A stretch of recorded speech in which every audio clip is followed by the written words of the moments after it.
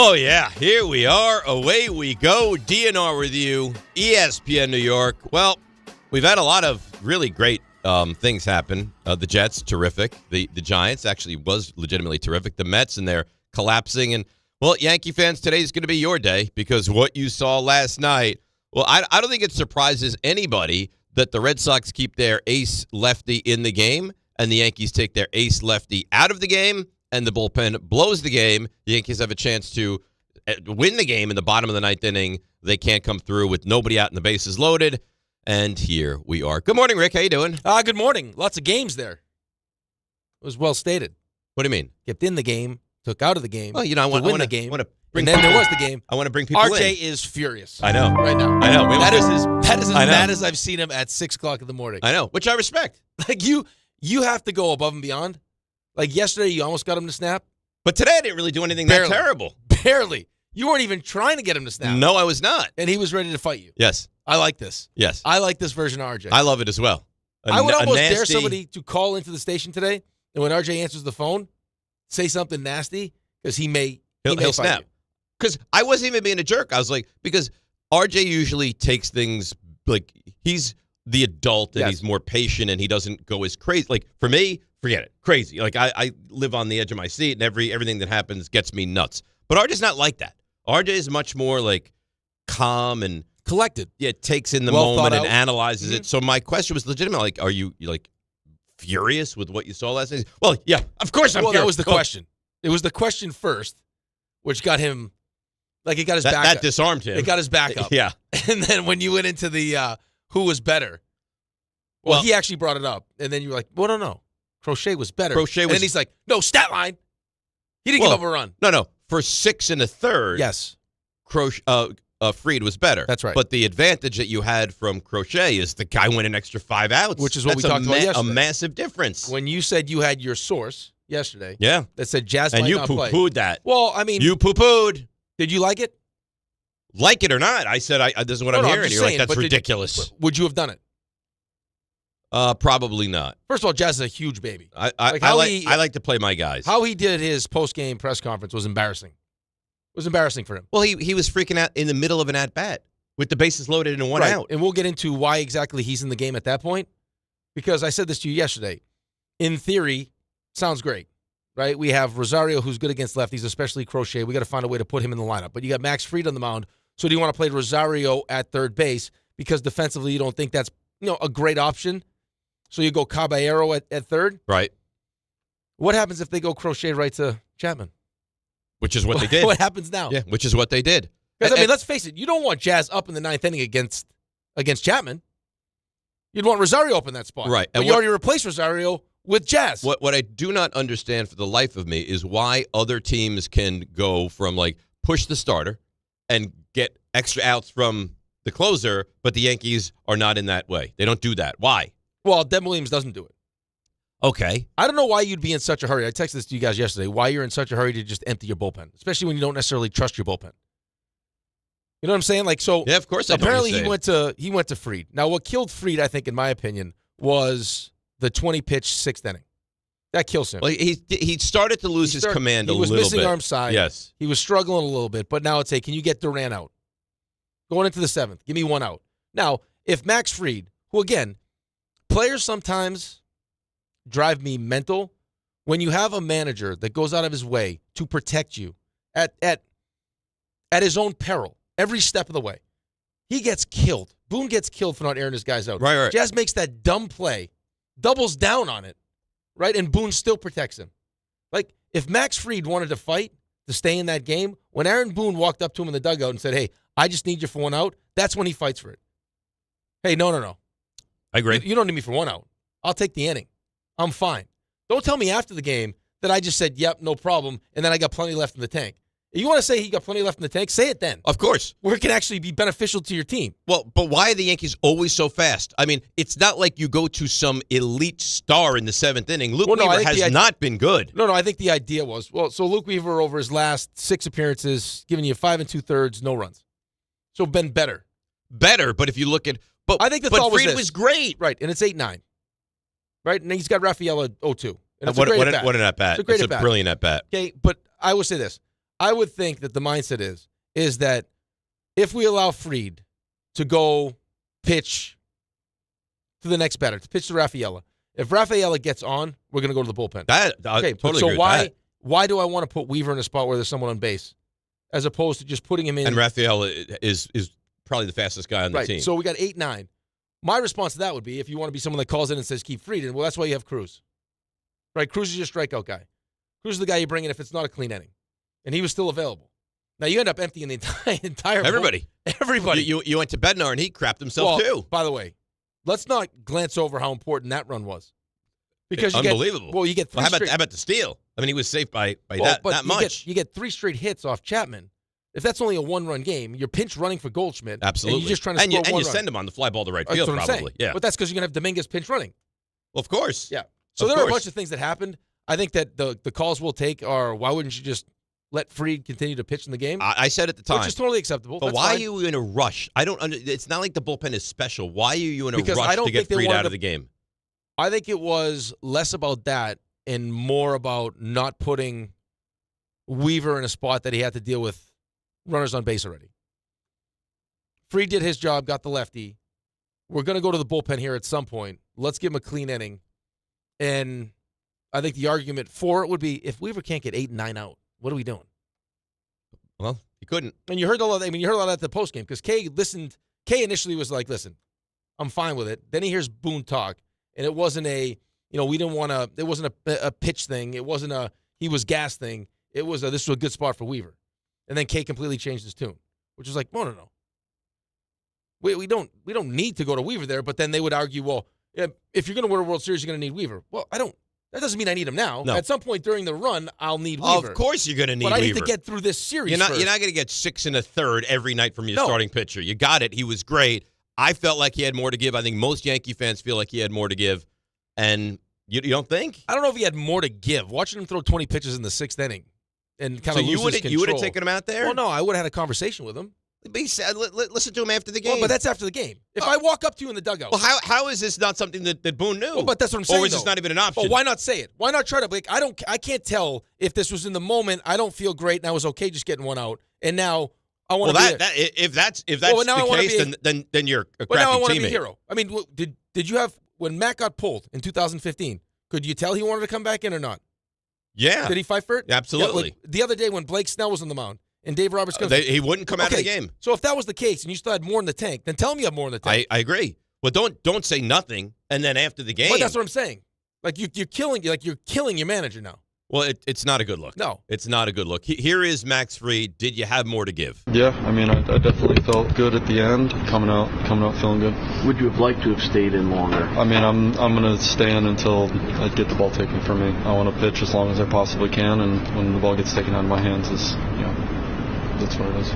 Max, did you feel like you had more left? Yeah, I mean, I definitely felt good. Felt like whatever the team needed. So somebody just asked him, "Did you have more left?" He's like, "Yeah." And then they're like, "Did you feel like you had more left?" Let's just continue because they just wanted to keep throwing dirt. But they just answered that exact question. Did you have more left? Yes, I did. Let's really hammer home that Aaron Boone should have kept him in. Should have kept him in. If you wanted to stay in, tell him, Skip, I'm good. Right. But here's my question. But he came up to you and gave you the opportunity to do it. I don't understand. Just get me Duran. In that moment, you could have said, no. I got more. Skip, I'm good. Well, keep me until somebody gets on base. I'm good. Let's go batter to bat, whatever I'm good. Right. I got more. And they didn't even think about taking Crochet out of the game. But if he says that, now it's on the manager. Right? Don't say afterwards, hey, I was just doing what I was told. You're Max Fried. They just signed you an 8-year deal. Right. You're the ace. Right. Tell them I got more. You're Schlittler. That's not a conversation. You're going toe-to-toe with Crochet, who, oh, by the way, I mean, makes it more difficult than you did because he retired 17 straight. Correct. You know what I mean? And was getting better as the game was wrapping up. That's the other thing that killed you, was the six-pitch 7th inning. Oh. That was like, it was so easy. Alex Core's like, all right. Yeah. Let's roll it to the 6 pitches, back in he comes. Yeah. And he did. And then Judge can't throw. I mean, that's a huge play in the game. It's a huge problem. Huge play in the game. It's you know what? It's those see, you play the garbage teams in the regular season, and they're trotting out some 2-bit pitcher, and you're destroying him. You're gonna win those games. It doesn't matter if Judge has to walk the ball back in. But when the margin between wins and losses is that razor thin, and you know that this is something they discussed. if that ball's going into right field, 100%. we are taking the extra base. Yeah. That was a decision he made before the game. You hit the ball to right field, And take extra we're base. going to press it because he can't throw. And he 73 miles an hour. He did it twice. He tagged up on a ball Yep. to center field, and then he took second base on that ball. That's just good baseball. Put pressure on the defense. I mean, that's what you're supposed to do. But they know Aaron Judge is limited with how hard he can throw. And he threw it 73 miles an hour. That's a problem. That's a real In that problem. spot, though, I mean, just like spitballing here. Mhm. If you're Trent Grisham and you guys, like, you know that Aaron Judge You're going to get that can't- baseball? like, more aggressive, I can't crush him for that. you Just come like, flying in because Aaron Judge didn't even circle around it. I know, but in that moment, you're not thinking he's going Well, to take two. Well, but I mean, don't you have to be aware of? I mean, there's a chance. Like that's something. Maybe you have to have the Like, if conversation. you're- Any ball that you can get, like, as you're you scouting, have to get. as you're scouting this. Like, Yeah. hey, Well, fellas, maybe they sit down and it's Boone, it's Judge, and it's Grisham. Guys, any ball anything over there. that Grisham can get to it. he gets to. Yeah. Maybe. I mean, they had the whole, like, I mean, when he first heard it and he first got back into right field, they had a whole cutoff system for him. And I would just be thinking, like, hey, we know this team wants to be aggressive. Anything hit in, towards right center, they're probably going to try to push it and turn a single into a double because they don't think that you can throw. He Let's can't try to throw. let's limit those opportunities. He can't throw. So what do we have today? Lewis Riddick, 7 o'clock. Buster Olney, 7:35. So this is, I mean, Buster was there. Buster's talking to Boone last night. I mean, Buster's the perfect guest today. Yeah, well, Buster, I mean, he wants to be on the show. Of course, he's Yeah. part of the show. I mean, he could He's- host it. He has hosted Take it. my seat. Stop What? it. Why? Why do you do that? Why? There was one day, I don't remember, I'm a a couple giver. of years ago, 2 years ago maybe in the summer, Buster hosted the show I when know, you I were listened to. I heard that he used to cover pigeon racing. Yeah. I listened to the show while he did it. Yeah. Yeah. He's terrific. He's awesome. We have Stump Rothenberg. He's probably up already. Well, I mean, on the farm. It's like midday. Yeah. So, yeah. And he used to make bagels. Yeah. I know a lot about Buster. Yeah, you do. I don't think he knows as much about you as you do him. Well, because I think we're more active in trying to, like, disarming our guests and, like, getting to know them. Yeah, you're very good with that. Like, look at Tim. Got a nice relationship with Tim now. Yeah, but you're not here tomorrow, I know. so that's going to hurt. Ray's going to have to do the open. Oh, yeah, Ray. Yep. You're. Oh, yeah. What are you looking at? Like, what kind of face was that? You Surprise. knew he wasn't here. I you know told this you is 3 Thursday days in a open. row. I did not think about that like one iota. Well, now you know. Like, not Well, bit, you're the one not that wanted to keep bit. bringing it back, okay?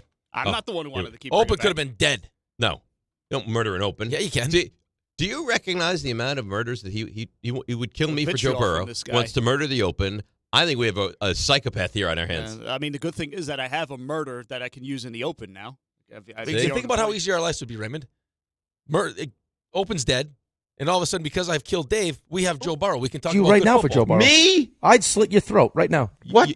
You'd have Joe Burrow. It was Kevin. Oh, okay. You'd have Joe Burrow. Yeah. But you wouldn't have a co-host. Right, but I'd be so happy that maybe all of a sudden something in my brain would click, and I was like, oh, I can host by myself. So you're like, hey, it's DiPietro. Yeah. DiPietro. Yeah, I could drive. So it'd be like DiPietro and the guys. Yeah, well, yeah. I mean, I would put everyone's name on the show. So what would it be? It would be DiPietro. DRS. DRS. Yeah, I like that. DRS. DiPietro, Raymond, and Santillo. Mm-mm. Or you could be DSS. No. No? Or I maybe like do you that. lose marquee billing? Does it become like Raymond, RJ, with DiPietro? It could be the 3 R's. Rick, RJ, yeah. And maybe Raymond could do like some kind of voiceover work where he's like, "Rrr." Oh, he Right? can roll it. Yeah. Maybe he brings us in. Yeah. I The, love I love the it. rolling R's. I love a good brainstorming session. I like that. The rolling That would be rolling nice. R's. That would be nice. RJ? Why are you going to do this? What do you mean? He's not happy. I'm sorry I yelled at you. No. You're not. I'm happy you yelled at him. Why are you happy? He is not sorry. But He I yelled didn't. at you. I didn't really do anything that badly. Here's what actually He happened. needed to get that out. No, well, here's the Do you actual. think anyone was going to get that? And I was just Probably. I got shrapnel. Probably, but here's the dialogue that occurred. Is I said Crochet was awesome. However, for 6 1/3, your guy was better if you were the Yankees, and you got in your own way. And then Rick said, no, he retired 17 straight. He was better. And I said, yes, his stuff was better, but the stat line The said, stat line through 6 1/3. yes. Fried was better. And then you the difference in my mind is that you got an extra 4 outs from Crochet. Right. But then you came over the top and said, well, but those outs matter. That's why he was better. And I said, Yes. No. You didn't say, oh, yes. You're No. like, well, no, that's just, he got his face lit up. Well, because I said, you didn't listen to what I said. It's like you had that comment preloaded and you were like, here it comes. You know, also It was like a lane You know what's also playing for your a role? bullpen. Yeah. My argument has lanes, Yes. okay? That was They're the time you wanted to pre-prepared. use I it. talked with Sherry at home. Yeah. I talked with Alex. We knew what lane we were going to go in when we had that conversation. And who am I to deviate from the lanes? The way you ended yesterday's show with RJ also not so great. You basically shouted him down. He said I sucked on Monday. He did. You yelled. And then you attacked me. until he silent. I I didn't attack didn't- anybody. I He didn't- attacked me. I did not say you sucked on Yeah, you Monday. did. No, I didn't. You said I sucked. So Not either sucked, weren't great. either you had a problem with him or you had a problem with me. I didn't use any of those words. I said, listen, you can go back and listen, but I don't know if you ever have these moments where somebody was likely to get screamed at some point. I'm sorry it was you. Almost last night. So they send out for Antonio's daycare, news, notes, da-da-da. And I don't know why, but there's on the app, they send out messages. They chose it must have been an automated message at like 9:30. I got an alert. It's like, hey, we're planning a trip to the pumpkin patch. And it was right. That's wonderful. Yeah, but it was right as the Yankees had lost. I checked my phone because I was watching the ninth inning, and I'm about to walk to bed, and my eyes got really wide, and I said, pumpkin patch? And you can have a two-way chat with the daycare people. I said, let me put my phone down because I wanted to say, why would you send this right now? What kind of an animal are you? They're telling you your It's son a fun activity. Your son is going on like the most fun, a fall trip, pumpkin patch. He's probably thrilled. Yeah. And you, I being don't know if I'm comfortable with Ebenezer that, Santillo, is like, pumpkin patch, how It's not dare the you? time. It's bad situational awareness. Well, if you had your lanes, maybe I don't you know would if have I love reacted that, though. differently. What? Pumpkin Like patch? how many people are in this daycare? What do I don't know. Seems like a lot of young children to be taken to a pumpkin patch. I'm sure they have lots of Well, what are they gonna- supervision. How many people are going to be there? You're going to have them on leashes? RJ, do you trust the daycare? I think it's right around the corner. Yeah, Oh, they're okay. going around the corner of the Well, I pumpkin didn't know. patch. How What did do I you know think that they go? this daycare was right around a They go pumpkin to patch? another state. Listen, Well, Yankees. no, you see, gotta go to, like, Pennsylvania's a farm. pumpkin patch. Listen, Yankees walk You it have a off. pumpkin patch right by your school? Yankees walk it off. I just sent emojis. I'm like, go pumpkins. Who doesn't love a good pumpkin patch? Right. Yankees lose. Let's just cancel the pumpkin patch. Let's cancel it. They have to do something that's never been done. Well, don't punish Antonio because your team lost. Yeah, Everyone must be punished. that's my level of Maybe you guys lunacy. bucked the trend. Maybe you're the first team to come back after losing game one. I told Ange, because whenever my teams lose, we turn the TV off and we go to bed. She said, why? I said, we must all feel sadness together and go to bed. See, I appreciate that. Were you able to fall asleep right away? No. No. I stare at the ceiling. So I could be wrong. This is my initial reaction. You are more upset than Raymond Well, I this think- morning. I'm pretty upset. well, I'm not shouting. I'm not shouting you down like he did. But Right. Well, you know what? I have a problem. Yes, I'm not in a good way. Right, which means, again, so we're clear, RJ probably a little bit more upset, which is what started. I mean, which, if we go back and really analyze what started this snap show, was Crochet was better than Max Fried. I'm not playing the whole. I'm but scared not to say I'm not anything playing like the that, whole- though. I'm not playing the whole. He's through gonna six attack and- you. But through 6 1/3, Max Fried was better. RJ Just so happens that Crochet went 7 2/3 was and struck out 11. That's not a crochet free. Well, but it's not. That's a it's Boone like, Cora thing. right, but it's like if I play a game against Henrik Lundqvist and I have a shutout through 2 periods and he lets in 1 goal in like through 3. No, the better comparison would be that they pulled Hank after 3 minutes in the third period. That'd be the better comparison. That's the hard part. RJ, and I am nervous to say this because I don't know what you'll do. Was Crochet better than Fried last night? Yeah, he was. All right. But here's But the not through 6 1/3. well, here's the hard part. Well, though. not through 6 1/3. That's fair. But you don't break down starts like that. But he's upset. I'm upset because it feels like we got in our own way because it feels like the game was played on paper at 4:00. Well, no. Okay, here. This is going to be all blame Aaron Boone and everything else. And you're probably not wrong, and it's what I hate about Rightfully baseball. I don't think it's only Boone. No, it's not only Boone. It's just baseball in But general. Boone's going to get the blame Right, because but he's yeah. the front-facing person in that. Was it Boone's fault that you get first and second in the first inning with no one out and you didn't score a run? No. No. Or in the ninth when you had 3 straight hits and didn't score a run? No. No, and Well- when the game went final, what was What? Because who set the lineup yesterday? Because Yeah, they it's set the Come lineup- on. they- You they had set- Stanton up in that they- spot. They set the lineup a certain way because they were scared to have certain hitters face Crochet. It worked out really well. That was great. Well, I mean- they didn't want their lefty guys to face Crochet. Now, what happened to them that really screwed them is you went from Crochet to Chapman. Right. There Which was I no said right. yesterday. What happens if? There was no right-hander in between. And And Jazz is a 30-30 guy, though. He's not a platoon player. No, and I think he has a right to be. He didn't handle it well. He's just second baseman. But he has a right to be upset. But what was the first thing in the chat? I said F word. You had your chance. You had it. By the way, I think I showed real growth in the chat. You had Bellinger and Stanton up in the first inning. Proud of you. Real. The second, if Stanton hits a ground ball, you're done. Guys on base, ground ball from Stanton. I mean, it's a double play. Real growth in the chat from me because I don't like the Yankees, and you guys were upset, and I just backed away. Right. I was like, I'm not going to do And it. then in the ninth, you got Stanton, Jazz, and you got Grisham. That implies you had stuff you wanted to say. Of Grisham course, had I a want bad to make night, fun by of you the way. guys. Grisham, bad night. Yeah. He struck out Stanton 4 times. wasn't good. Grisham wasn't good. Volpe was good. Volpe was good. And Judge did well. Yep. 2 for 4. And Fried was great in 6 in the third. Was Yes. great. Yes. Well, what I'll say about it is that I'll give a lot of credit to Boston because the way, and I'm sure we'll hear it, the way Cora talked after, he said all those regular season precautions that you take were for this moment. And that was also what I said in the chat. What are we saving bullets for? Like game one next year? There is no tomorrow. So they prepped for this moment knowing they were going to give him a long, long leash. And every He actually reliever, called the shot, too. Did you listen to that? What? Yeah, before the game. Crochet actually called the shot. What They did he said, say? I'm going to hand the ball to... Yeah, he goes, I'm going to I'm hand going the to ball hand it to to Chapman? Chapman. Well, there was not even a thought. You are riding with this guy. He's our Well, horse.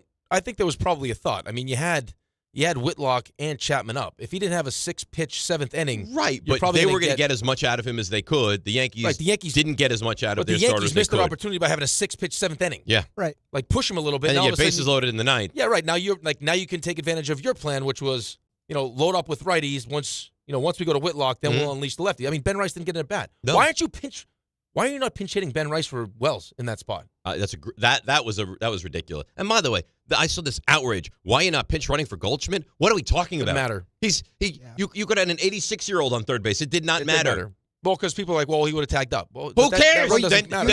Then you lose 3-2. Yeah, you needed the next runner. Right. But When Bednar screwed you there. yeah, He did. he wasn't great. But what I'll tell you, because I was already trending that way, because listen, I've been wrong about Crochet. I will tell you after I read that about how he was going to hand the ball right to Chapman, he's a dog. He's a dog, man. Yeah. That's a guy you want on the mound. He is a day one. humongous human being, too. He's just Yeah. Did you see him sit next to Bregman? He's he made enormous. He's never stopped lifting. I feel like he keeps increasing. He's enormous. I think He's he a stud. does he tight roll his baseball pants? It looks like it. Yeah, probably maybe. does. He probably does. There was a story, yes, I think Heyman put out the story that the Mets were discussing, and the Red Sox wanted Jet Williams and Sproat, and that never came to pass. I mean, looking back, because he did. The reason I didn't like was never his stuff. It was his fit. attitude. Yeah. Well, there were other things there too. Yeah, but I mean, looking back, you would do that deal if you would. anyone You would. basically. Well, now that you realize he's actually like a good teammate and a dog, but he was just a product of the White Sox. Right. being I mean, trash. would you jeopardize anything for a team like the White Sox? Well, but to be fair, we were saying a lot of the same things that we said about Rafael Devers. Like the narrative was similar. Yep. Like, can he fit in? Is he? No, see, I don't agree, and I'll tell you why. Okay. Devers already had his was money. a dog on a team that was good. Well, but that already got paid too. Right. But Devers was a dog on a team that was a good baseball team, and he acted like a jackass. Crochet was a dog and acted like a jackass on a team that was the worst thing you've ever seen in your life. So I don't think that's apples to apples. Maybe not. Maybe not. But you didn't know how it was going to pay off. You didn't know how he would handle But himself. if you recall, and we got to go to break. RJ, you're killing the clock here. That's my fault. Today's the day to kill the clock. Is that right? Yeah, you can kill the clock. Maybe at the end of the show, even we go No. past. No. Yesterday, so timely. We got out exactly as we should have. Let's do that now. We'll take a break. We'll come back. Yankee fans, we are here for you. 1-800-919-3776. We have Louis Riddick. We have Buster Olney. We have Stump Rothenberg. A lot of Yankees reaction. They now have to do something that has never been done. We'll discuss that next. DNR with you, ESPN New York. At Uline, they know firsthand the road to success is an uphill climb. Uline started in the family basement and through hard work is now North America's most trusted shipping and industrial supplier. They get what it means to have the support of reliable, hardworking partners. So they keep 41,000 items ready to ship. Whether your company is still in a basement office or expanding cross-country, Uline will be there on your road to success. Visit uline.com. You make sure his toys don't have any sharp edges. You taught her what to do when the smoke alarm goes off and to wear a helmet when she rides her bicycle. You do so much to keep your child safe. But are you using the right car seat for your child? Car crashes are a leading killer of children ages 1 to 13. Protect your child's future at every stage of life. For information on the right seat for your child, visit safercar.gov/the-right-seat. Sponsored by the New York State Governor's Traffic Safety Committee. Cashback is not available on gas in New Jersey and Wisconsin.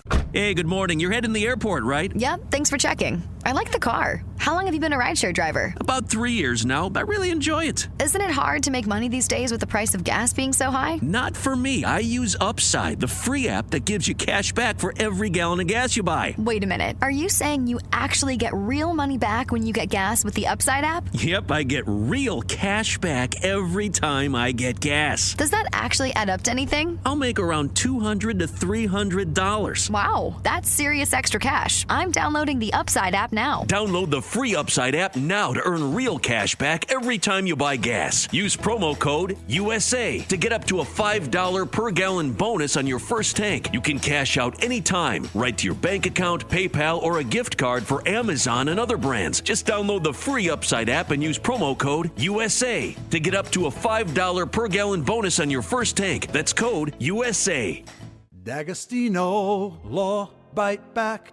I'm injury attorney John Ryan D'Agostino, nicknamed The Closer, continuing D'Agostino and Associates' legacy of helping the injured for over 35 years. My father, John D'Agostino, built this injury firm to help accident victims. This is John D'Agostino, and this is a family firm. For us, it's about doing what's right and making sure somebody pays for your pain.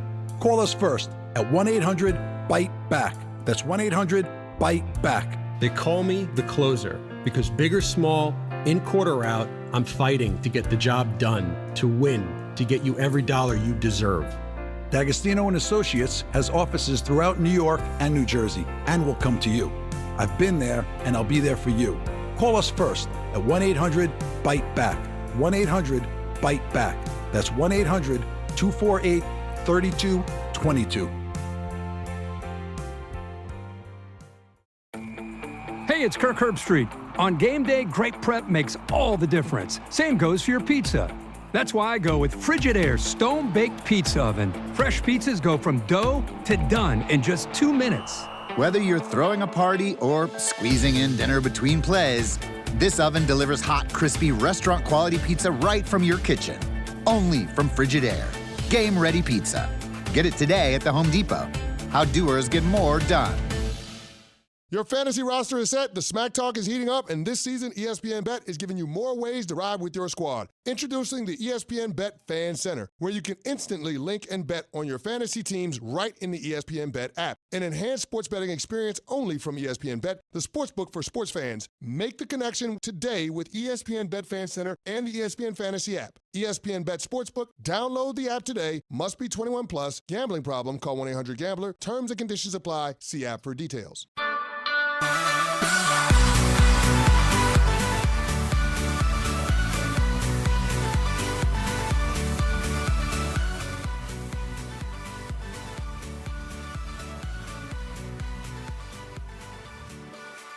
All right, DNR with you, ESPN New York. Boy, it's very.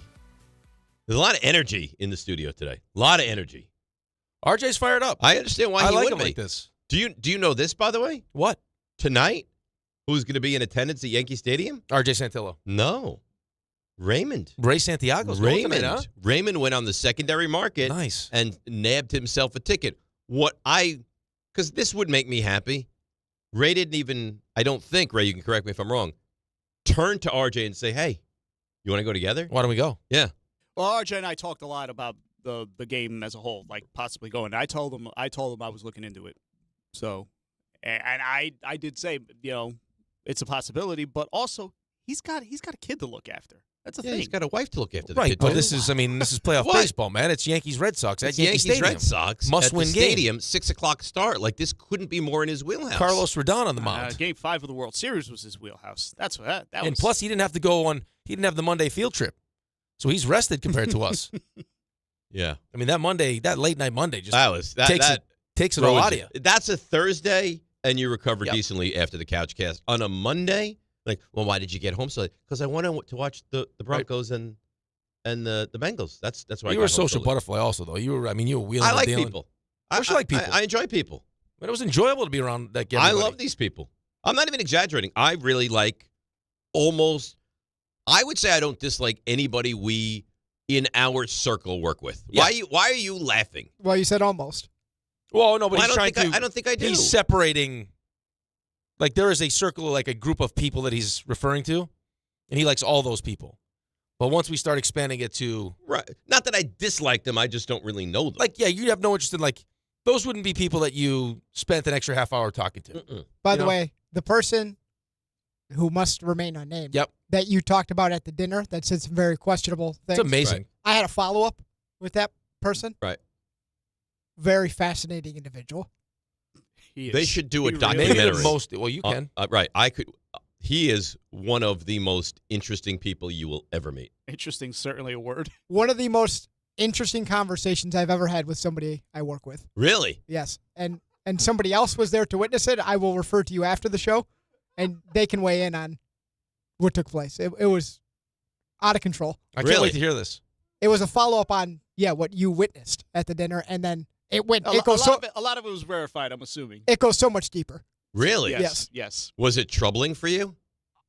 I found it interesting. Uh-huh. I think others might find it troubling. All right. Let's get to the Yankees calls because I don't want to stray too far from that today, but we'll get into the nuanced, really troubles of some people here at ESPN New York. Angel on the highway. Angel, you're on ESPN New York. Good morning. Hey, good morning, guys. I called yesterday morning saying that, 50-50, the bats could go silent. That's not what's bothering me. What's bothering me, I thought we were having a pitching duel, and the guy we get him out on the 7, he takes him out. I think that's the reason why a lot of Yankee fans hate Boone because we're the locked only thing in. I'd say, Just Angel, let is him do go. you and if you do, then you crush Boone. I get it. You really think that this is a unilateral Aaron Boone decision with one out in the 7th inning? You do? No, Okay. I do not. So Somebody else is problem pressing the is, and buttons this is my upstairs. problem with the whole thing, is Boone is the face of these continued put guys in their lanes, stupid decisions, in my opinion. Right? This is the Yankees brass that's making these decisions, but Boone is the guy that takes the brunt of the crap because he's the face of the Yankees with these decisions. Absolutely, 100%, absolutely. It just that game had that feel that push them as far as you can. We only got 2 games. What are you saving another 28 pitches for? Well, I don't know if it was that, though. I don't even know. Listening to Boone afterwards, I don't even know if it was that. I think it was more they liked Weaver in that spot, and rather than have, Fried go another hitter or maybe 2, if Rafaela gets on, they're going to go to the bullpen. So do you want to go to a bullpen that you don't necessarily fully trust with a runner on as opposed to, it's 8-9. Right, but I guess the question no is, one on base. Who do you feel better with, Fried against Rafaela or Weaver against Rafaela? I feel better against Fried. Well, how I feel about the whole bullpen thing, period. When you all of a sudden now start wheeling out, 4 or 5 bullpen arms, now you're relying on every one of those guys to have it. You're just increasing the odds that someone doesn't have it. So if I got my ace, the guy I just gave 8 years to, and he's got his good stuff, and he's rolling, and I always got something left in the tank, I'm going to roll with him. I don't want to have to keep going, and they end up emptying the entire bullpen. And I did not. If you felt like Fried was on fumes or done, then you know what? I don't think I thought fumes. He was, after the 20 pitches in the 6th and watching his control kind of slowly, he was slowly losing his control. Arm side, he just kept missing. Definitely. And they even went to Cone one time. Yeah. He's like, well, it's an arm angle, and it's not but the same. But again, if he tells me, when I see him in the dugout and he tells me, no, Skip, I'm good, I'm rolling with him. Because there's no, as analytical as the Yankees are, you could probably make the argument that the Dodgers are more analytically driven. Yeah. And Dave Roberts has the ability. But you have to, at some point, you should be allowed to play by feel. No, we were told. I've asked Buster this question, that Aaron Boone has the ability to do that. Now, they'll go through, but when you do it, you better be right. Right. Sure. So you run the risk of being wrong. And last night, he decided So my question to you is, if you're Aaron Boone, and if you're right, great. And if you're wrong, you're going to get crushed. But what they want is for you to take him out of the game. Why would you ever go against what they really want, being that all now forget about the fan base. Now everyone up in that analytical department, they're going to crush you. We told you to take him out. Well, because you got to do what you believe. I agree with that. This is not a guy that didn't play baseball before. He's He's been in big moments.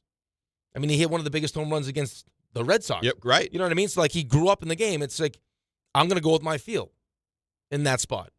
Like, if you're going to do all the work, you have to. Like, this is where we'd like to use Weaver. This is where we'd like to use Cruz. Like, you got to do all that stuff. Right. But here's the thing. This is where we'd like to use him, but it's up to you. Cora was going to go to Whitlock until he saw the 7th inning, and he threw 6 pitched pitches. Nothing, and then it was like, you know what, I can And probably trot in the him out back there of for his the mind, he's going, Crochet has himself mentally prepared to take this baseball and put it into Chapman's hands. He told me that. Yep. So I'm going to roll with him. This is our guy. But they pushed him. And the Yankees didn't push Right, but Fried. you also don't know what the conversations. Well, I know the one conversation where it's like, hey, Skip, just so you know, I'm giving this ball to Chapman. Like, Fried can say what he wants after the game. That's fine. What did you say during the game? What did you say when he came up to you and said, I just need you to get Duran? I got more. No. He should have said, I I'm got good. more. Yeah. I got plenty left. Yeah, roll with me. I'll let you know. But he didn't. He didn't, and now here we are on the brink of elimination. Tonight, could you listen, But could you let's imagine not- if the Yankees lost this game But tonight? I don't want to be solely focused on that because the Yankees scored one run. Correct. It was an Anthony Volpe solo Right, home run. and you had, first and second, nobody out in the first? Yeah, with Bellinger and Stanton. Right, and then you had bases loaded, nobody out Yes. in the ninth. And by the way, you're the only team in the history to not score a run there. If you were wondering. The ninth inning? The Yankees are the first team in Major League Baseball postseason history to have the bases loaded with nobody out in the bottom of the ninth and not score a run and lose the game. First time ever. No team has ever had, no team has ever had the bases loaded in the bottom of the ninth and not won the postseason history. Yankees the first team in Major League Baseball to have the bases loaded with nobody out in the bottom of the ninth, but not score a run and lose the game. I find that. Am I looking at that wrong? So if you've ever had the bases loaded in the bottom of the ninth, you've won the game, or you scored. All right, so you had to at the very least you scored. Okay, you might not have won, but you scored. Okay, so it's we they don't didn't score and lost. Right. Well, you would assume if you don't score, Right. you're going. And that to whole lose. inning is different if Bednar doesn't give up a run. Correct. Completely different. Well, because then you pitch run. But then you pitch running. It's probably Dominguez, and you're going to score. Yes, and that. Well, by the way, what is Abreu doing? You have a platinum Gold Glove, a platinum center fielder, and this guy's jutting in front of him to make that. Did you see Rafaela's face? He's like, yeah, it was like, oh my almost got God. killed. What is he doing? I have no clue. Even my wife was like, what the hell just happened? I was like, he clearly just decided it was his ball. I got annoyed at my wife last night. I felt bad. Oh, poor Sherry. I think you'll take my side. Okay. 8:45. Yep. Noise coming from the TV room. What are you guys watching? Well, how would she know? She lives with us. Well, I know, but it's a game started come at on. 6. The game started at 6. So what? So, you know what? She listens to our show for 4 hours. She is the most loyal listener we have. Yeah. She listens all show long. Yep. What are you watching? Maybe she thought it was over. The game was going fast. It's 2 hours and 45 minutes. It was going fast. It was moving. Maybe you're right. That's the only thing I could give you. But I think she didn't even have any. No, I have too much. I have too much realization. respect for her to think that she didn't know. You love her. I love her. She's the best. Yeah. I mean, she puts up with you. Yeah. I mean, you'd be not functional without her. I wouldn't have anything. No, look at how you're dressing. I look unbelievable. Beautiful. I know. I wouldn't be able to. I can't do anything with her. She does everything. Everything. Yeah. No, doing everything. You go grocery shopping, which is nice. Yeah. And she would even admit I'm a better grocery shopper than she is. Well, which is, I mean, I think she wants you to feel that way, so you're empowered to do it. Maybe. You know what I mean? But She's like, not dumb. I don't have Venmo. She does the Venmo. Yep. I don't have PayPal. She does the PayPal. I don't have Zelle. She does the Mm-hmm. Zelle. I don't deal with health insurance. I don't deal with house Money, maintenance. bills. You name it. Yeah. Yeah. The perfect woman. I don't deal with anything. Yeah. Again, going back to like how all this is possible, we'll never know. Every once in a while, you step right in it. Mm-hmm. It's not like you have it so bad either. It's like the Tootsie Pop. Like how many licks does it get? We'll never know. We'll never know. We will never know. Because you can't wait. You can't. You just can't. But let's look at this also. It's not like you have some schlub at home. No, she does everything. I should say, yeah. So how much do you do at home? I I deal with the cars. Like if there's an issue with the car, I deal with it. No, she does all the bills. She gets the Starbucks app. She does all the other stuff. I mean, I cook, clean. No, I don't think Don does a lot at his house. No, I think Don actually gets like an allowance.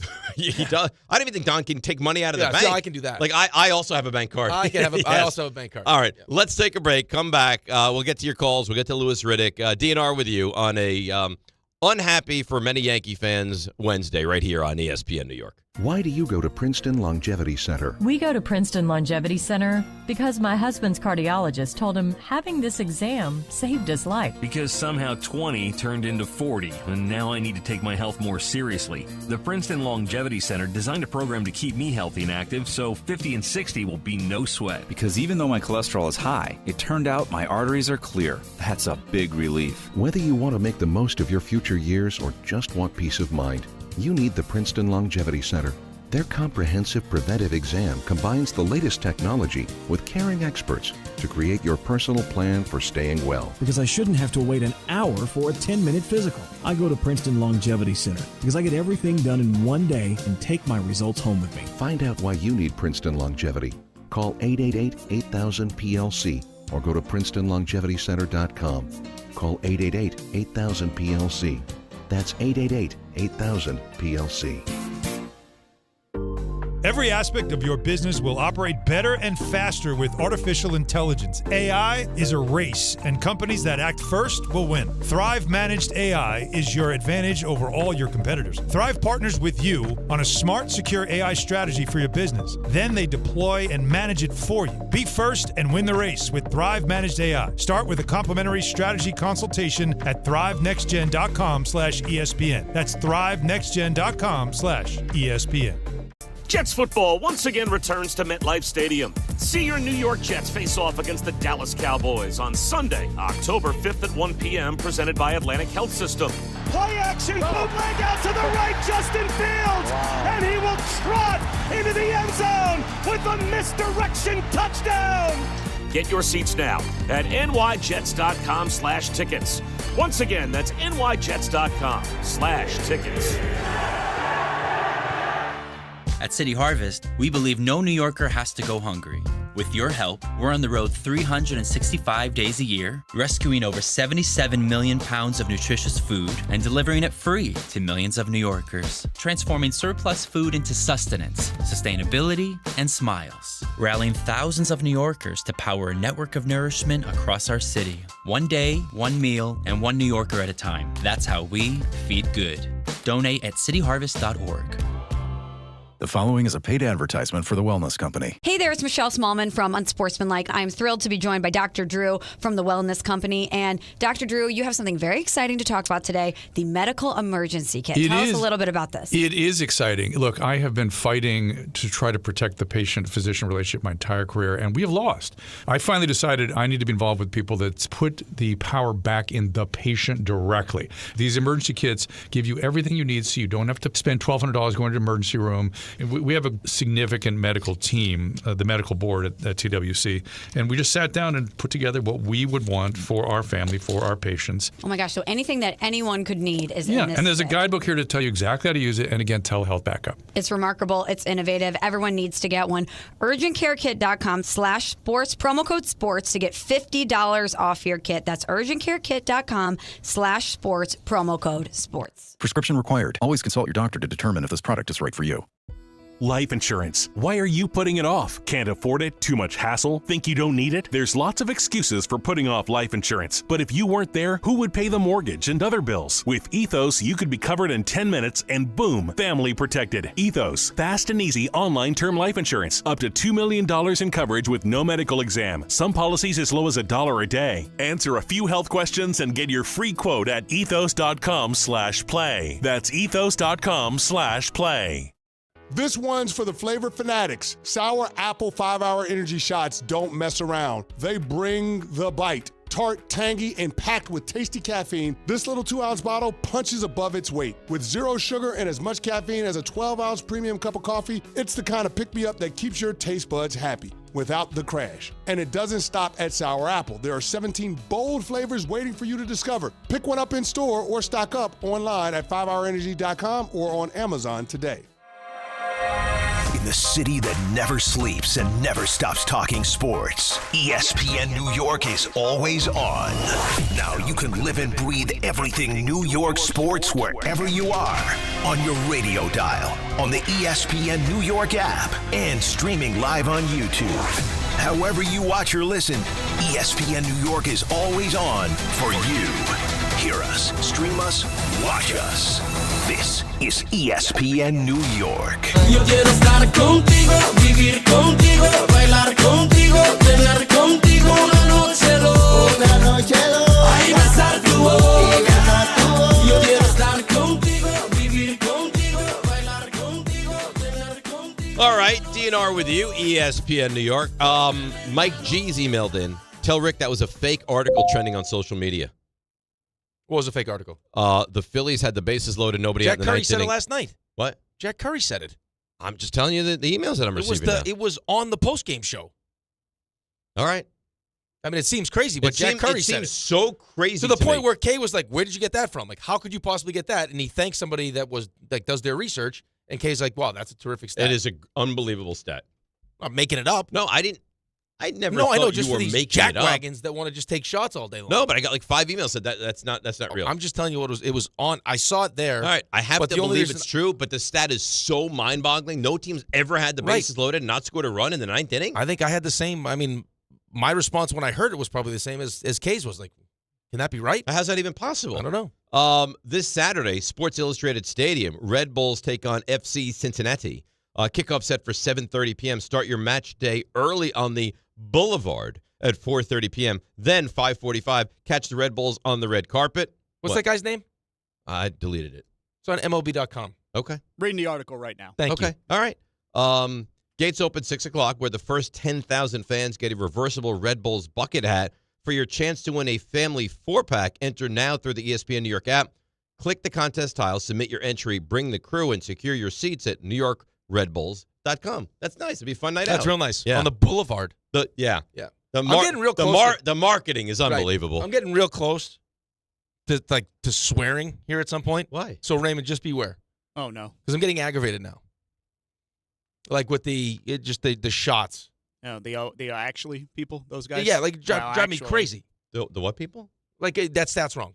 Oh. Well, actually, that's that. Do you know it's wrong, or are you just assuming that it's wrong? Like MLB.com has. Do you think I'm just like willy-nilly making things up? I think you were making it up. It's so outrageous. It's an article here from a Red Sox reporter on MLB.com. As a result, Yankees become the first postseason club to have the bases loaded with none out in the ninth, but fail to score and lose the game. See, that's the little thing, and lose the game. Right. So I guess maybe there's a team that had bases loaded, nobody out, tie game, didn't score, won the game later. But no team has ever bases loaded, nobody out. It says the bottom of the ninth. Maybe that's the catch, but it says bottom of the ninth. So you think the it could top be of the that. ninth? This has happened numerous times, right? I don't know. All right, let's get to some of the callers. 800-919-3776. Kyle in Saratoga. Kyle, you're on ESPN New York. Good morning. Good morning. Go ahead, Kyle. I just want to say I played college baseball, and I'm just baffled how they don't pinch run for Goldschmidt. All right, let me ask you a quick. Why? I would have done it. Why? What? You're a smart baseball guy. Why? In a game where you trail by 2 and his run is really meaningless, why are you pinch running for him? Because if he scores on either Bellinger's hit or if he gets to third on Judge's, knowing you have a guy like Chapman pitching who can't hold runners on and is wild, Judge could get to third on the throw home, and then you have first and third, 1 out or 2 outs, and it's just a little bit different, a little more pressure chasing one. And I didn't like how they as opposed to bases loaded and no outs. Yeah, I don't like. Yeah, because there's no pressure in that. But Kyle, that run was meaningless. No, what he's Kyle. saying is that you could have put pressure on them. He tags but up, even if he Judge tags goes to up, third. now all of a sudden Judge is on third, so wild pitch he scores. Do you think if he tags up, they're worried about him tagging up, or they're worried about Judge going to third? Judge going to third, right? Probably, yeah. Because the run is meaningless. Yeah, that's correct. So I can't. His last point was a good point, though. Why are we now, for defensive purposes, putting in Jazz? Oh, I agree with that. I totally agree with that. Because now you get Jazz up against one of the toughest lefties. Like, the reason why he's not playing is because Crochet is a really tough lefty. You can make the argument that it's, Skubal, Crochet, and Chapman as the 3 toughest lefties in baseball. Yep. And now we have, Jazz up in that spot, who's already got his feelings hurt. So, we don't know how mentally dialed in he is. And then Curry also gave the stat when Jazz doesn't start, not so good. The numbers aren't great. He's got, 1 hit. Mm-hmm. So, that whole plan, it didn't work. Not great. It didn't work. Defense was fine. Caballero made I thought the defense was better than fine. I thought the defense was good. Really good. Right, but you scored 1 run. Right. And again, all of the... And Rice didn't get it at bat. So I don't understand, what are we saving him for? You're 2 home run centric, and you don't hit in the big spots in the postseason, those people are emboldened today. Yeah, but why not adapt the plan to now the Red Sox changing their plan? It was pretty clear they were going to go Crochet, Whitlock, Chapman. Right. Which I'm sure before the game they talked about. We'll keep Jazz on the bench. We'll keep Rice on the bench because we know that they're going to probably what they'd like to do is go Crochet 7. Mm-hmm. They'll go Whitlock and then they'll go Chapman. So we'll have that, we'll have that spot against the righty to put the lefties in. Yep. But now all of a sudden you have the 6-pitch 7th inning. They're definitely going back to Crochet. You got Wells in the 8th. Right? Wells is up in the 8th. Mm-hmm. They're going to go to Chapman. Why not use Rice now? I don't know. You should have. That was the one thing. I have a real problem with that. All right, he's going to be so much positivity here. Do you lose Jazz for the series? Is he done for the series now mentally? No, come on. He wouldn't look at the reporters. He was pretending to fix his hangers. Come on, man. Be an adult. If you lose him for the series based on being unhappy for one, the goal is for the Yankees to get to or win the World Series. Right. So you're looking at 2 more games now. You're looking at 5. You're looking at 7. You're looking at another 7. You're looking at 20-plus games. Right. If you've lost this guy after one game, he's a loser. I don't disagree with you, but, Dave Rothenberg. Yeah. Put yourself in his shoes. You're the starting second baseman. I would be upset. You had a 30-30 season. All right, check it at the door. It's done. Okay. Even if you say, boy, my team let me down, there's another game today. Yeah, I'm with you. I'm 100% And he's with going to be the starting second baseman against Brian Bayo. Until you have a matchup that you don't like, and then we're going to have you on the bench again. Well, but that's what the Yankees do. That's what the Yankees do. Do they? Yeah. Yes. You weren't surprised at all that Jazz was not on the field? No, I think they are prisoners to the numbers. I think that's crazy. Prisoners to the numbers. Prisoners. Simon New Haven. He's not going to be happy. Simon, good morning. Well. You're finally starting to think like me, huh? I said that I think Boone needs to be fired, all right? Right now. Don't say it's not his fault. Before the first he needs pitch to be tonight? Fired. He needs to be fired. So Simon's whole 4 hours would be that Aaron Boone stinks and needs to be fired. He stinks. Yeah. He needs to be fired. He finds ways of losing this game. Fried could have stayed in. He always does this. He always finds ways for this team to lose. Why do you show him praise? He doesn't deserve it. Even if Fried stayed in, let's pretend for a second that Fried stayed in, and now you got Bednar in the 9th in a 1-0 game. He still gives up a run, doesn't change anything. Bednar's still giving up a run in the 9th. Now what are you doing? Now it's a 1-1 game. What are you doing now? You emptied your bullpen. What are you doing?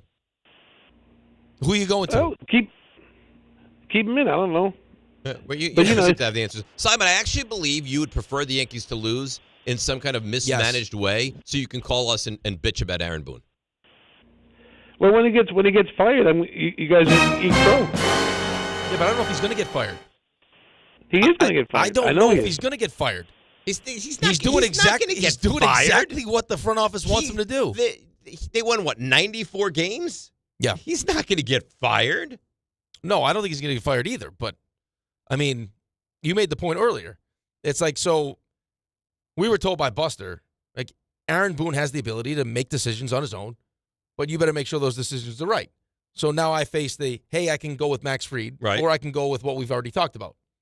Do I appease the fan base and could be right and be a hero, or be wrong and now piss off the front office? Right. Because if I'm wrong and I piss off the front office, now I've lost on 2 accounts. Right. But after we spent all this time. See, that's the thing, though. This is not like some willy-nilly plan. They spend hours and hours and hours going over these different these game simulations. I'm sure there were – how many simulations did they do, you think, with the lineup? Tons. Like having Rosario in there as opposed to having Jazz in there and everything else. Caballero, are we going to play him, not play him? Dude, I was watching the thing on the Ryder Cup the other day.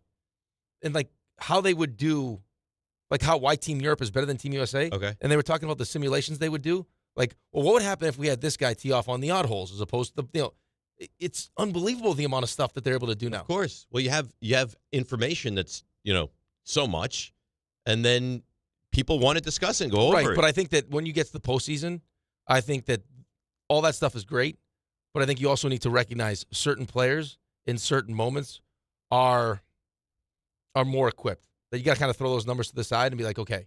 Last night, Max Fried was awesome. Oh, he was great. And if he looked me in the eyes and goes, "Hey, I'm good," I'm rolling with him. I don't think that happened, which is my only defense of Aaron Boone. It's easy for Max Fried to say after the game because now he looks like the hero. So you're annoyed at Max Fried? Yes. If that was the case and you really felt that way, tell him. You've earned that right. You're Max Fried. You're Max Fried. Yeah. You're the ace. You are. Without And you, you pi- right and now, you pitch like an ace, too. Outside of Aaron Judge, he's the MVP of the team. And it's like you let 5 runs in 4 2/3. You're like, let me finish the fifth inning here. If they hadn't signed Max Fried, what would the season have been with no Garrett Cole? As good as Rodon was. I don't know. Right. So I you're don't going, know. So you're going toe to toe with Crochet. You haven't let up a run yet. I know you had 20 in the 6th, but that's fine. You get Duran. You make a nice play at first base. Tell him I'm good. I'm fine. Right. I would love Let to me know. get through I got 7. to ask Buster. Like, did they have a conversation of can you go more? It sounds like he walked up to him and said, "Can you get Duran?" He goes, "Yeah, whatever you need." Instead of no. Let's not stop. Don't even think about taking me out. I got another inning. I'll for let you know when I'm done. I'll let you know, Skip. Yep. Absolutely. 100%. All right. Let's break. Come back. 1-800-919-3776. We'll deviate from baseball for a few minutes, talk to Louis Riddick, then we'll get back to baseball. Your calls, Buster only. We'll hear from Boone. We'll hear from Chisholm. We'll hear from Judge. 1-800-919-3776. DNR with you, ESPN New York.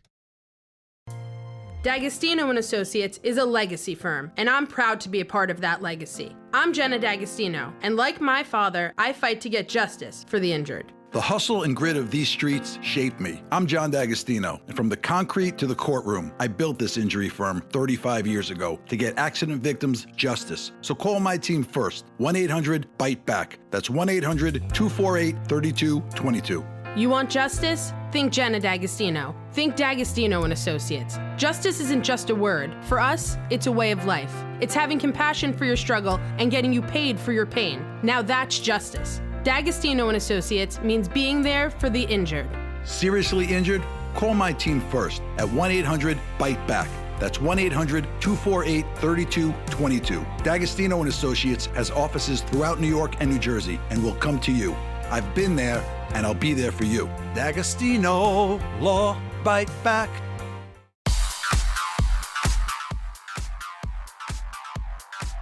All right, let's see what's happening on the roads on this kind of unhappy Wednesday morning. Here's Debbie Duhay.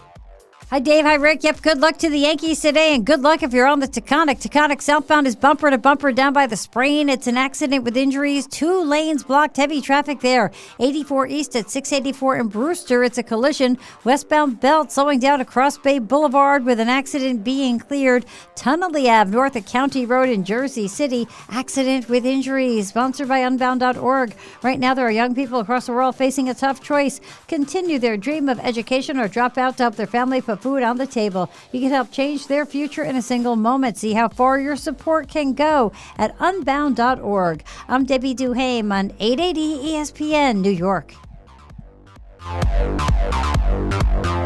Health surprises can change your life in an instant. You've seen it happen to others, but it doesn't have to be your story. At Princeton Longevity Center, we customize actionable and proactive health plans to maximize your lifespan and take control of your health. Our Cancer Check program combines cutting-edge technology with top medical expertise to keep you ahead of potential risks. With advanced full-body imaging, genetic testing, and multi-cancer detection blood tests, we look for even the earliest signs of problems. Results are analyzed by expert physicians who craft a personalized plan to safeguard your future. You're not just a patient, you're a partner in your health journey, backed by a team committed to helping you live longer, healthier, and more vibrantly. Our programs have saved hundreds of lives and empowered countless others to take control of their health. Be proactive with your health for the ultimate peace of mind. Call 888-8000-PLC or visit PrincetonLongevityCenter.com.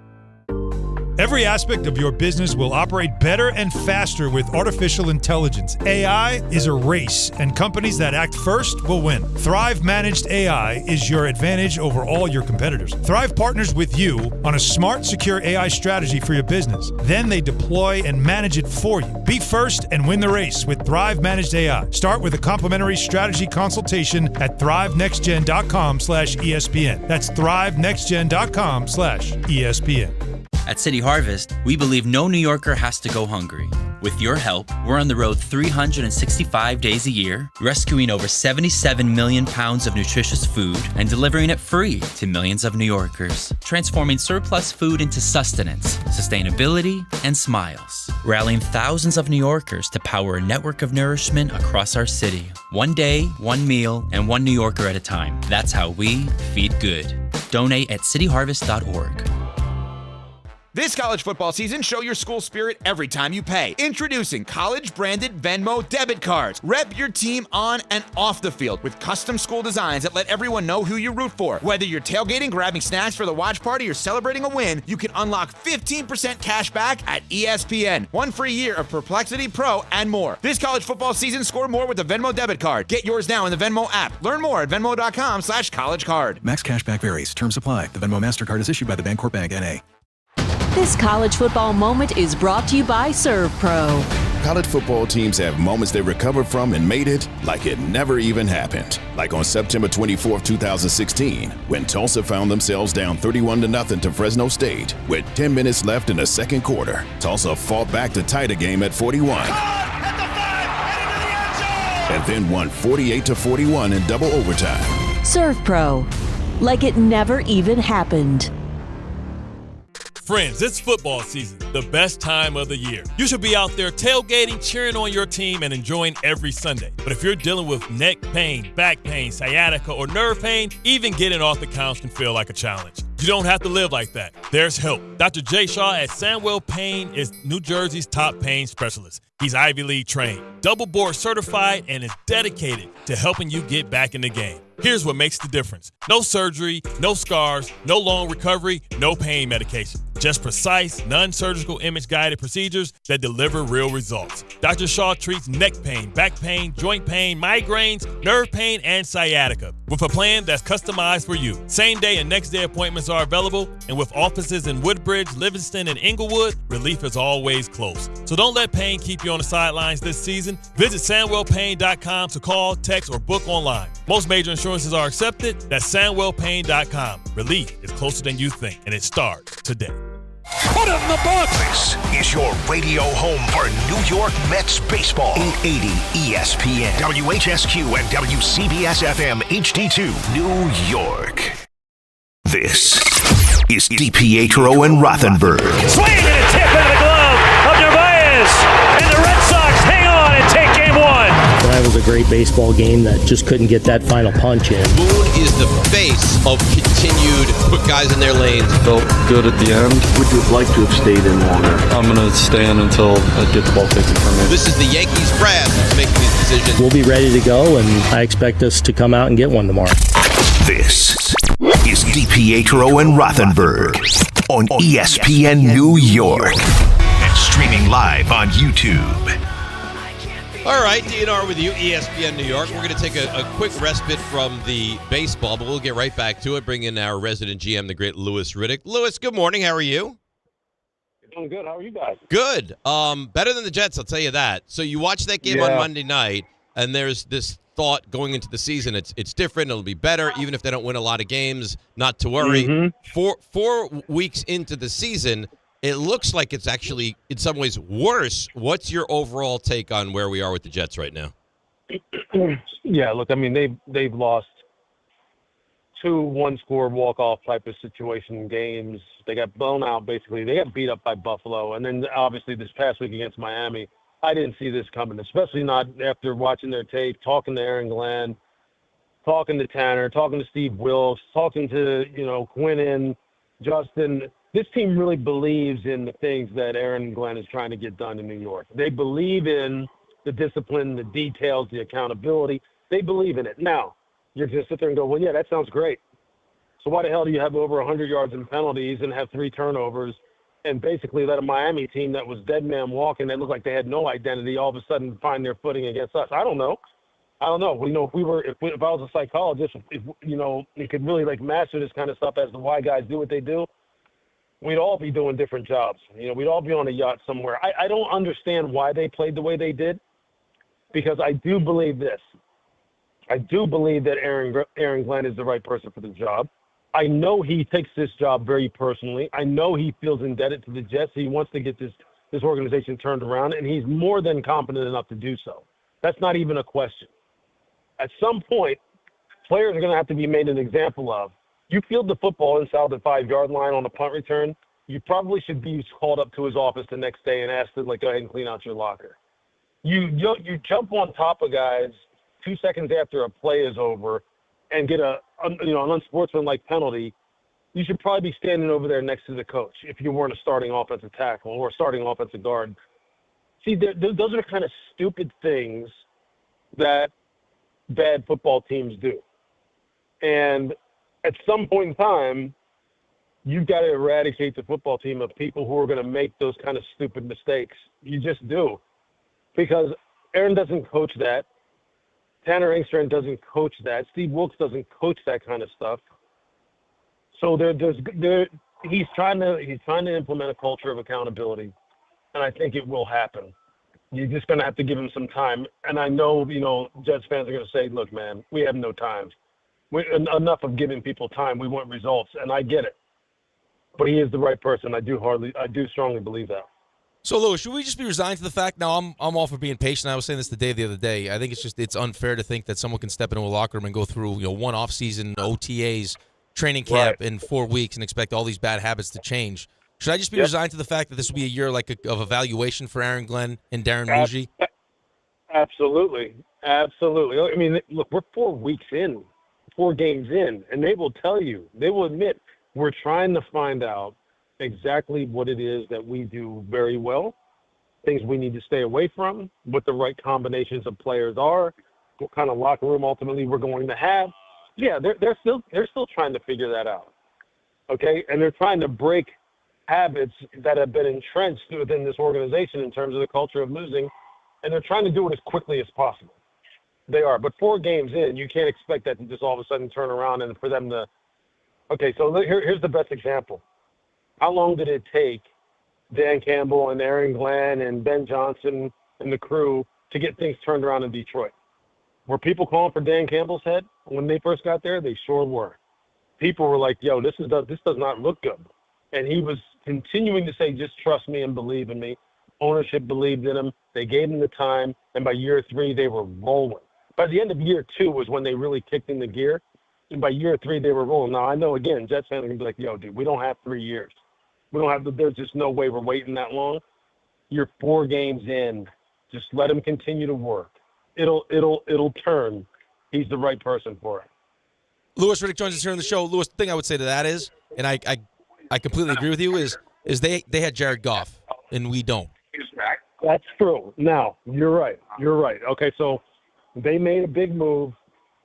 They put their chips in on Jared. Jared had already taken a team to a Super Bowl. I'll tell you this. Look, Aaron really does believe in Justin Fields, the man. He believes in Justin Fields, the player. They're very familiar with him because they played him in the division when he was in Chicago, and they like a lot of the things that he brings to the table. Now, there's going to be plenty of people who say he's had enough time to prove whether or not he's a franchise quarterback, and some people would say he's definitely not a franchise quarterback. He's not on the level of a Jared Goff since you just brought him up. And look, I'm not going to argue that one way or another. Maybe quarterback skill is something that they wind up addressing here down the road and saying, look, we got to level up at that position in order for us to get the same kind of results we got in Detroit. Maybe that does happen. I'm just saying 4 games in, you can't make sweeping generalizations about whether or not this staff and this current regime is the one that's ultimately going to turn it around. You can't do that. Fair. So you're obviously a big fan of Aaron Glenn. Yeah. I mean, will this turn around this year? Like second half of the season? Do we see a different football team and a more disciplined, not taking 13, moronic penalties, many of them like they did? Or do you look at this and say, this could be a lost year, but heading into next season, this will change? When do you think we start to see this change? Yeah, I think the discipline part of it will change. Okay, those are the kind of things that will change either because players take it upon themselves to change it, or you won't be there. Does Aaron Glenn strike you as a guy who's just going to keep somebody around when they keep doing the same dumb crap, game after game, series after series, down after down? No, he's not going to put up with that. He's not. Look, I'm telling you, this job is very personal to him. And he is not going to take any BS and accept anything less than doing it the way he wants to have it done. To answer your question, I think you will see a more disciplined style of play start to really emerge on a consistent basis as we move through this season. And that may mean certain people ain't going to be around. Certain people may have to be sent down the road. Obviously, you know who the sacred cows, there's certain guys that aren't going anywhere. But if you're a bottom 14 player on the 53-man roster and you start doing dumb stuff like you did, like you saw creeping up in that game, you can best believe I would be churning over that roster in a heartbeat, saying, look, we're not putting up with it. We can't have that kind of thing be who we are.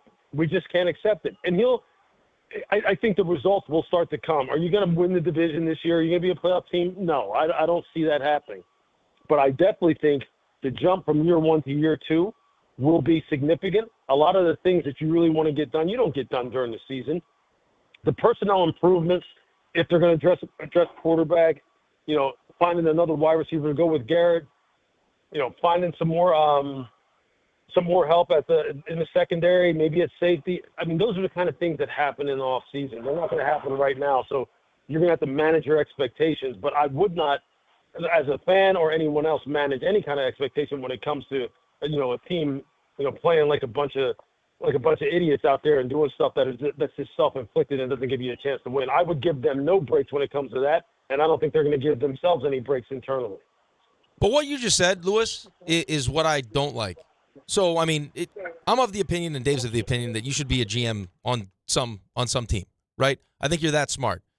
I would assume that going into this season, if you were the GM of the Jets and you sat down with Aaron Glenn and you discussed the quarterback position, we want to move off Aaron Rodgers and we're going to go with Justin Fields, that you would probably say to yourself, hey, this is a big decision.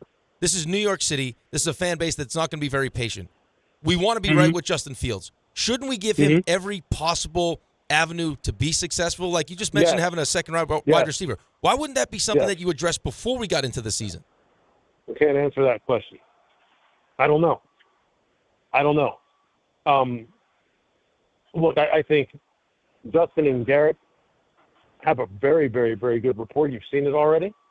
I think, the thinking of bringing Justin in, the chemistry he had with Garrett when they were at Ohio State, I think that's all smart. I mean, I think that's great. I think that's dead on. But yeah, trying to make a move for a legit number 2 or a legit tight end weapon to patrol between the numbers and control the middle of the field for Justin, I think those are the kind of things that are going to come back to bite them this year because they just don't have it. I mean, hopefully, a guy like, let's just say, maybe one of the tight ends have to really emerge. Mason like Taylor. He has to be a guy who comes forward for them, and we talked about that a little bit on the broadcast. But yeah, I think that definitely is an area that they'd like to have that decision back as far as how they address that spot. All right, there's a team in New York that's winning football here games, we go. and let's spend a moment on that football team. What did you think of Jackson Dart's first start in the NFL? I think he gave him exactly what probably most people thought he would, which was a jolt, some juice. The locker room responds. It's kind of the same thing that happened in New England when Drake May came in last year. They felt like they had hope now. They have a guy who look, he's not going to do everything right, but damn, he kind of makes you feel a little bit better about your chances of being able to score points and produce some explosive plays and stay competitive. And he's going to be there for the long haul. This isn't, a rent-a quarterback who's going to probably be moving on in a year. The psychological effect of him coming on the football field was. I mean, you saw. I wasn't there at the stadium, but I saw the game. It looked like the fan base was energized. Everyone felt a little bit better about how things maybe were going to go, both short term and long term. I think it was dead on. There's probably a few other teams in the league that probably should wind up, considering that kind of thing, like Cleveland. They should be maybe thinking the same thing, because that juice is real. You hope it isn't just a 1 week pop, and then all of a sudden they kind of like fall back into this mode of underperforming. But I don't think it'll be that way in New York. You see how Dayball reacted. You see how much those two were like kind of in concert. That's his dude. And when you got that much invested in one another, usually that kind of stuff is sustainable. There's probably a lot of men that feel like, I wish my wife looked at me the way that Dayball looks at Jackson Dart. He loves. They're touching foreheads. He loves Jackson Dart. There's no question about it. Look, the relationship part of this business is one where I think we take for granted because of the fact that, look, by nature, professional sports is just so damn transactional. But it's a relationship-driven business, and that was on full display right there between those two. Lewis, do you think it was just a first game?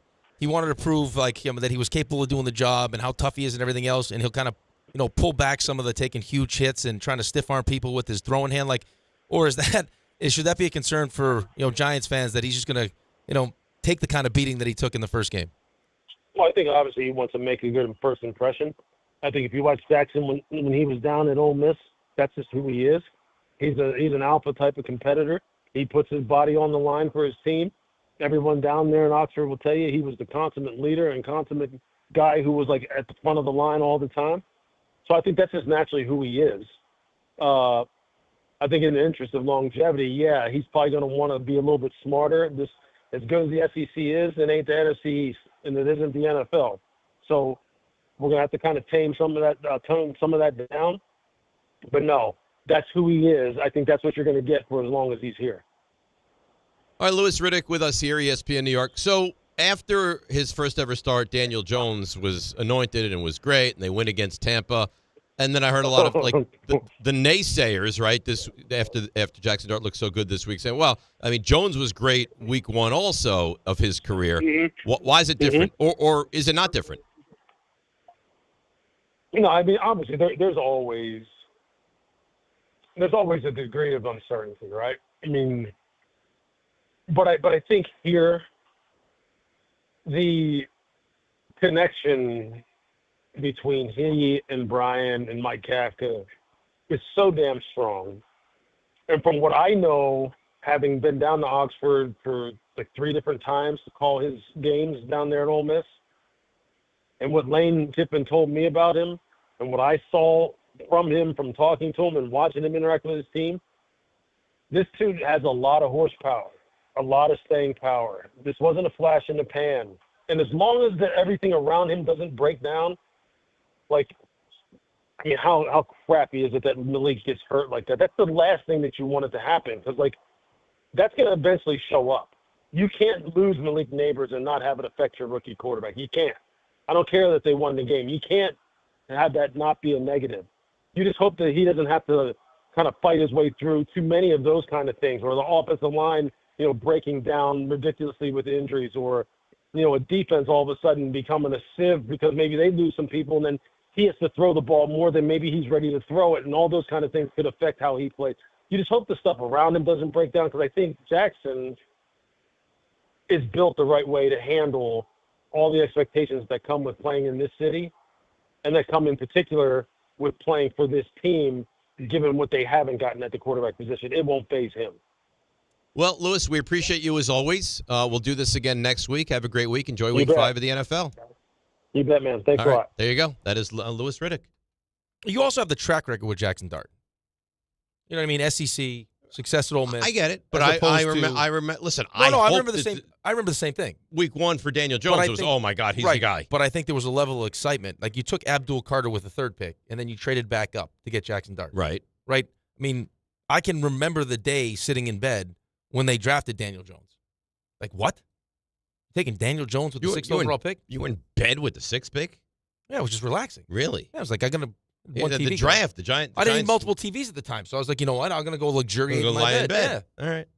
Do my routine. That way, once I'm ready to go to sleep, I'll go to sleep. But, I mean, there were a lot of Giants fans that are like, oh, I think most of them were just like, what the hell is going on Have here? we really seen enough of Daniel Jones to take him with the 6th overall pick? Listen, I think you're probably right. I just think it's worthy of the question. Like, we were so excited week 1 with Daniel Jones. He played. Remember that game? He was amazing. Right, but I think that once you have a stigma from a fan base or just in general, it's like, I mean, Brock Purdy fights that fight constantly. Still, yes, you know what I mean. And he will for a while. Once people think they made their mind up on it, like on you, they're really quick to go back to what they originally thought. Yep. So, yeah, I hope he's great. He looked great week 1. He was as advertised. It was exactly as you were what you hoping. saw at Ole Miss is exactly what you just saw. But you mentioned it, and you say, is this going to be something that he's going to continue to do just with this reckless play? He can't. No, dude. He won't make it. Yeah, they tweaked his left hamstring between him and Scatterbull. I don't know who's worse. But Scatterbull, who are we talking to? And they just said Scatterbull can't change. Like, you can't not run like there are things Dart can do that he cannot take that punishment. Right. Scatterbull, that's what makes him a great running back. No, I get it, but it still concerns you. I think agree. I saw a stat that, like, over 82% of his yards are after contact. Yeah. He's seeking it out. I'm telling you, there's not a game. We got a break. There's not a game I watch where I think to myself, I would never want to be what he's going to be at like 30 years old. No. I worry. What do you think he felt like on Monday? I can't imagine. I cannot imagine. Let's break, come back, get right back into the Yankees. Buster Olney at 7:35. Lot to do. DNR with you right here on ESPN New York. At Uline, the prevailing opinion is, if you don't live it, you don't believe it. The people at Uline believe in hard work, and they live it by being there 24/7 to answer your call, having 41,000 items in stock, and offering same-day shipping from 12 locations across North America. Business owners, sellers, buyers, shippers, and packers believe it. Uline is the hard-working, dependable source for your shipping and industrial supplies. Visit uline.com. Friends, it's football season, the best time of the year. You should be out there tailgating, cheering on your team, and enjoying every Sunday. But if you're dealing with neck pain, back pain, sciatica, or nerve pain, even getting off the couch can feel like a challenge. You don't have to live like that. There's help. Dr. Jay Shaw at Sandwell Pain is New Jersey's top pain specialist. He's Ivy League trained, double board certified, and is dedicated to helping you get back in the game. Here's what makes the difference. No surgery, no scars, no long recovery, no pain medication. Just precise, non-surgical image-guided procedures that deliver real results. Dr. Shaw treats neck pain, back pain, joint pain, migraines, nerve pain, and sciatica with a plan that's customized for you. Same-day and next-day appointments are available, and with offices in Woodbridge, Livingston, and Inglewood, relief is always close. So don't let pain keep you on the sidelines this season. Visit SandwellPain.com to call, text, or book online. Most major insurances are accepted. That's SandwellPain.com. Relief is closer than you think, and it starts today. Ballybet Sportsbook. Yo, Ballybet stacked for football season. When it comes to sportsbook apps, it's undefeated. Ballybet. Check out that brand new parlay zone. Here's the kickoff. Build your bets and place them right on your phone. What? Live bets, daily boosts, and promos. Increase your odds so you can win more dough. Touchdown! Ballybet's the play. Make game day more fun and download it today. Must be 21 plus, New York only. Gambling problem? Call 1-877-8-HOPE-NY. Ballybet Sportsbook and Casino. Download it. Okay, girls, ready to go? Yeah! Mom, I'm hungry. Can I have a snack? Me too, Mommy. You want a snack? Yeah! Got it? Children learn from our behaviors. Mommy, can you open this, All right, hold on 1 second. Okay. Okay, here. Thank you. They learn what is okay from the adults they see. Mommy, are you on your phone? If you're a distracted driver, chances are they will be too. What kind of driver are you raising? Funded by the Governor's Traffic Safety Committee. Every aspect of your business will operate better and faster with artificial intelligence. AI is a race, and companies that act first will win. Thrive Managed AI is your advantage over all your competitors. Thrive partners with you on a smart, secure AI strategy for your business. Then they deploy and manage it for you. Be first and win the race with Thrive Managed AI. Start with a complimentary strategy consultation at thrivenextgen.com/ESPN. That's thrivenextgen.com/ESPN. Texting enrolls you in a recurring automated marketing text messages. Consent not required to purchase. Message and data rates may apply.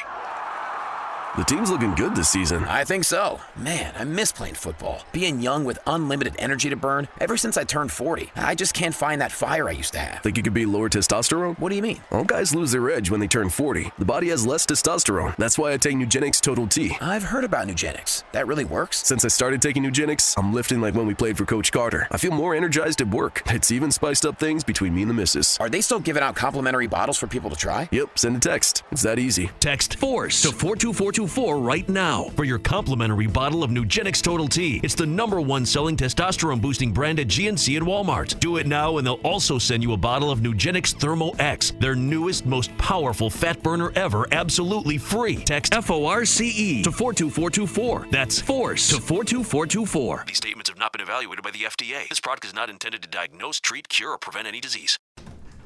I'm home. Hey, Mom, before you ask, I've done my homework and the dishwasher's unloaded. Nice. Hey, can you... Hey, hon, yes, I've got the finale ready to play. Here's your wine. Wow. Isn't it nice not having to ask? We think so. That's why if there's a network interruption, AT&T will proactively credit you for a full day of service. Guaranteed. Credit for fiber downtime lasting 20 minutes or more, or for wireless downtime lasting 60 minutes or more caused by a single incident impacting 10 or more towers. Restrictions and exclusions apply. See att.com/guarantee for details. Hey, fans! Welcome back to Fansville's Cheers and Tears. Oh. Okay, so like everybody deals with losing, right? To a rival on a last-second field goal. Whatever, it's fine. I'm totally fine. But I cope with losing with an ice-cold Dr. Pepper. Those 23 flavors are like so delicious. They totally wash away the pain of your college football team taking a big fat L. College football. It's a pepper thing.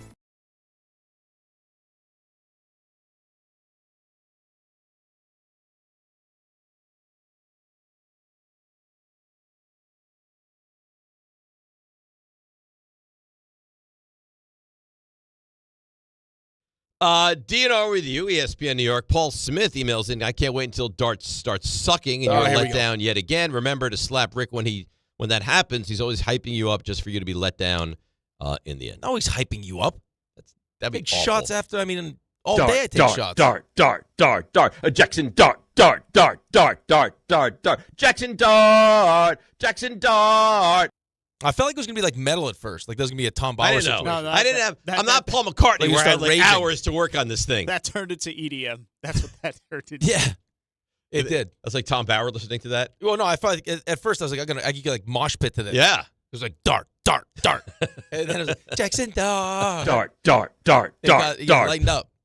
Wait, I'm trying to bring in everybody. Mhm. I'm trying to bring in like the real the grunge. You're like the tough. you're like a young Diplo. And then you know what? I look at myself as what's her name? Taylor Swift. Oh, I look at myself as Just say what's her name? as a Taylor Swift. As someone trying to I appeal to these people and those people. You know who apparently is like the hottest ticket on tour? Pink. Because everybody likes Pink. Oh no. What? What? I don't disagree. I do not disagree. Just move past it. Pink also does like Cirque du Soleil stuff. Yeah, she's unbelievable. Yeah. She's unbelievable. Mhm. All right, let's Nicole get back to the Kidman, Yankees. by the way, did you see that? Nicole Kidman filed for divorce. I thought they got divorced years ago. No. From the country singer? No, Keith Urban, yeah. I don't know why I thought they got divorced years ago. No. That's a recent trend? That was recent. I'm sorry to hear that. By the way, I'm exposing you right now. What did I do? You made two separate songs about Jackson Dart. Yeah. We all agree that New Orleans is probably the worst team in the NFL. Yeah. Or right there with the Tennessee Titans. Right now, New Orleans is laying 1.5. Right. And you're not taking the Giants. I don't think so. I mean, how? Well, how's that You should exposing? be embarrassed. Why? I'm exposing you. How are you exposing me? How am I exposing you? Because RJ walks in, the door opens, you go, I don't care what anybody says. I love the Rams this week. -6.5. RJ spends 4 minutes in here. He leaves. You're like, well, I'm off the Rams, and I could take the Niners. It never makes no sense. Makes no sense. So you're exposing me. I expose you. He told me there's no Brock Purdy. Juan Jennings isn't playing. Ricky Pearsall's not playing. You name it, not playing. We got to stop calling him Juan Jennings. Why? That's what Joey Betts calls him. That's what my guillotine teammate calls him, Juan Jennings. But there are people that call him Joaquin. There are people that tune in to us. Boy, well, I'm guessing Joaquin. I don't know. Joaquin in the truck. You're on ESPN New York. Hey, what's going on, Dave? It's Jaquan. You did that before, but it's all good. There are people that listen or watch on YouTube, which you can, and they think that we believe Juan Jennings' name is Juan Jennings. No, they know we don't. We know it's not in Jibba. We know it's not Juan Jennings. We're mocking people is what we're doing. All right, but there's new people all the time. All right, well, for let's say every second, we're mocking. All right? It's not Jackson Smith in Jibba. We know that. In Jigba. Yes. But someone has said in Jibba, and we make fun of that. Yeah. Someone has said Juan Jennings, and we're mocking. Yes, is that's what we're exactly doing. what we're doing. All right. Correct. You want to hear? I'm going to let you choose. Okay. You can choose Aaron Boone. Mm-hmm. You can choose Jazz Chisholm, or you can choose Aaron Judge. Let's start with Aaron Boone. Aaron Boone on why he pulled Freed in the 7th. They pressured him pretty good in the 4th, 5th, 6th. Had a couple base runners each inning. So I felt like he kind of cruised through the first few, and obviously he ends up pitching great. But I felt like he had to work pretty hard, and I was going to have the 6 be at the end. But once we finished with the double play, I wanted him to go out and get Duran. And then felt like we were lined up. All right, so it sounds like that was the plan the entire way, and I agree with you. If Freed didn't give him the impression that I got more than just one batter, then that's on Freed. Right. Well, he also mentioned, and I don't disagree with him. So you had 4th, 5th, 20 pitches in the 6th. There were base runners. This wasn't he retired 17 in a row. No. So the thought was going into the 7th, get the first guy out. Even if we keep him in there, the likelihood is that someone's going to be on base. So do I want to bring in Weaver with someone on base? Or give him the opportunity with no one on to get 8 and 9. Now you got to go do your job. I get it. On the flip side. But we can't see, but this is the problem I have with you, is we have this nice long discussion not too long ago about what the point of analytics is in the first place. I know you're sick of hearing about lanes and everything else, but the sole purpose of analytics is to take every player and put him in the absolute ideal situation to have success. That's the point of it. Right. Right. So you put Weaver, even if you don't trust him, you need him. Like, you're going to need your bullpen, period. But you didn't need him last night. No, I know in theory I'm with you, but I'm just saying, like, let's not Why are you forget. annoyed at me? Well, no, because let's not, I'm just taking it out on you. Let's not forget to also blame the player. Oh, of course. Like, my mindset wasn't like, hey, I'm going to, like. Look, Weaver threw 15 pitches, blew the entire start like that Max Fried made. Right. Of course he gets blamed. Right, like the reason why I'm putting you in now. You know what is kind of wild, though? Today, the one that receives the blame is Boone. That's what I mean. Or Fried, and Weaver is scot-free. I mean, not Fried, but. I don't know. It doesn't feel like he's getting the bulk of the blame, though. No, Fried did his job. Fried was great. Fried was awesome. Yeah. I mean, it's Boone that's taking the blame for this. Boone is taking the blame, and it feels like, oh, yeah, and Weaver secondarily. Which I guess I like as a former player, but, like, let's not glance over the fact that, Bellinger was up in the first inning with first and second and struck out. Bases loaded, nobody out in the ninth. Stanton hit into a double play. Correct. Stanton was up with the bases loaded. Didn't get anything done. Struck out. Grisham had a bad game. Like, I mean, so there was like 4 strikeouts. Judge let Sogard get to second base. I mean, there are a lot of things that happen. But it's the Bednar little, gave up another huge run. nuanced pieces that when you get to the postseason, everything is under the microscope. No, I understand and that. The Yankees don't always do those things well. well. We're going to take 98% of the calls it's Aaron Boone's fault when there is plenty of blame to go around. There's plenty of blame to go around. Here's Alex Cora. On the flip side, Boone got him out of there one batter. Alex Cora, no. We prepped Crochet for this. There's going to be stars during the regular season that we have to take care of, guys, for this. 85 pitches against the Mets, skipping a start here and there, the All-Star break, doing all that stuff is for this to happen. You have to make sure you stay with the process. That's the most important thing. So for how great he was tonight, I tip my hat to the medical staff because they've done an amazing job with a guy that had never pitched 200 innings, have never made more than 30 starts, have never pitched 7 2/3 in the playoffs. It's a total team effort, and I made sure the training staff knew how I felt. I find that to be very interesting, and I don't think it's a great look for the Yankees that they prepped for this and the Yankees prepped for this. Well, no, I don't. I think that the Yankees prep for situations like this, but I think the Yankees in that spot, as far as Boone was concerned, what he saw from Max Fried was he's done. He gave us everything he had. But he says no. Well, I know I don't appreciate that disconnect. If that was the case and Max Fried really felt that way. So if Max Fried said, let him know. Post-game, I had nothing left. He got every ounce of juice out of me. Oh, but, I mean, here it is again. Did you have more to give? This is what he said. Yeah, I mean, I definitely felt good at the end, coming out feeling good. Would you have liked to have stayed in longer? I mean, I'm going to stay in until I get the ball taken from me. I want to pitch as long as I possibly can, and when the ball gets taken out of my hands that's what it is. Max, did you feel like you had more left? Yeah, I mean, I definitely felt good. Felt like I, whatever the team needed. So I would be frustrated by that as a Yankees fan too. Like, I would understand, okay, if this was the reverse and Cora took out Crochet. Crochet retired 17 straight. 17. So when he tells you, I feel good, I believe you feel good because you just retired 17 straight. Right. When I watch you throw 20 pitches in the 6th inning, you can tell me what you want. I want everyone. Like, just like when Matt came out for the 9th. Matt was pitching lights out, right? Matt is one of the most competitive people I know. I want the ball. At that point, you got to make a decision. Does he just say that? They caved to him. Like, is that because he'll never admit he's done, or is he done? I got to make that decision.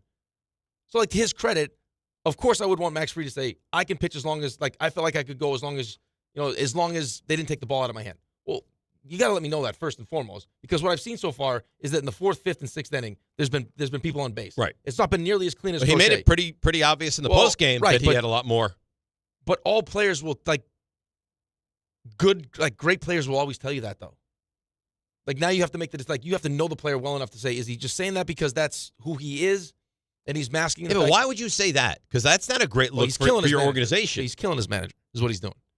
Killing his manager. Let's break. Buster Olney, he was there last night. He'll be there tonight. He's with us every day after the Yankees play. That's next. DNR with you, ESPN New York.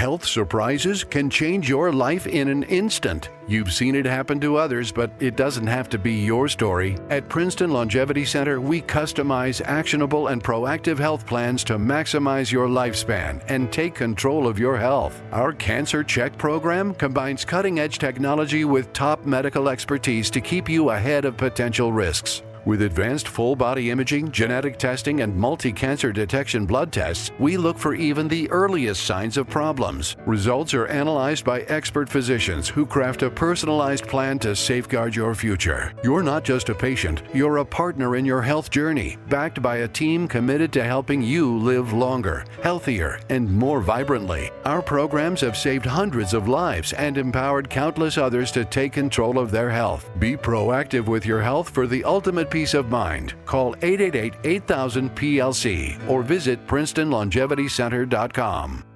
At City Harvest, we believe no New Yorker has to go hungry.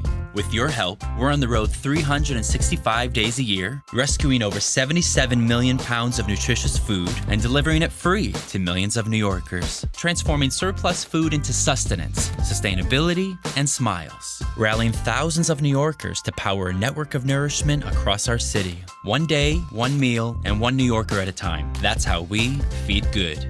Donate at cityharvest.org. John Ryan. Yeah, Dad. I think I came up with a killer slogan for our law firm.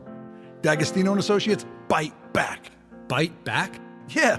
When someone hurts you, you bite back. We'll be the law firm that bites back. Dad, that's brilliant. Accident victims, call D'Agostino and Associates and bite back. Hey, we could even put a big vicious dog on billboards everywhere. Yeah, and Rottweilers on buses. Hey, how about a toll-free number? What are you thinking? You know, like 1-800-BITE-BACK. 1-800-BITE-BACK. That's brilliant. But what if people hear fight back? Easy. I'll spell it out for them, like 1-800-BITE, back. 1-800-BITE-BACK. That's 1-800-248-3222. Love it. Hey, Dad. Yeah? All this talk about biting back got me hungry. Me too. Want to grab lunch? Sure. Hey, how about a jingle? You mean like, D'Agostino, law, bite back? Switching to Progressive is a game-winning call. And that reminds us of other game-winning calls in the history of sports. It was a doubleheader in August and really hot inside the concession stand.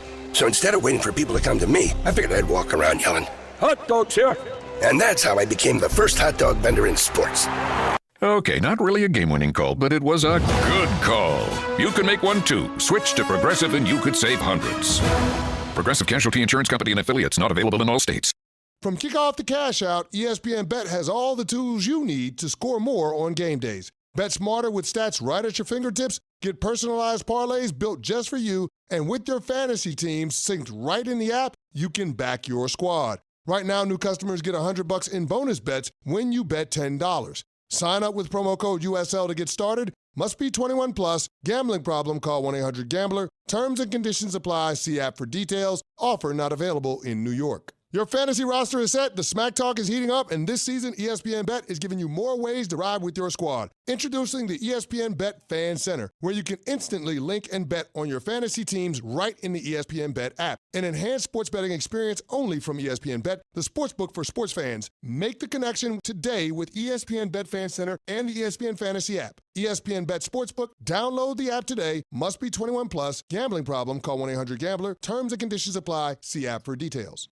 Hey, it's Reese Davis. Let's be honest, we can't keep an eye on everything.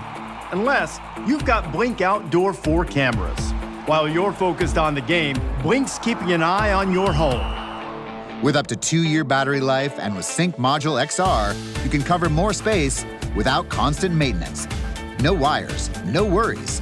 Blink helps keep an eye on what matters most. Get Blink today at the Home Depot. How doers get more done.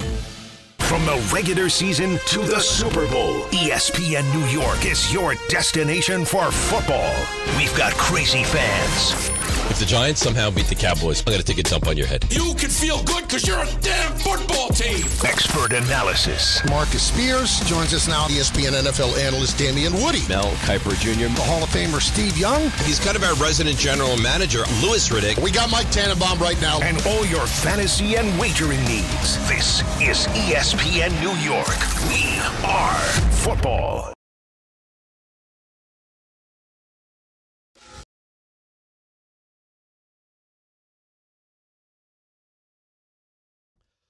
All right, let's bring him in. I mean, what a treat. 2 days in a row, and my understanding is going to be 3 days in a row. He is the great Buster Olney. Good morning, Buster. How you doing? I'm doing okay, although I had my trip ruined on the subway back from the ballpark last night by having a couple fans ask me, have I paid off the lunch yet? Have you paid off the lunch yet? But it's not your fault. Locked into this. It's not your fault. You've been a complete gentleman about it. Like you got ahead of it. You asked us when we can do it. So I'll defend you to the hilt. You've done nothing wrong. Well, I appreciate that. Although I for me, it's about being reminded of being wrong, right? Oh man, you were really wrong. Which you already do that once a week for me, and now apparently this week maybe 3 or 4 times. Good. I'm glad because it was caught up in the moment. It was really Buster's fault. It is. If Buster it is. took a step back and realized what he actually agreed to. No, Buster is a genius. Yes. He's a baseball genius, and for him to make that wager was a tremendous miscalculation, is what it was. All right, so I'm sure, not to your surprise at all, a lot of people are very upset with Aaron Boone. In your mind, warranted or made perfect sense to go to the bullpen in that situation? I think it made sense to go to the bullpen. Given where Fried has come out of games, given the fact that the bullpen was being left a clean situation, nobody on base, given that they were matching up the lefty, that made sense to me. Look, there was another mistake that I do think Booney made later or in that 2-inning period, but that one I didn't have an issue with. Was what, putting Jazz back in the game, putting Jazz into the game? Yeah, that made no sense. Yeah, none. To me. But just to double back, after the game, when we got back to the hotel, Greg Olson, of course, pitched for a lot of years in the big leagues, was sitting having a drink with us, and we talked about the Fried decision, and he said, "Look, I thought he felt like Fried was done." He said he was leaking out on his arm side with his pitches. Coney talked about that in the 6th inning, where you could see these signs that Fried was beginning to tire. So in the moment, I didn't think it was anything wrong. And then after talking with Olson and Cone, I thought that was okay. Yeah, but Buster, I think the issue is after the game when Max Fried was asked, did you feel like you were done? He says no. So what I've said to Dave is that if that's the case, if Booney comes up to you in the dugout and says, hey, I need you to get Durant here in the 7th, and you say, okay, and then don't fight to stay in the game. I mean, we watched the 4th. They had runners on. 5th, they had runners on, and he throws 20 pitches in the 6th. And to your point, was missing arm side all over the place. It's like, I mean, what are you supposed to do if you're Aaron Boone at that point? Yeah, look, I thought that the idea of looking at the lineup and seeing the lefty and just riding that through is certainly the way to go. I'd say the communication was very different than what we had on the other side, where Garrett Crochet told Alex Cora before the game, you are only going to the bullpen once, and when you go to it, you're bringing in Aroldis Chapman, which was basically Crochet announcing, I'm going to pitch right up to the last outs of the game. The communication was different between Max and Booney. Is this a crazy thing to say? Do you agree with any of the sentiment that Cora outmanaged Boone last night? Or do you hear that and like, no, there's no way you think that? I think that, yes, if I were to choose which manager did a better job, I think Alex did last night. I think that he, I know that when they saw the Yankee lineup with all the right-handed hitters and trying to stack it up that way, at that point, I think Alex's perspective was, hey, you know what? We're going to work to keep those left-handed hitters on the bench. And I think he had a thought going into the game that he never wanted to have a right-hander come out of the bullpen following Crochet. And so, to have, and you could tell that Booney was split on what he wanted to do because of his handling with Jazz, because he brought him into the game when they were down 2-1. If you were devoted to the idea of keeping right-handed hitters in, then you would think once they fell behind, you keep Rosario in because you're probably going to have an at-bat against Chapman at some point later in the game. So I do think last night, yes, he outmanaged him. Yeah, it made no sense. And then on top of that, I mean, you had a situation where you let Wells hit instead of Rice. You know what I mean? At that point, it's like, well, what are we saving Ben Rice for? We might as well hit him here. And then you have Jazz. Maybe it was because you hurt his feelings not playing him, that you have him into the game, and now he's facing, again, I mean, one of the toughest lefties in baseball, right? Like, I mean, if you're keeping him out of the lineup as your starting second baseman, it's because Garrett Crochet's a tough lefty. Well, guess who else is a tough lefty? I mean, Aroldis Chapman's a tough lefty also. That's exactly right. And look, the reason why you're getting Rosario out of the game is because of his defense, but you're down. And you could anticipate that at some point it's possible that you're going to have a matchup against Chapman. And who would you rather have, Jazz Chisholm or Med Rosario, given the fact that he hits lefties better? So that was a head scratcher. We talked about that last night too. Eduardo Perez, he didn't understand what the thought process was behind that one. So Boone gets crushed, right? We've taken fire him. He's awful. Doesn't know what he's doing. In your mind, and you may know exactly, you may have an idea, like how much of this is Boone? Like going into these games, can he ultimately make this decision, or is it discussed with the organization beforehand of when, where, how are we going to get the bullpen involved in these games? Yeah, there's no question that they get a lot of input from the front office in terms of, okay, these are the numbers. This is what we're looking at. This is, a way you might think about going. And in the end, it's Aaron's decision. It's interesting because there are a lot of people who I've heard through the years have talked about how they believe Booney basically is everything is dictated to him. I don't think that's the case. I think they leave a lot of this in his hands. And shoot, he's the one in the dugout last night. He's the one who decides in the end when Fried comes out. And I also think that, part of this was, and the reason why I don't have a problem with it is that it's not like you're bringing someone into a really messy situation, runners on base.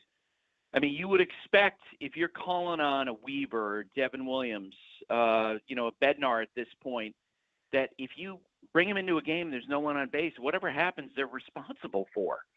And I don't think, it's not a bad matchup to bring in Weaver against the bottom of the Red Sox lineup. So that's the reason why I don't have a problem with that. And I do think it's Booney's call. Right. It's 8-9. I mean, the whole mindset in taking Max Fried out is I want to give Weaver a clean inning here. Yep. And see, that's exactly right. Right. But Buster, that's where, I guess as a former player, I said this to Dave, I appreciate because it doesn't seem like we want to blame the players, but the whole point of analytics is to put all these players in an ideal situation, right? Like best matchup we have, for our pitchers, the shape of your pitchers, pitches fit what this guy doesn't hit well. Like that's the whole point. And then you put them in these great spots and they don't execute. And now it's your fault. Like you had first and second in the first inning, you don't score a run. And you got the bases loaded in the ninth and you don't score a run. And oh, by the way, right. Aaron Judge, can't throw from right field and Sogard being aggressive gets to second base. Like, so, there are plenty of other things to blame, but for whatever reason, we're just going to pile on Boone here today. 100%. It was interesting. I think this happens in the postseason every year.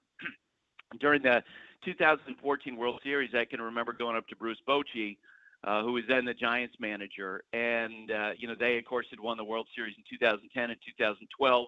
And there were some decisions during a game, and I think it was Game 5 or Game 6 in 2014, and he was getting a lot of criticism. And I walked up to him, and I've known him forever. And I said, hey, Boch, I'm trying to keep up. Are you a total idiot today, or are you the biggest genius ever? Because it feels like everything is viewed through the prism of the result, that, hey, if it doesn't work out, then it's the manager's fault. Rick, I'm with you. Like, hey, Weaver didn't get the job done. He was brought into the game. He made a mess for himself. It cost him some runs, and that's what happened. The Yankees had an opportunity in the bottom of the ninth inning against a really tough relief pitcher. They load the bases with nobody out, and they didn't execute. They didn't get it done. They didn't get a run across. Buster only with us here, ESPN New York. So, the Red Sox obviously kind of exposed Aaron Judge in right field to throw his lollipopped in. Yeah. It takes the extra base, the double. I thought that was a really monumental play in the game. Is there thought that maybe you can't continue to trot Aaron Judge out to right field, or is it we're going to win or lose and he's going to play right field and Stanton's going to DH? Right. Then that's the choice. And I think that, given how Stan has hit in the postseason, 18 home runs in 42 games, I think the choice that they made makes sense. It just happened to be in a close game right there that Nick Sogard made a great choice coming out of the box. I'm sure you guys saw the numbers during the course of the game. It was the fastest he'd ever run from home plate to second base. Like right out of the box, he makes up his mind, hey, I'm going to try to take advantage of this. And, as you said, Judge making that 73-mile-an-hour throw into the infield. The one thing I wonder, with the benefit of 20/20 hindsight, if there's some conversation after the game with Grisham and Judge and saying, hey, if you get an opportunity, come in and take the ball away, and I wonder how much of that has been discussed among the Yankees, with the coaching staff, because we certainly have seen that when outfielders understanding that if one has a stronger arm, if there's a choice between the two, that guy steps in and makes that throw, because that looked like an opportunity for Grisham to do that last night. Totally agree. Buster, getting back to the whole Jazz thing, and then, I'm sure you watched afterward how he approached the media, like back turn, fixing his hangers, clearly upset. I don't know how much that played into his last, his only at bat, because it wasn't a great at bat either, but were you surprised? The guy's a 30-30 guy. He's your starting second baseman. He's not a platoon player. Were you surprised that they made the decision to not start him? I was surprised, and it was interesting, again, in our conversation after the game last night, Eduardo, Greg Olson, they were talking about how when you get to this time of year, what really sort of shakes up players is that change out of, surprising change, where you go a whole year, there's an expectation among players about how things are going to be handled, especially when they're having success. And when there's a 180-degree turn in the postseason, that can have ripple effects where you get players going, what the heck are we doing? Or, players like Jazz last night. And I wasn't there, so I can't tell you if he was upset. I agree with you, keeping his back turned to the reporters the whole time as he's answering the question. He certainly seemed miffed by the situation. And I go back to that, that game, that playoff game when Joe Torre dropped Alex Rodriguez to the 8th spot. Like that was, it felt like it dropped like a lead balloon in the clubhouse, because you have this guy who's been an MVP, basically, being hammered by his manager with his placement in the lineup. I think players can react negatively to that stuff. So because of that, I was surprised Jazz wasn't in there. And look, I think Rosario, I get it. You want to have him in the game, but at the same time, Jazz is one of your guys. And I'm curious to see how he handles that, as we play today's game, sort of how he's handling all that. So there's no doubt that that's a really rough loss for the Yankees last night. But in my opinion, Boston had to win that game. Like if the Red Sox don't win that game, they're not going to follow that up by winning 2 in a row. I don't even know who would go in Game 3 for them. So I know it's never happened where a team has lost a game in this wild card round and went on to win the mini series. But I think it was far more important for Boston last night than it was for the Yankees. Where are we? Do we even have an idea if the Yankees were to win this tonight, who would potentially go for Boston in a Game 3? They're talking. I know that they're not going to make that announcement until after the game. And I agree with you about Crochet. That Crochet was, for me, when he takes the mound for Boston, they have to win that game. He's like any time that one of these teams has an ace going, given how thin, especially I think the Red Sox lineup is without Roman Anthony, given the fact that they don't necessarily have a lot of depth. When that guy takes the hill, you have to win. And I think Crochet understood that, which is why he approached it the way that he did. What we were hearing last night was that possibly they were talking about early starting in the game. They love how he pitches. They love sort of his understanding and how calm he is on the mound. But I think Alex wants to wait till after tonight's game to settle that. What do you expect for changes tonight, Buster, with the Yankees lineup? They're going to go with Bayo. They're going to go back to their left-handed hitting lineup. And I would imagine that Booney, first chance he gets, he's going to be trying to get Devin Williams back in there if they have a lead later in the game. And let's face it, where the Yankees are right now, they are a better team when they're facing a right-hander. That's become pretty clear. Ben Rice is obviously a factor. And, that's why I think that Alex handled the game the way that he did last night, where he just was not going to bring in a righty and give Booney a chance to bring the lefties off the bench. Yeah, that was the other missed opportunity, though, because they had Whitlock up. So I would imagine, like, as you're setting your lineup for the Yankees, you're thinking Crochet will give him 7, Whitlock will go 8. Right. And then so we'll have that little pocket where Whitlock's in. But, once you have a 6-pitch 7th inning, that all changes, right? Like, that kind of was like the Yankees didn't help themselves at all by having a 6-pitch inning in the 7th. All right, so last question from me. Is it just that Devin Williams doesn't pitch 2 innings? Because last night it's like you just empty the whole bullpen, right? It's like, Devin Williams pitches great, and we're still going to go to Bednar, and we talked about it, but no one's really harping on it. Like, Bednar gave up a huge run in that game. Like, that third run is a huge run when you load the bases in the 9th. It felt like a massive run with the way that the game was going, the fact that Chapman was on the mound, and especially because Chapman looked vulnerable last night, coming out, throwing 95, 96 miles per hour. When Bregman pulled the ball in the corner, man, like the feeling in the building was like, oh, geez. I was stationed right next to the Red Sox dugout, and their reaction was enormous. And by the way, after the game, it's pretty clear that Bregman and his Story were ailing badly. When Bregman walked up to me and said, I keep your distance when we're doing this interview, because he apparently was puking all over the place yesterday, and he was not feeling good. Crochet wasn't feeling great. We talked to Crochet in the hallway outside of the Red Sox clubhouse after the game, and he said, I was more congested, he said, but Bregman and Story, they were hurt, and they got through it. Ugh, that's awful. So it was like a flu going around the clubhouse there? That's terrible. Yeah, I don't know. I asked Alex about it after the game. He said there's some sort of a bug was getting those guys. And, of course, it was interesting when they came out to do pregame stretch. Bregman kept his distance from a lot of the other guys. So I am kind of wondering if you get that thing, and, Rick, you've been there, like when the clubhouse crud, the locker room crud goes through, it can hit a bunch of players. We don't have any indication that's going to happen, but I do know Bregman and Story were hurting yesterday. Ugh, that's awful.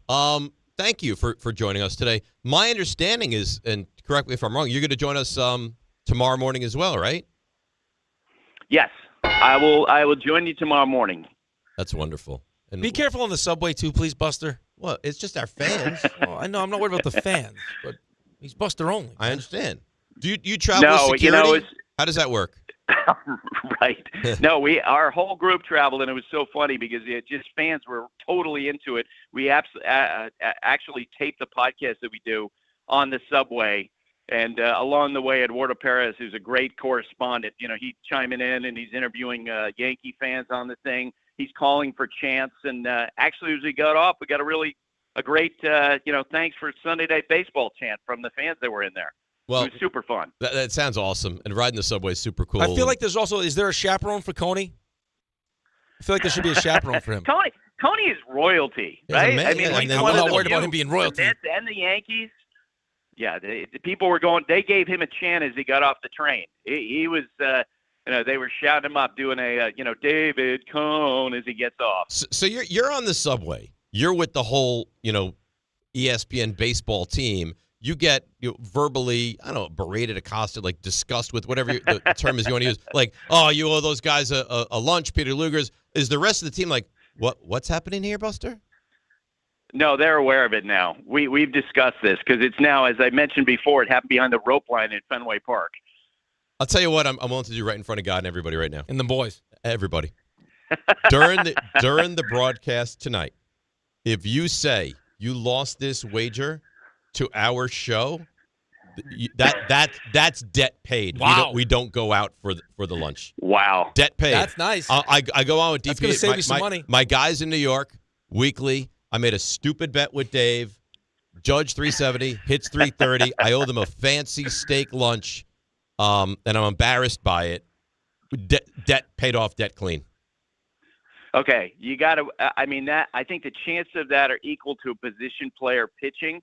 that's what you have to root for. Okay. Like 11-1 type score, and no one's paying attention, including my bosses, and maybe I could work that in. All right. Oh, and I don't want to put extra pressure on you, but Mel Kiper has done that, and Sean McDonough has also done that on Monday Night Football. So I'm just throwing it out there for you.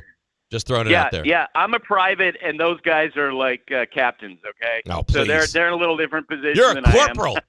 I mean, come on. In our eyes, you're a five-star general. General Buster. Yes, is what you are. All right. Well, we love you. Oh, my gosh. And we'll talk to you tomorrow morning. Enjoy the game tonight. All right, guys. Take care. All right. That is the great Buster Olney. Yeah, I'm not worried about Coney being royalty in the city. You're just worried about somebody. No, I'm worried about Coney making it to he's just worried about the Coney. game today. Yeah, he's worried about Coney in general. Coney in the city. Coney in the city. Like because someone will do something or because Coney will go missing on his own? Yes. Past history is what he's going by. The latter. The latter of that. He's a fun guy. Yes, very fun. Also want to let you know, and him and everyone else. And everybody. You're listening to DiPietro and Rothenberg on WHSQ, WCBS FM HD2 in New York. You're dropping a lot of stuff today. Drop my pen, yeah. Yeah. Phone went down before, right? So what happens when you stay out late on Monday. Completely shot. And especially when you're not great. Right? Because, I mean, the reaction, I heard the afternoon show, they were not fond of what you did on Monday at all. Well, because it makes them look bad. Because I actually prepare for shows. I take notes. I watch the game as opposed to whatever Peter was doing. Like eating cake with his hands and just screaming and yelling. Juggling burgers. Right, making awkward, racial remarks. Like just the whole thing. Wrestling's better than baseball. As we get ready for postseason baseball, he hates baseball. Right. That's the message. He's not a fan. That's the message. He doesn't like baseball. We're watching a Jets game with, I'm assuming, Jets fans that watch the show in full Commander's uniform. He was a troll. Like it's Halloween. He was a troll. He knew what he was doing. Yeah, right. But, I mean, he's a wrestling guy. Yeah. He plays the heel very well. Right. Very well. Or Don saying he loves baseball, but he doesn't watch the World Series if the Mets aren't in it. So Don hasn't watched the World Series since 2015? So if you love baseball, wouldn't that? I'm assuming I didn't hear Don say baseball, that. Don said he doesn't watch the World Series unless the. And then when I called him on it, he's like, "Well, but I'm like, you watch the Super Bowl, right? Because you love football, right?" He's like, "Yeah." Well, then you can't love baseball if you don't watch. Listen, if he said Rangers, Diamondbacks, no interest, I can understand not watching. I could. No, you can't. Yes, I could. No, you can't. Yes, I Not would. If you love something. I could understand him not watching it. If you just like it, yes. But he only watches the World. So he's watched the World Series 3 times in his life. Well, I don't know what other World Series he's watched. I'm sure he's watched the Yankees World Series because he's got to talk about it. Right. But if you say you love something, then you're going to watch the World Series. Yeah, I agree. Sport like I do. It's the biggest event in the sport. Was he crying? I wish you loved the sport like I do. What was I supposed to do, though? With what? Explain to me. If I were to get, if I had a 10 out of 10 performance at the Couchcast. Yeah, that'd be great. What would that look like? I don't know. Maybe how I want being no. I wasn't allowed to. Stop with the nudity and the drinking and the obscenities. I couldn't drink. I couldn't swear. I couldn't take my shirt off. I think being more engaged would be my guess. I was saying funny, nasty things the whole time. Yeah, but why nasty? Why do you? What else was I going to say? You know what it is? They have the optic of you on the iPad, and now they've convinced themselves that you weren't engaged, that you were distracted. I was there to watch the football game. I know. My team play football. I know how you operate. That's how I watch. But they have the perception now buried into their head, and they can't get rid of it. I can't think of anything worse than being a prisoner watching my own team play, and now I have to be performative. Right. That is like the worst punishment I could ever ask for. My priority was watching the game. I didn't disappear. I didn't just throw myself into Ty's show like Alan did. He was gone for a full half hour. And apparently brought Ray in with him. Right. So, I mean, I sat there the whole time. I got yelled at, by the way. I said nasty things to people. They asked me, would you like to go on Ty's show? He said no. I was like, no. And Ray's like, how could you say that? Because you were there to watch football. Right. And they're like, he wants you to come on there. Like, fine. All right, fine. Go on the show.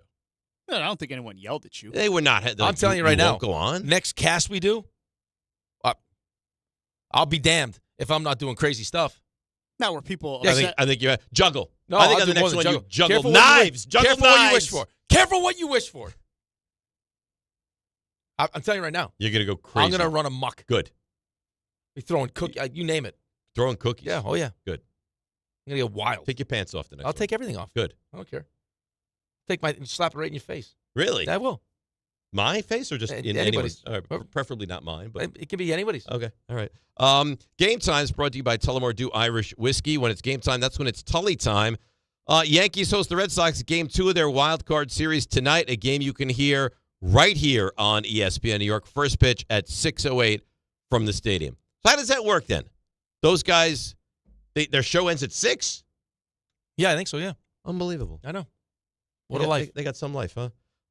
And that's Game Time, brought to you by Tullamore Dew, the original triple distilled, triple blended, triple cask matured Irish whiskey. Be sure to grab a Tullamore Dew or try the new Tullamore Dew Honey during today's action. Glasses up to enjoying Tullamore Dew responsibly.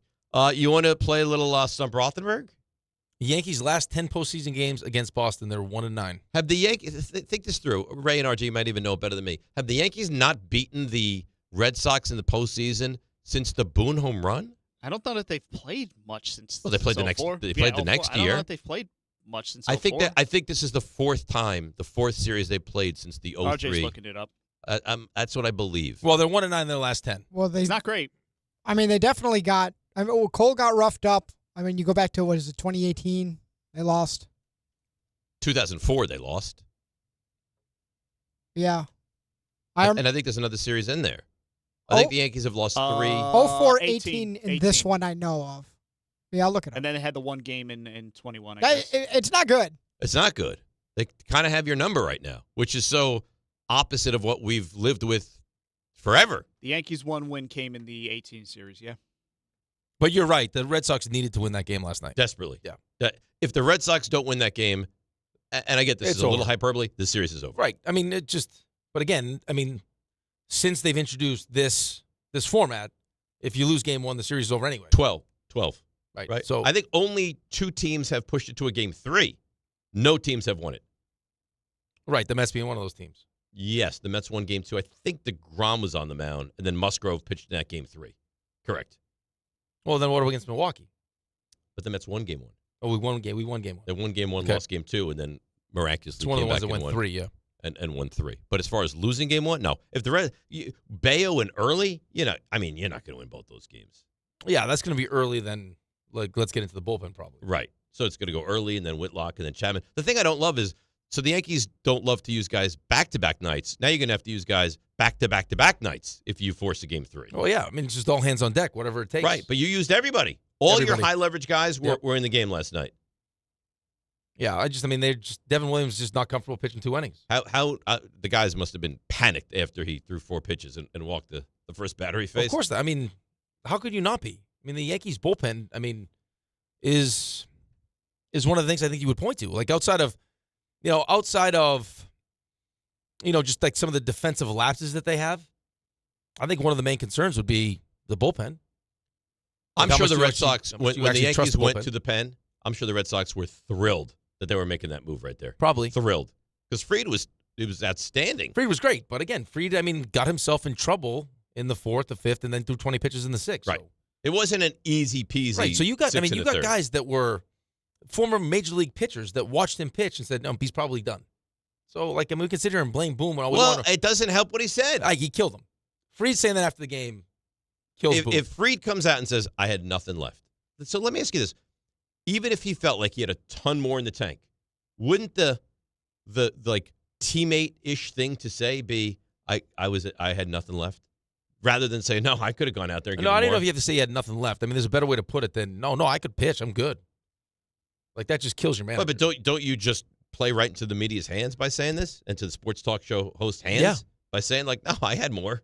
Right, but it's just you want to prove to people. I don't know why. I guess in that moment, it's just athletes are built that way. I guess. And then it's your job as the manager to decide whether or not he's telling you the truth or that's just who he is. Well, but why are you going to lie? What is the rationale behind lying? Well, maybe in his mind he thought he had more left. Yeah, maybe. And now I got to decide. See, that I would understand. He thinks he has more. Oh, Manager it's like doesn't when think you he watch has some more. of these, you watch some of these fighters. It's no, I can keep going, and you're like, no, you're done. You're done. You're done. Taking a beating right now. You're done. We can't keep going. Right. No, keep me in there. No, come on. All right. I think it's time. You all right? I'm ready. Okay. Raymond? He's confident. If I go 10 for 10, you have to reward me in some way. Like sexually? He's humble. Mike Trout is a pit bull on my ass. He's well informed. We'll continue to update you on the Mets and the Yankees, both having today off. He's Dave Rothenberg, and this. Oh, God almighty. Now I dropped my phone. Is Stump Rothenberg. The updating you on the Mets Yankees is just it's my favorite clip of all time. It's so you're lucky they got rid of the Masters prediction. Rick is? Yeah, Rick is. Yoda. He's got his master's prediction. Rick is. Rick is. So my friend was listening to that when it happened, and before you guys made a thing out of it, he texted me and goes, do you understand how good that was? I was like, what do you mean? He goes, that was wild. I was like, well, fortunately, it seems to have slipped through the cracks. But no. No, it didn't. Nothing slipped through the cracks. Nothing slips through the cracks. Nipple pants. All right. Let's start out, as we always do, and bring in the great Andy in Merrick. Good morning, Andy. How are you? Good morning, David. I'm great. Good morning, 39. So you're well aware that Raymond's Dallas Cowboys fought to a hard-luck tie on Sunday night. Today's question is, there is only one NFL team to have never had a tie. Parenthetically, they're the only team that's never played on Thanksgiving. Name that organization. Never played on Thanksgiving, so...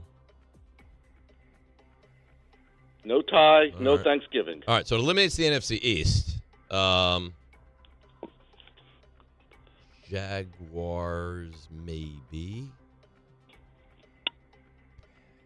It's Jaguars or Panthers. It's going to be a newer team. I like where your head's at. You do. Well, you like where my head's at. You know the answer? No, but I feel very good about what you're thinking. All right, then. So you like Jacksonville is what you're saying, without saying it. Because I think it's one of the expansion teams. Right. I so, do think so that. you don't know that it is one, but you would say of all the teams, you'd go with Jaguars or Panthers. And for some reason, I don't think Houston is that. Well, that Houston, team. I believe, has like played on Thanksgiving. Houston's played on Thanksgiving, and I think they've tied. Okay. All right, Andy. I like I'll play your game, and I'm going to say confidently, but not overconfidently, Jacksonville Jaguars. Duval. Nice job, David. There you go. All right. That's a good little start there. Rick is. Robert Saleh will mess you up. Duval. I wouldn't want to mess with him. Campbell, number one, I wouldn't want to go anywhere near him for fear of kneecaps and all that. I would go Campbell. But it's not even close. Vrabel's up there. Yeah. Vrabel's up there. Campbell because Vrabel or Saleh. Who scares you more? Because Campbell's already a big guy. Vrabel. And then he's unpredictable. No, Campbell's nuts. Is clearly number one. I'm pretty sure he drinks any guy who in his playing days literally drop kicked his own helmet. Yeah. I also think he drinks maybe 8 to 10 Starbucks. Starbucks. And do you remember Canty told us? He's like 4 extra shots. Canty, he's like, I was fearful of no one. I was a little Campbell. leery of Campbell. Totally believe it. I also think he's scared of Larry Allen too. Well, but Larry Allen is an all-pro. I think Larry Allen, when he's going going to block you, would do the choo-choo he's Larry right. Allen. He took real pride in just messing you up. Right. But Campbell is clearly number one, and then Saleh, Vrabel. I go Vrabel next. I think Vrabel said he would cut off his you're right. His manhood to win a Super Bowl. Really? Yes. Cut off the whole thing. Listen, all of it. We know Saleh wouldn't because, right. How do you go to the bathroom? He's too busy golfing. Do that. Not golfing. Saleh lost me. I'm not even has joking. A large family. This may I sound was trying to get at. This may sound petty. Saleh lost me when we did the interview with him, and he told me that his kid had to wake him up to go to work because his kid was more excited to come to the facility than he was. I remember that. You were very bothered. I was by like, that. You were turned off by that. Very bothered by that. John in Manhattan. John, you're on Stump Rothenberg. Hey, guys. Thanks for taking my call. Sure. It's a football question for you. Mm-hmm. Tom Brady's Patriots set a record with 11 consecutive playoff appearances. Which team has the record for consecutive playoff appearances with multiple starting quarterbacks? I don't think it's and a I'll Jets. clarify, there are no backup quarterbacks involved here. In each season... So it's a different starting quarterback? So you're looking for the team that's had... Did you throw a jet shot That's in there? had Maybe. a consecutive playoff streak with more than one quarterback. Was it a different quarterback each time? No, it can't be. No. No.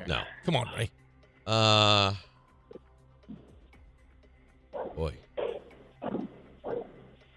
The Chiefs. It could be the Chiefs, like an Alex Smith, Mahomes. Could it be only two? Of course. I mean, so Would what it are they be at only now? two though? But what are they at now? Did they go? They went the year that Alex Smith was the quarterback, and then and then they've gone every year since. So I mean, that's what, like 8 years now. And he says 11. Well, Patriots was 11. Yeah. No, Brady was 11. and the Patriots. Right. So I'm saying, I mean, are there 10s in there? And what teams would that be with two separate quarterbacks? Like, how many teams are switching quarterbacks in the midst of a great playoff run? Yeah. I have a thought. You have and the Chiefs is not that thought. And the Chiefs is not. This is a dominant dynasty team. Changed quarterbacks at one point. Your team? No. Niners. Montana, Steve Young. That's good. Yeah, but it's still only It's only two guys. But it's only two guys. But how many years was it? It was. I mean, it's forever. I mean, they were the guys. So, but it's more than the 11. Is that what we're saying? No, not necessarily. Is it not 11 or is it more than the 11? It's not 11. It's less than 11. Still have that record. Yeah.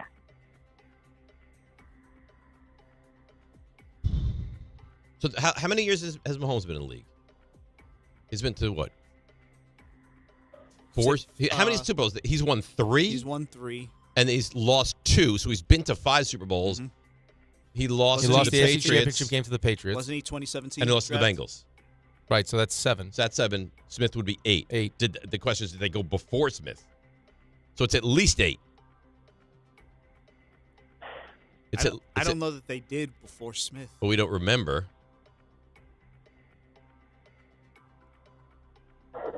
I mean, I'd say it's one of those two, and I don't know the answer. I don't know. I go with your gut, like whatever you think you're like. Yeah, but then it's gonna be if I go with Kansas City, then it's gonna be the Niners. If you feel like it's only 2, you got a 50% chance of being right. But it's multiple quarterbacks too. So I'm sure the Cowboys win a ton of years in a row, but it's probably just the one quarterback. Yeah, but I don't think the Cowboys went nearly as long as the Niners did. So you feel strongly with the Niners? I mean, as strong as... I'm going Chiefs. I'm going Chiefs. That's your final answer. Oh, no. Oh, no. Actually. Final answer. Final answer is your answer is correct. Yes. Yeah. See, Ray's trying to take me away from the right answer. Good job. So was it always Smith? I don't know.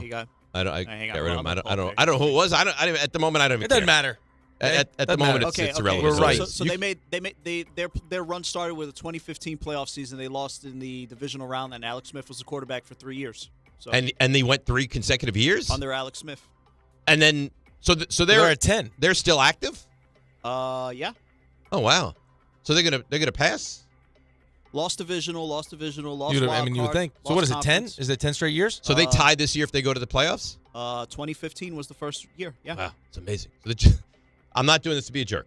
The Jets haven't been to the playoffs since 2011, and the Chiefs are looking for their 11th consecutive playoff appearance. Patty in Schenectady. Patty, you're on Stump Rothenberg. Good morning, guys. Good morning. I have a football question for you today. Sure. So, Tom Brady has the most wins versus his divisional opponents. Mm-hmm. What I'm looking for is the only quarterback to have a 66% win percentage or higher against all his divisional opponents. This is not somebody who only played 4 games. They played more than 27 games against each of these opponents. I mean, who are the teams that are just traditionally great? It was. I mean, you go back to the Niners. Like, you think Joe Montana had a higher than 66% winning percentage? Think of what they did. They were 15-1 one year. What is the question? What is the question here? Quarterback had a 66% or higher winning percentage against his division. Is that right, Patty? Am I understanding it correctly? Yeah, just to throw this name out, Aaron Rodgers had a 65% win percentage against all 3 opponents. Well, Mahomes' so winning percentage against this division has to be crazy. Yep. It does. What about Peyton? Could be. I mean, that's what it's going to be. It's going to be an all-time great quarterback. So who are the greatest quarterback in a division that's not great? Right. So Peyton is a good one. Mahomes is good. Montana, I think, is good too. I mean, how many games has he lost in his division, though? I'm trying to think. I mean, they got last year. They were probably undefeated in division, right? They lost 2 games last year. 2 games. One that they really lost one because they weren't trying to win the last one. What did they lose that game to? That last game was that? Not that it matters. We don't need to go over that minutia. Yeah, probably it. Ray, you have any thoughts? Keep in mind, you're looking for somebody that played more than 27 games against these opponents, and Peyton did switch teams at one point in his career. Yeah, but he was great when he was in the AFC also, in the AFC West, right? I mean, when he went to the Broncos, they were great also. So is it? Are we only taking the one division into account here? Because Montana switched divisions as well. He went to the AFC West.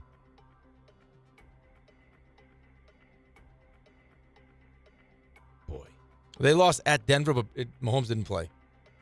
So does that not count then, Patty? All right, you know what? The question is, has he played 27 games against his division? Well, how many years has he been in the league?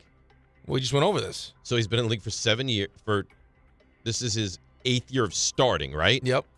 His 8th year of starting.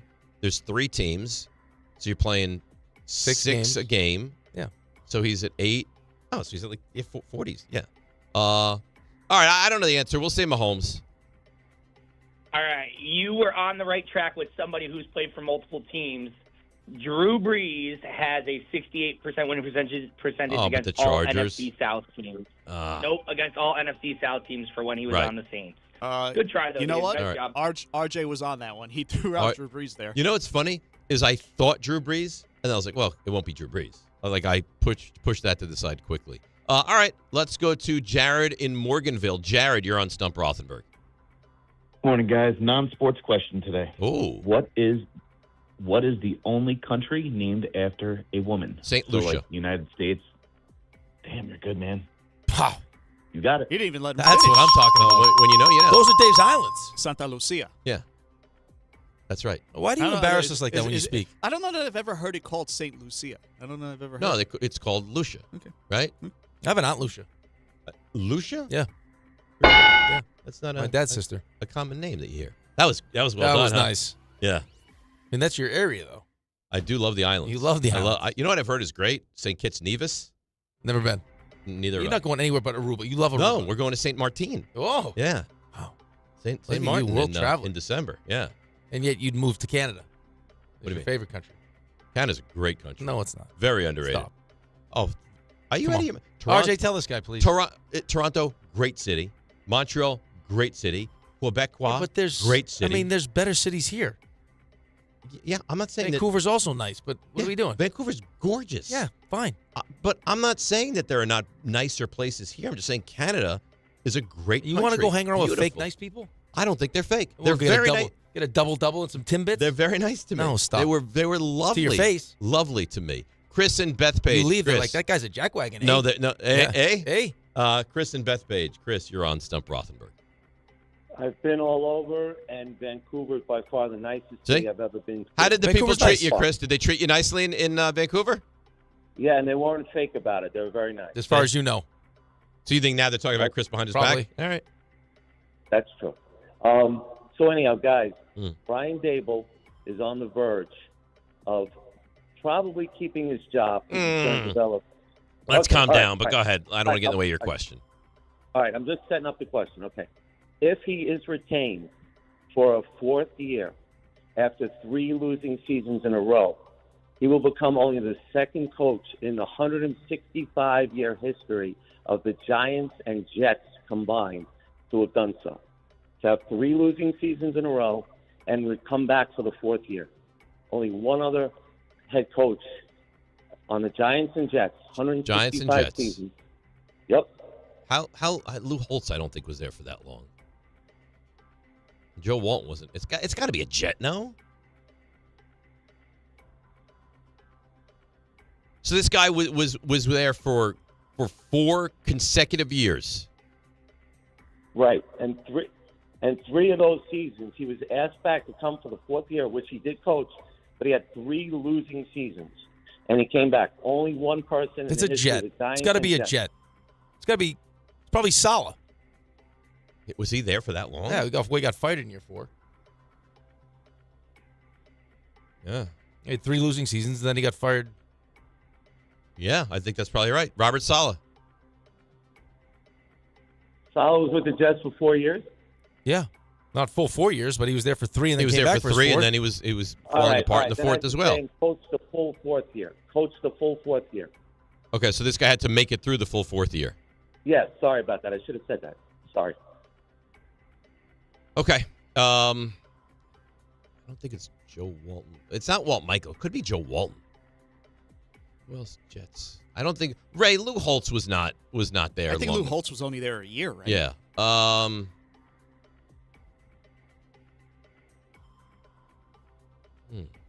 Said, no, this is not for me. Right. What? He walked away. Yeah. So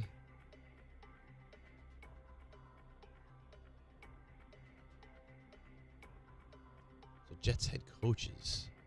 I mean, Eubank. No. Go through their coaches. Could it be? It could be Joe Walton. He was bad. But Kotite wasn't there long enough.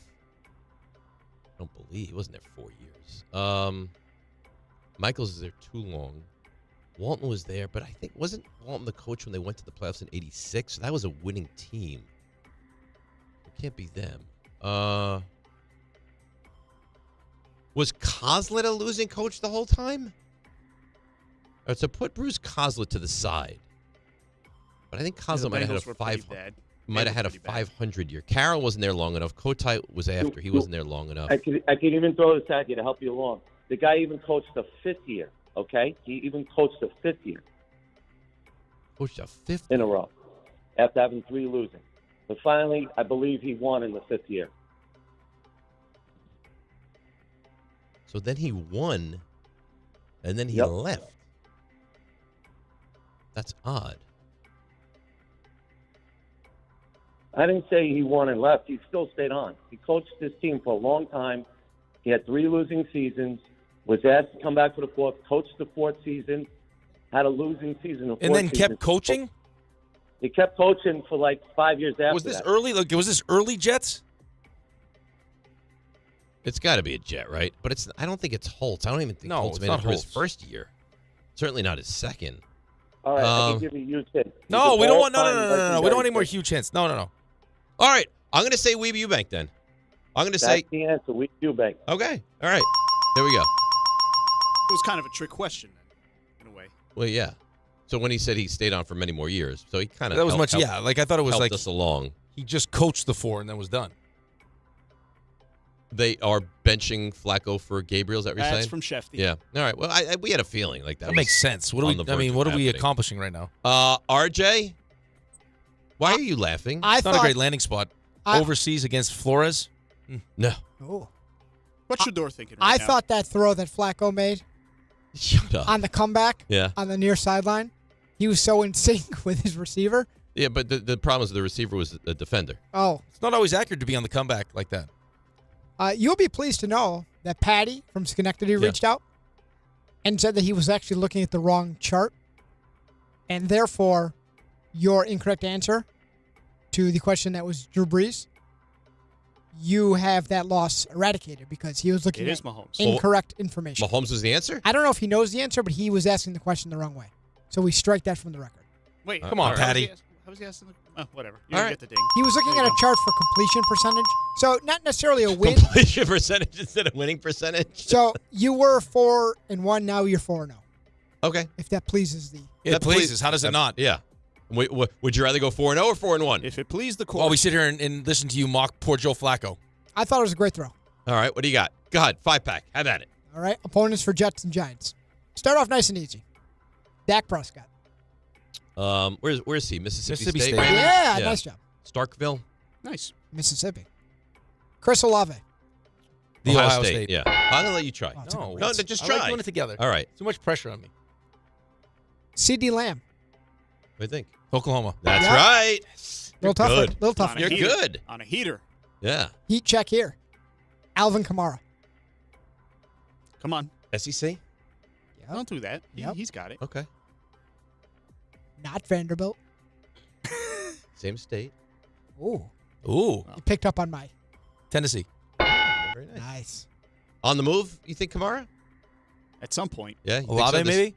Yeah, maybe. Well, Finally. you got to see if Tyler Shuck can play, don't you? I mean, he's not getting any younger. I feel like he can. I think they should start him this week. Yeah, it's time. I would like to see. It's that time. happen. Yeah. It would be nice to get a win before your whole Eagles-Broncos-Eagles situation. Another win. We already have a win. Yeah, I mean, another win. 2 and 3. I wouldn't know what to do. The wind's just going to pile up. I'm telling you this right here. Just do a couch cast while we watch it. No. Shut your mouth. Uh-oh. Wow. Giants beat the Saints. Naked. And then beat the Eagles. Giants beat the Eagles. Nudity. You guys will choose where we go for brunch. Dark. And we're going wherever you want. Dark. Jackson, dark. I think in honor of the win in New Orleans, I can't believe you're not taking the Giants in this game. Well, why do you take the Giants? If We you're so bring bullish? in beads, and we throw you beads, and you get naked. Oh, no. And you think that'd like, be good for the show? Like Great we go Mardi Gras. Like we go over to the windows here, Yes. and then you go down on the Fat street. Tuesday? Yeah, we'll throw them to you. And we throw them to you. Yeah. And you have to catch them. You have a fifth? And God forbid you start exposing bosom, John, Forget it. He can't won't function. That's right. Just pop up out of nowhere. I'd like the sewer cover. He'd be like, guys. he'd be like Mr. Deeds. Yeah. Very sneaky. I love bosom. Very sneaky. We've said too much. So I like feet. I do not know why. finally, George Pickens. It's funny that you would say this. Oh. It's Georgia. Wow. But it's funny you'd say this. The other day, Alex is going, where'd George Pickens go to college? I'm like, George Pickens went to? I have no idea. And you blanked. He was a stud at Georgia. Yeah, he was. And I was like, wait, Ohio State? We spent 5 minutes, and I was going through, and finally I was like, oh, Georgia. So you just did it. So I just had done it, and then I did it again.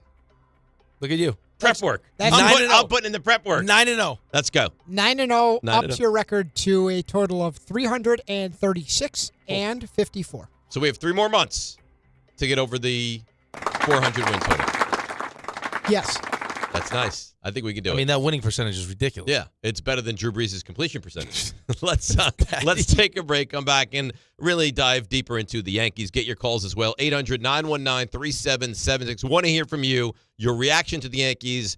And I'm being sincere, I'll tell you something which is going to buoy Yankee fans Interesting. next. Yes. Did you have something you wanted to get to? I was thinking about this because I was saying we should take the Giants. Right. We should both take the Giants. Uh-huh. Solidarity for your team. Get another win, a second win in the season. What better way to do that than with FanDuel, right? So they want to get you ready for kickoff with an offer that you're not going to want to miss. New customers, you bet just $5 and get $300 in bonus bets if you win. That's right. You pick a bet $5. That's all it's going to cost, Dave, $5. If it wins, you'll unlock $300 in bonus bets to use all across the app. You can build John's favorite, which are parlays, bet player props, ride the live lines, whatever your style, FanDuel has you covered. The NFL season is finally here. The only question is, are you ready to play? Visit FanDuel.com/Rick to download the FanDuel app today and get started. Must be 21 and older and physically present in New York. First online real money wager only. $5 first deposit required. Bonus issues non-withdrawable bonus bets that expire 7 days after receipt. Restrictions do apply. See terms at sportsbook.fanduel.com. For help with a gambling problem, call 1-877-8-HOPE-NY or text HOPE-NY at 467-369. All right. So we'll come back. I'll tell you what I'm thinking about the Yankees. And, right in the nose. You hit me right in the nose. That's a sensitive area for me. Beautiful new nose. It's DNR with you right here on ESPN New York. All right, let's see what's happening. Hold on a moment, please, John. On the She road. goes bursting in. Here is the great Debbie Duham.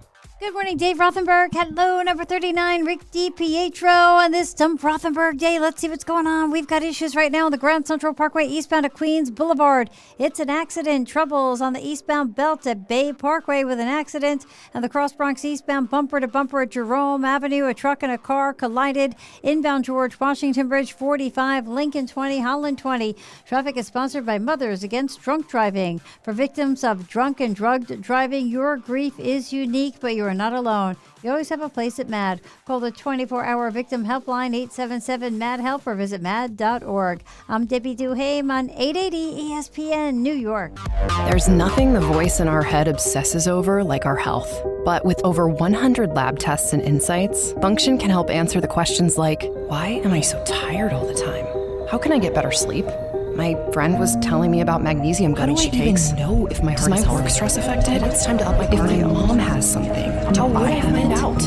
It's time to get some blood work done. A Function membership gives you a comprehensive health check with results tracked over time. Find out what you're made of at functionhealth.com. Every aspect of your business will operate better and faster with artificial intelligence. AI is a race, and companies that act first will win. Thrive Managed AI is your advantage over all your competitors. Thrive partners with you on a smart, secure AI strategy for your business. Then they deploy and manage it for you. Be first and win the race with Thrive Managed AI. Start with a complimentary strategy consultation at thrivenextgen.com/ESPN. That's thrivenextgen.com/ESPN.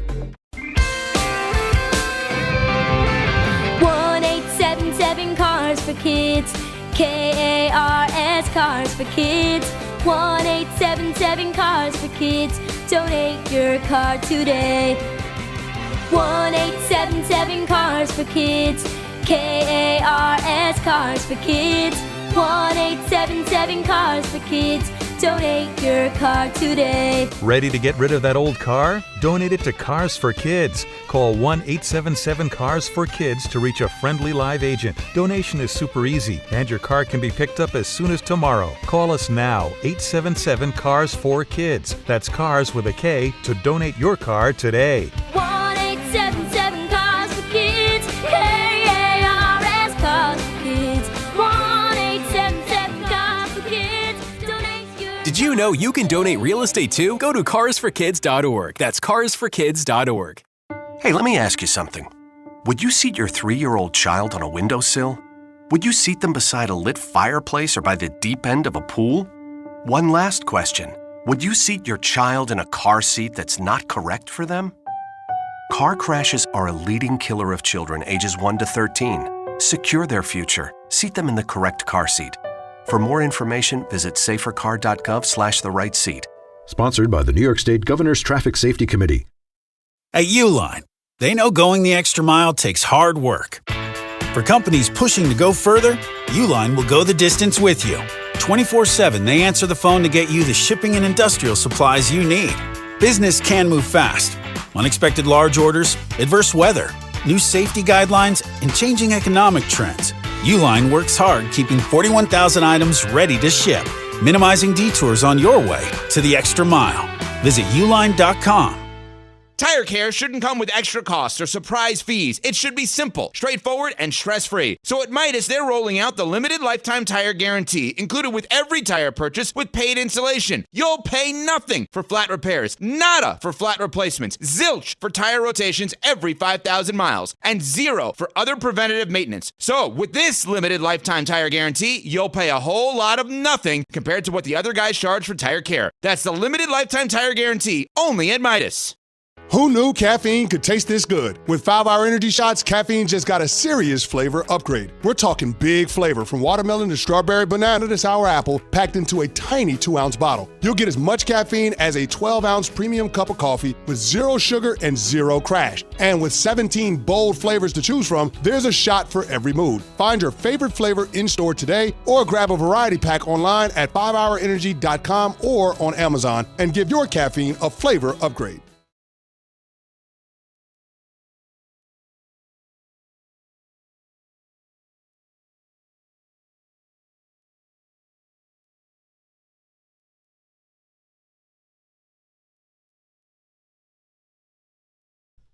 All right, DNR with you, ESPN New York. So how about this? All right, now it's all out there. Rick has vanished. I know Rick can do whatever he wants. He's never in trouble. That's fine. John walks in and goes, I got to tell you, Monday show you sucked. I was like, really? So that's good. That's good. And you know what? It makes you feel really good about things when you're in the midst of a show and you're told by your boss and one of your better friends at the station, you were bad on Monday. And I said, I was bad or the show was bad? And his response is, no, Rick, because Rick can do no wrong. You were bad. Great. That's terrific. I've never felt more wanted than I do right now. But I'm not the Yankees because the Yankees are trailing 1-0 in this best of 3. Now, Rick is off. God knows he's probably making new friends and sales or marketing, and he'll walk back in like, oh, Rick, it's fine. If he walks back in at the next commercial break, he'll be treated as if, oh, you didn't miss a segment. He'll be like, great, you're right on time. Hop back in there. It's unbelievable. It's unbelievable, the differentiation between the way I'm treated and he's treated. But it's fine. I get it. He's beautiful. He's got muscles. He's got money. People cater to him. I understand. He's out there probably harassing whoever. Wonderful. Just continue that along. All right. So the Yankees, I firmly believe this to be true. I really do. I'm not saying it to be performative. I'm not saying it to raise eyebrows, to get people upset. None of it. I believe the Yankees will win this series. I do. I really do. Because Rodon has pitched well. I think the Yankees win tonight.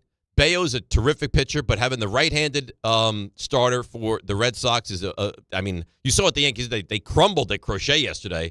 They almost gave up on the game before the game even got going. Right? They didn't want any part of Crochet. They're going to bench there. Ben Rice not going to play. Chisholm not going to play. Those guys are not involved in the game. Yankees win tonight, and then what? You tell me that Early is going to shut them down? I guess he could, but I like the Yankees to still win this series. I think they will be the first team. Hey, look who it is. Welcome back into the show. What a treat. I'll probably get blamed. Hey, you can't allow Rick to wander the hallways for such an extended amount of time. If you were better on Monday. Right? Yeah. If you were better on Monday. Right. Apparently, I sucked on Monday. You could do whatever you want. Apparently, I sucked on Monday, and nobody. You know what? I didn't think you were that bad. You did not. I didn't think you were that bad. RJ and John did. Right. Which is all that matters. No. You matter. Well, no, but So the show ends Monday, and your thought was not, oh, my God, he was terrible. No, I didn't think that you were terrible necessarily. I didn't think it was a typical, like. Well, I also would ask this question. Great show. Why, if I was so bad and having such a rough show during the show, now I don't blame you because you didn't think I was that bad. No. But why, if I'm awful and should be cut in the 53-man roster, why would somebody not say, hey, you don't sound great today. Why don't you pick it up a little bit? Well, for this reason right now. Why? Because you just snap. And then you get backed into a corner and you start attacking. Like yesterday, I was like, RJ wants to tell you that you stink. And you're like, you know what? I just got 50 emails that say you stink. We're trying to avoid that. Well, you know what? We don't want you to turn your back like Jazz and just start like. But you know what that would do? That would motivate me. But it's not it motivating would empower me. Then I would start getting very excited like I am right now. It's inciting you. Do you know what to hear from your boss, you are not very good? I guess when you snapped on him? Yeah, of course. I was discussing the conduit camp. Please stop it, That's conduit what I was camp. doing. Please stop it. They're having one. So I'm just telling you, I don't think this is a good idea at all. You know what would be great? If you wore it on your head. The camera? Yeah, the camera that would be a good idea. on your head, and every time you turned and did whatever, it followed you. Conduit helmet? Come on. That's a good idea. There it is. We didn't have budget for microphones yeah, or but soda. How good would a conduit helmet be? No, it'd be like I have to go get my own helmet. If you could view life through Rick, how great would that be? It would be great, but I would have to go purchase it myself. Yeah, so you got a lot of money. No, it would be that trash can helmet that Raymond saved from the other studio. He took it right out of the trash with my phone taped to it. So I don't know. I know you were out discussing the conduit cam and all that stuff. If you heard what I said, I believe the Yankees still win the series. I think they are the first team to come back from down 1-0. Because listen, I think Rodon pitches well tonight. Mm-hmm. They get their actual offensive players in the game tonight, and then if you win tonight, Game 3, you'll love the Yankees' chances. Yeah, I would say that you're probably right. I just think it was more important for the Red Sox to win that first game, just because of how the pitching was going to line up. The fact that Giolito's not available to pitch in Game 3. I totally agree with you. It's just, I think what frustrates me, and I'm not a Yankees fan, and I think should frustrate Yankees fans, is that you go into this series where, let's face it, a 3-game series is kind of the definition of the whole crapshoot thing, right? Especially when you got Crochet in the mound, like it's how good he is. Right. And as well as Max Fried pitched, you end up losing that game. But you couldn't, because Crochet was pitching, you don't have your best lineup available to you because of the matchups and analytics and everything. Because Ben Rice is red hot. At a certain point, you just go to yourself, hey, the way Ben Rice is swinging the baseball bat right now, does it matter? Do we overlook the fact that it's a tough lefty? Don't we want to have, Jazz has been I'm sure if you're boss, you're like, so wait a second. They're going to go Caballero and Rosario, right? But and we're going to not play their better hitters. And the other thing with Caballero is, he's not a great offensive player, so you can say you like the matchup because it's right versus left. But even matchup wise, the numbers still aren't great. And also I'm losing the benefit of him being a weapon to steal bases off the bench. It's just at a certain point, it's these are my guys. Right. That would be the one I understood.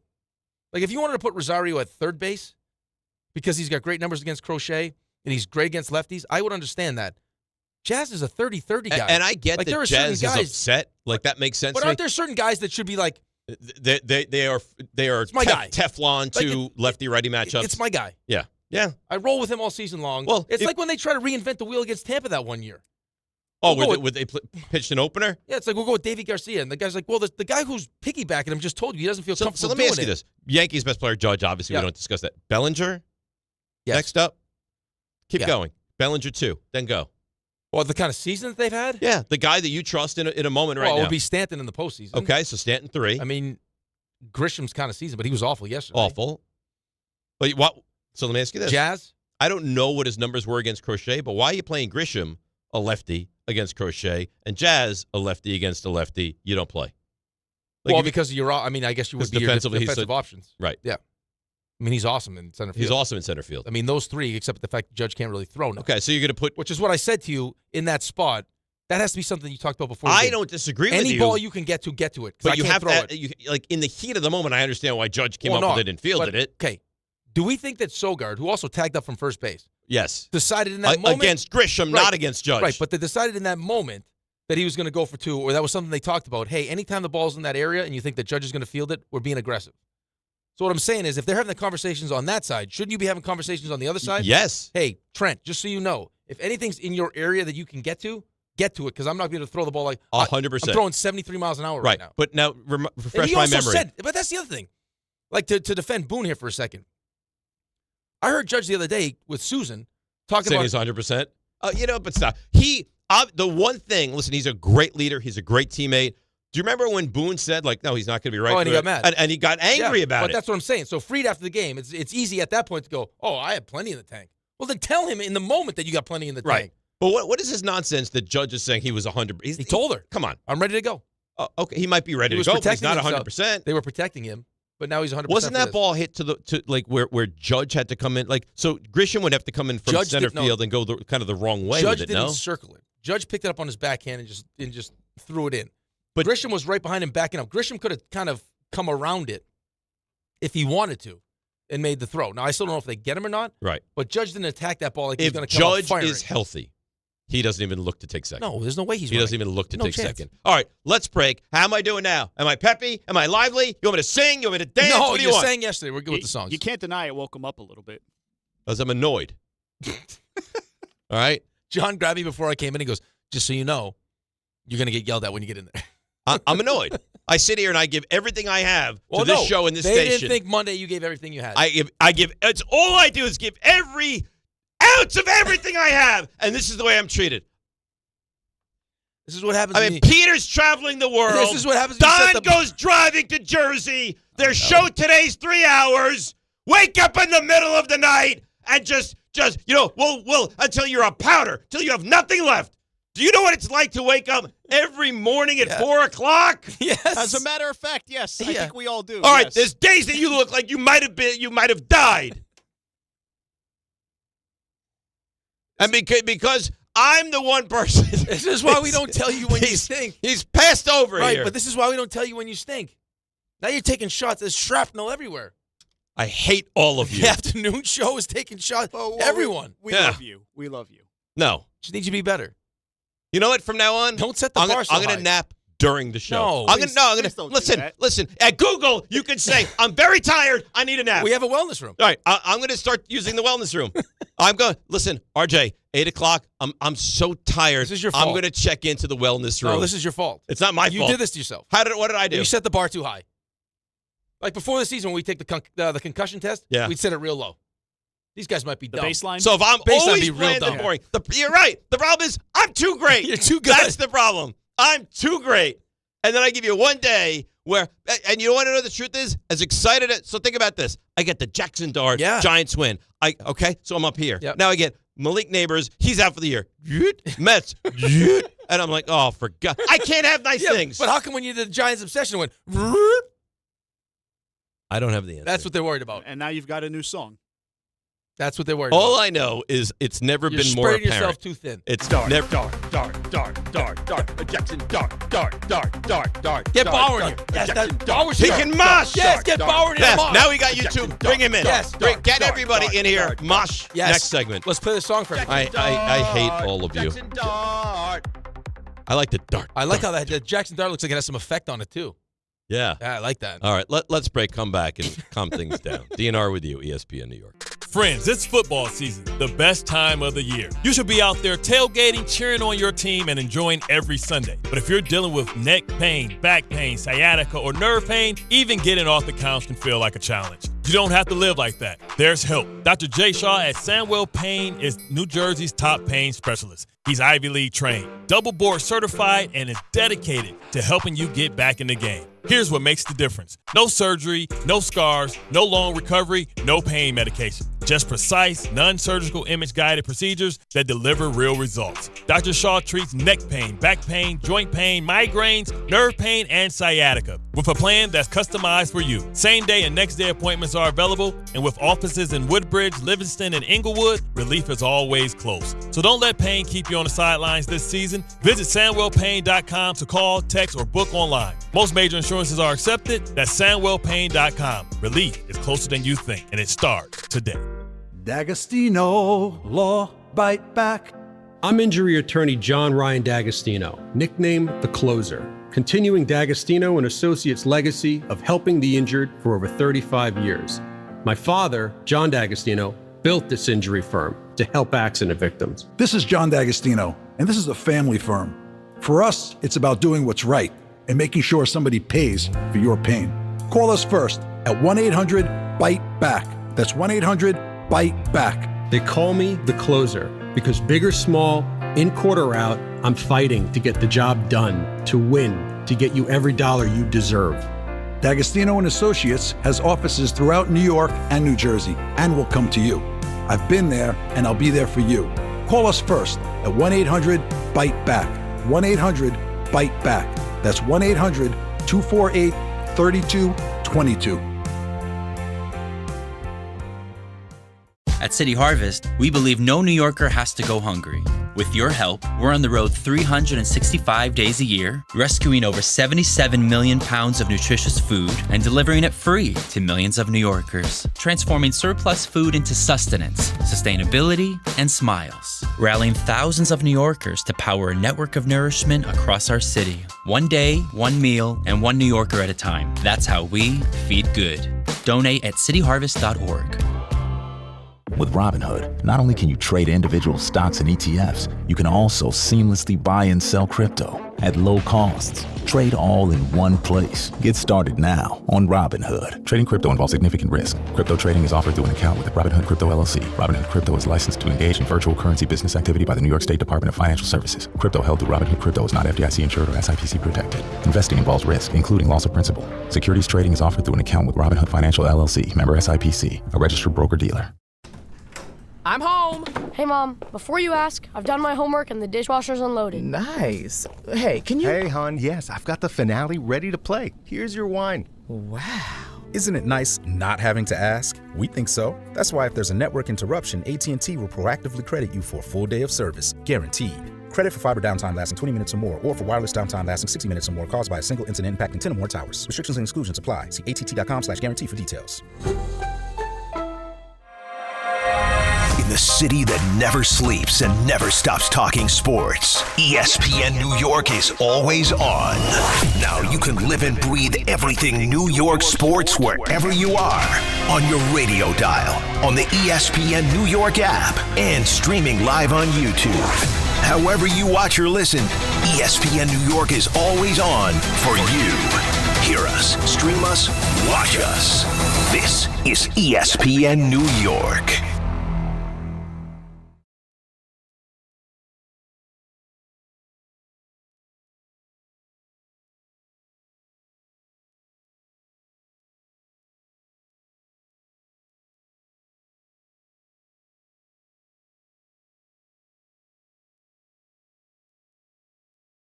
All right, DNO with you, ESPN New York. I want to hear from Jazz Chisholm because I get it. It wasn't what he wanted. Yeah. And he should be upset.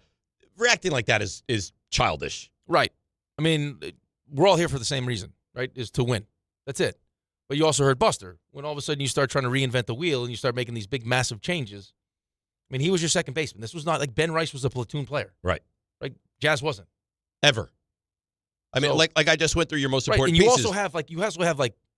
You also have numbers. Like, we're all into numbers, right? Now, analytics, numbers, and everything else that tell you that when he doesn't play, like if he doesn't start the game, like he's not good. So the hope that all of a sudden now we're going to throw him in and he'll face Whitlock because it's a righty.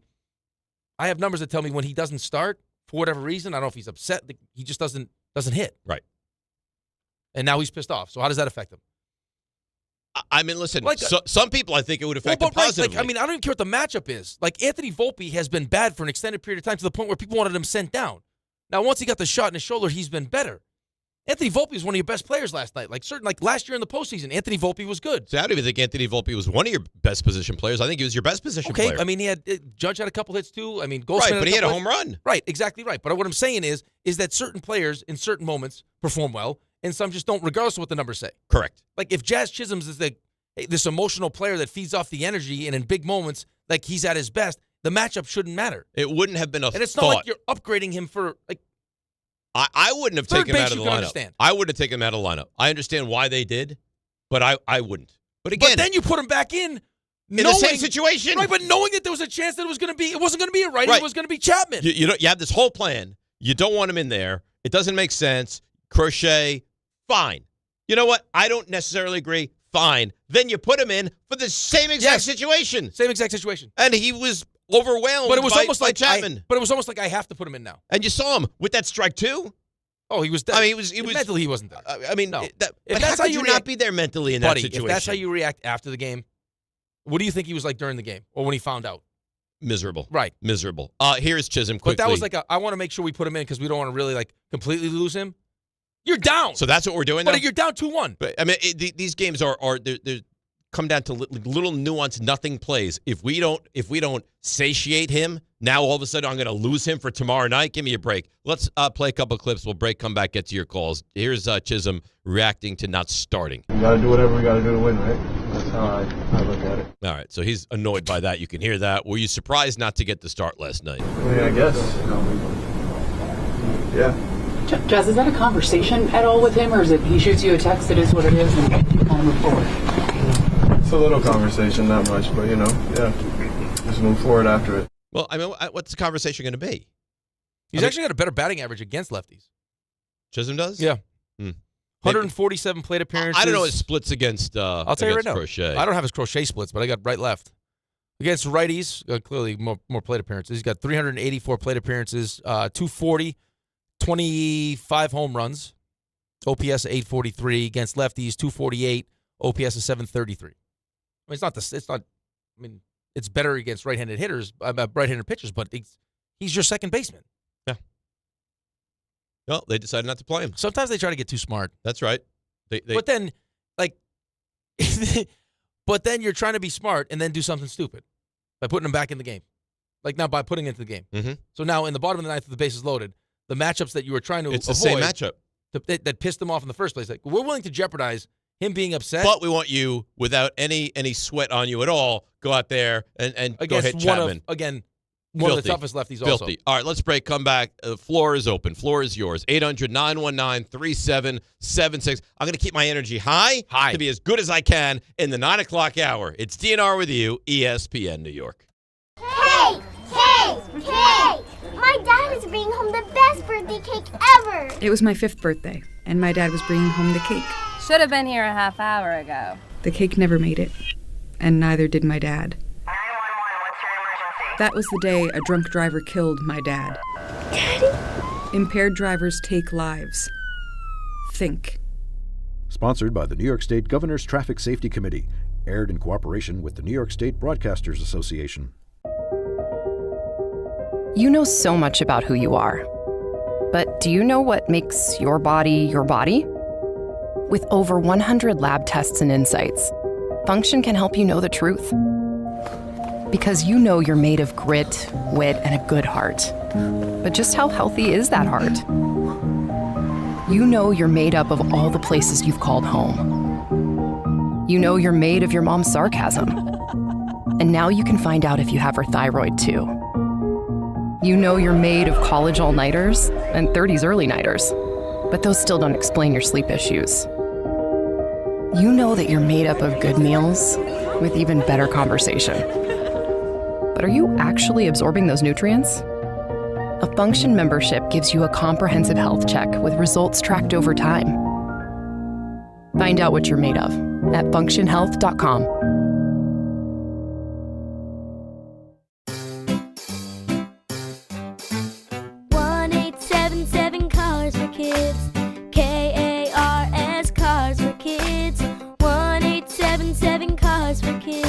Donate your car today.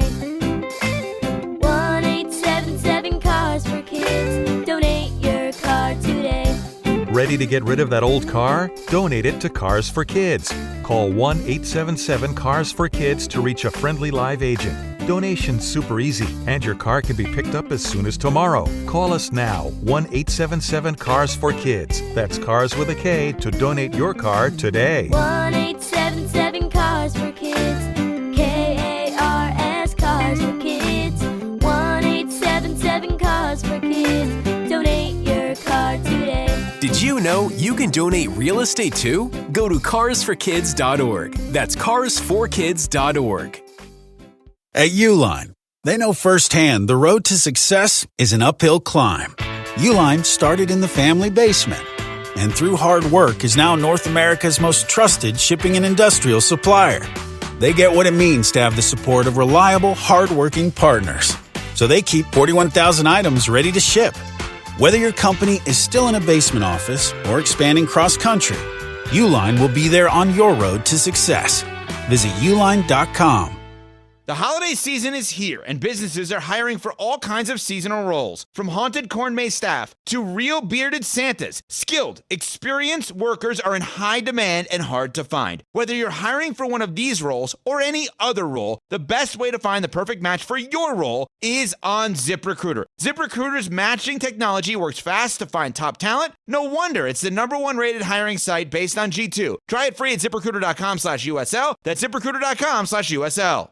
The post-career day press conference, brought to you by Progressive. Anthony, can you tell us what happened during career day? I'm a biomedical researcher. The kids just weren't impressed. How did you feel when your son called in the backup? Embarrassed, and I knew it would be a fireman. It's always a fireman. It's cliche, but a crowd favorite. He had an axe and everything. I can't compete with that. And will the fireman be helping your son with his science fair project? Hope not. I'm literally a scientist. Like it or not, sometimes you need a backup. That's why there's Progressive to protect your home and auto. Progressive Casualty Insurance Company affiliates and other insurers. Not available in all states or situations. 880 ESPN, WHSQ, and WCBS-FM HD2, New York. A Good Karma Brands radio station. This is DiPietro and Rothenberg. John grabbed me before I came in and goes, just so you know, you're going to get yelled at when you get in. I'm annoyed. I sit here and I give everything I have. All I do is give every ounce of everything I have. And this is the way I'm treated. This is what happens. I mean, Peter's traveling the world. This is what happens. Don goes driving to Jersey. Their show today's 3 hours. Wake up in the middle of the night until you're a powder, until you have nothing left. There's days that you look like you might have died. This is DiPietro and Rothenberg. The problem is, I'm too great. You're too good. That's the problem. I'm too great. On ESPN New York. And streaming live on YouTube.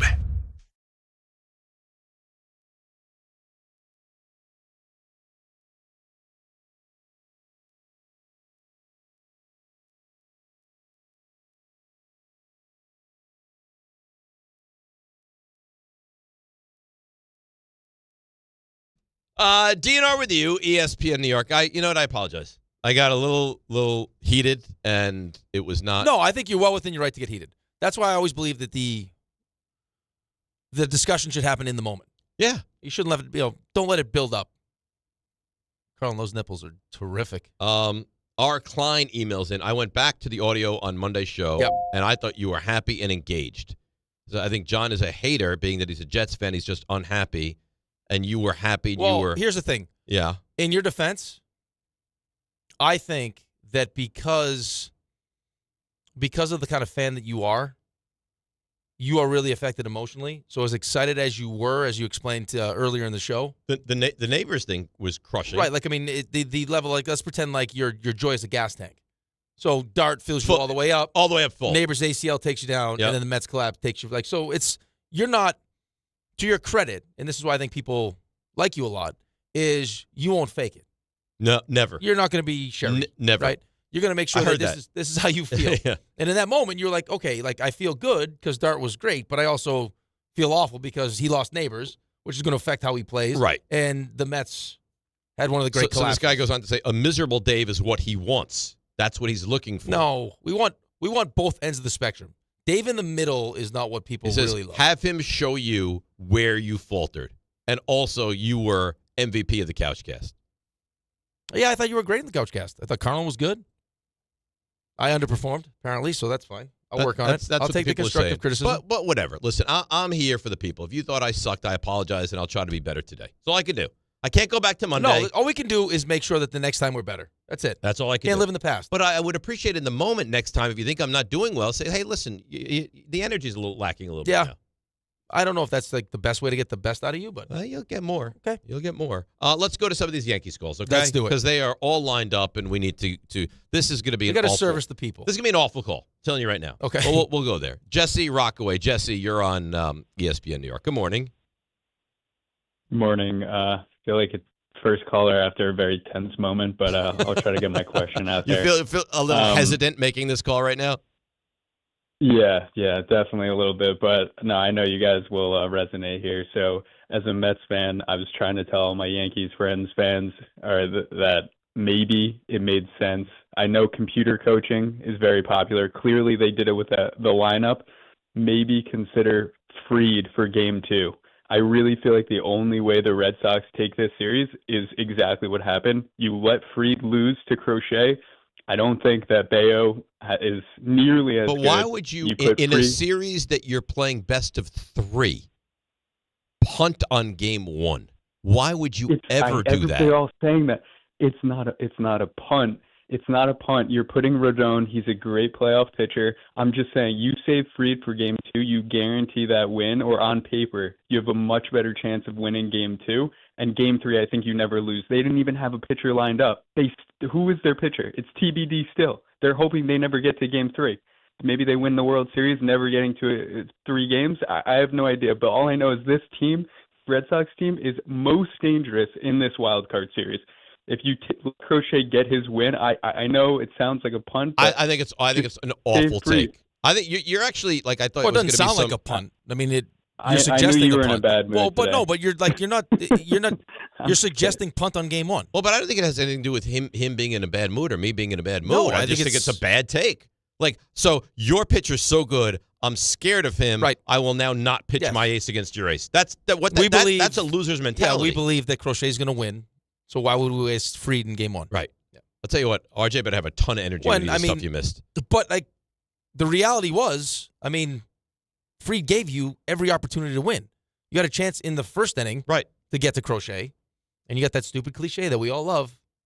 Got to get to a good pitcher early before he settles down, and that's exactly what he did. He settled in, and he retired 17 in a row, and then you gave him the luxury of a 6-pitch inning. So we got to see him again in the 8th now. Yes, you sure did. That whole thing changes. If you make him work in the 7th. No, he can't. He doesn't have the gas tank to come out for their 8th inning. So, I mean, the guy gave you a special start, man. It was an amazing 117 start. pitches. He told Cora before the game, hey, so we're on the same page here. I'm giving the ball to Chapman. That's it. And he did. Like, because I think that Buster's 100% right. I think the conversations, like, you had your source yesterday, so I'm sure Boston was hearing the same thing. They're going to set their lineup with all their righties. So the best thing for us is if we can find a way to go from Crochet right to Chapman. We never throw a righty. We're in great shape. Right. You never get to see. And you got them all twisted because now all of a sudden Jazz is back in there. Jazz been right. And look at Jazz now. Jazz is having a nervous breakdown. Right, but then, like, I would love to know what the thought process was, though. There had to be feelings involved. Like, we told him we'd get him, like, when we explained this to him and told him, like, the reasons as to why we're doing it, like, he would be in at some point. And now they had him in such a, they had Boone in such a blender. It's like, well, does this really make sense to put him in now? We're down 2-1. We're doing this for defense? Well, they had to get him in that lineup. If he gets up, he's going to get up against the lefty, which is why we made this decision in the first place. Yeah, they had to get him in that lineup. But why? Like, you're trying to be smart, and then you do something dumb. Really dumb.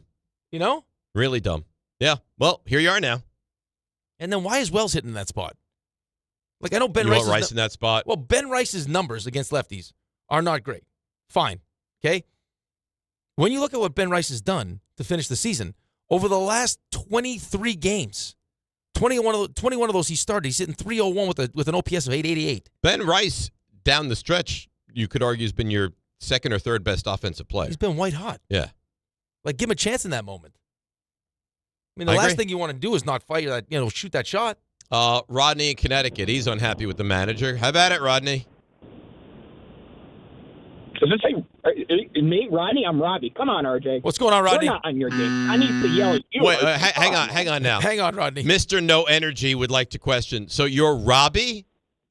Yeah. Oh, What the no hell's respect. Rodney? Ain't me. yeah. How about that? Here's what he's going to. Well, Come on, I RJ. repeated back, Rodney. You confirmed you were Rodney, and thus I went with Rodney. He's going to say Well, I had he's to confirm because he's the of line no changes, blame. It sounds changes.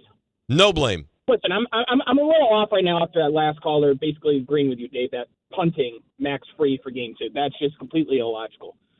Kind of like what Aaron Boone is. Illogical. You know, if you pick one of the two between McMahon and Jazz to sit out, obviously you're going to pick McMahon. You would have Caballero available on the base paths. You have Jazz for 4 at-bats. I'll take the 30 for 30 guy every day of the week. I had no problem with him pulling Fried out that time. You could tell that his stuff was a little bit off. He was getting a little bit inconsistent around the 85 pitch mark. Paul Goldschmidt did his thing. No complaints there. But the complaints I have, Jazz not playing is completely illogical. I have no problem with the way that he handled the media. Seriously, I'd be pissed if I was him too. And then the ninth You inning. can't act like a child, man. Come on. He acts like a There's little one thing leaguer. to be Ninth inning, hold upset. on. There's another way to turn your Hold on. back and pretend like you're messing around with your hangers. Come on. Rick, I'm sure you probably had media conferences the same way in your day, man. Right, but I mean, in the ninth I inning- also understand that we're all trying to do the same thing here. I may not like the decision, but I also got to support my guys. Well, I'm sure he was supporting them. Jazz is a supportive guy off camera. He looked really supportive. We just played the sound. Rodney, we just played the sound. Did he sound supportive to you? One last thing. Yeah. Why did they not? Number one, either pinch hit Austin Wells with Ben Rice, or Good question. when Goldschmidt was on base, put Dominguez in. And then if I can't. Yeah, that run didn't matter. The run was irrelevant. You're down 3-1. The Red Sox could have said, "Hey, if it was 2-1, they're going to pinch run for Goldschmidt." Hey, yes. Goldschmidt, score. Go ahead. Take home first." I mean, you would never do that. You would never do that. Why would you waste Dominguez in a situation where it's irrelevant? That run is irrelevant. No, that's why that Bednar run was a huge Why do you run. think they didn't tag him up? Well, because because the run didn't matter. Well, and Abreu's got a good arm too. Yeah, right. But I mean, we're so focused on the Fried part of this thing. I mean, can we please take a step back and recognize that you put one of your trusted relievers in an ideal spot with no one on, going up against 8 and 9. And Weaver didn't get the job done. And on top of that, you put your closer in the ninth. And he didn't get the job done either. Because God forbid Devin Williams can pitch 2 innings. But they won't do that. And he gives up the third one, which ends up being the biggest run. So now you've Because pitched. you're probably, I would say I'm guaranteed you're tying that game up. If it's 2-2, if it's a 2-1 game, you're tying it up.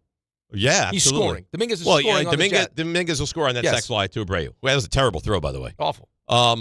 So you pitched Weaver. Yep. You pitched Williams. You pitched Bednar. Yep. You pitched Hill. Yep. Great.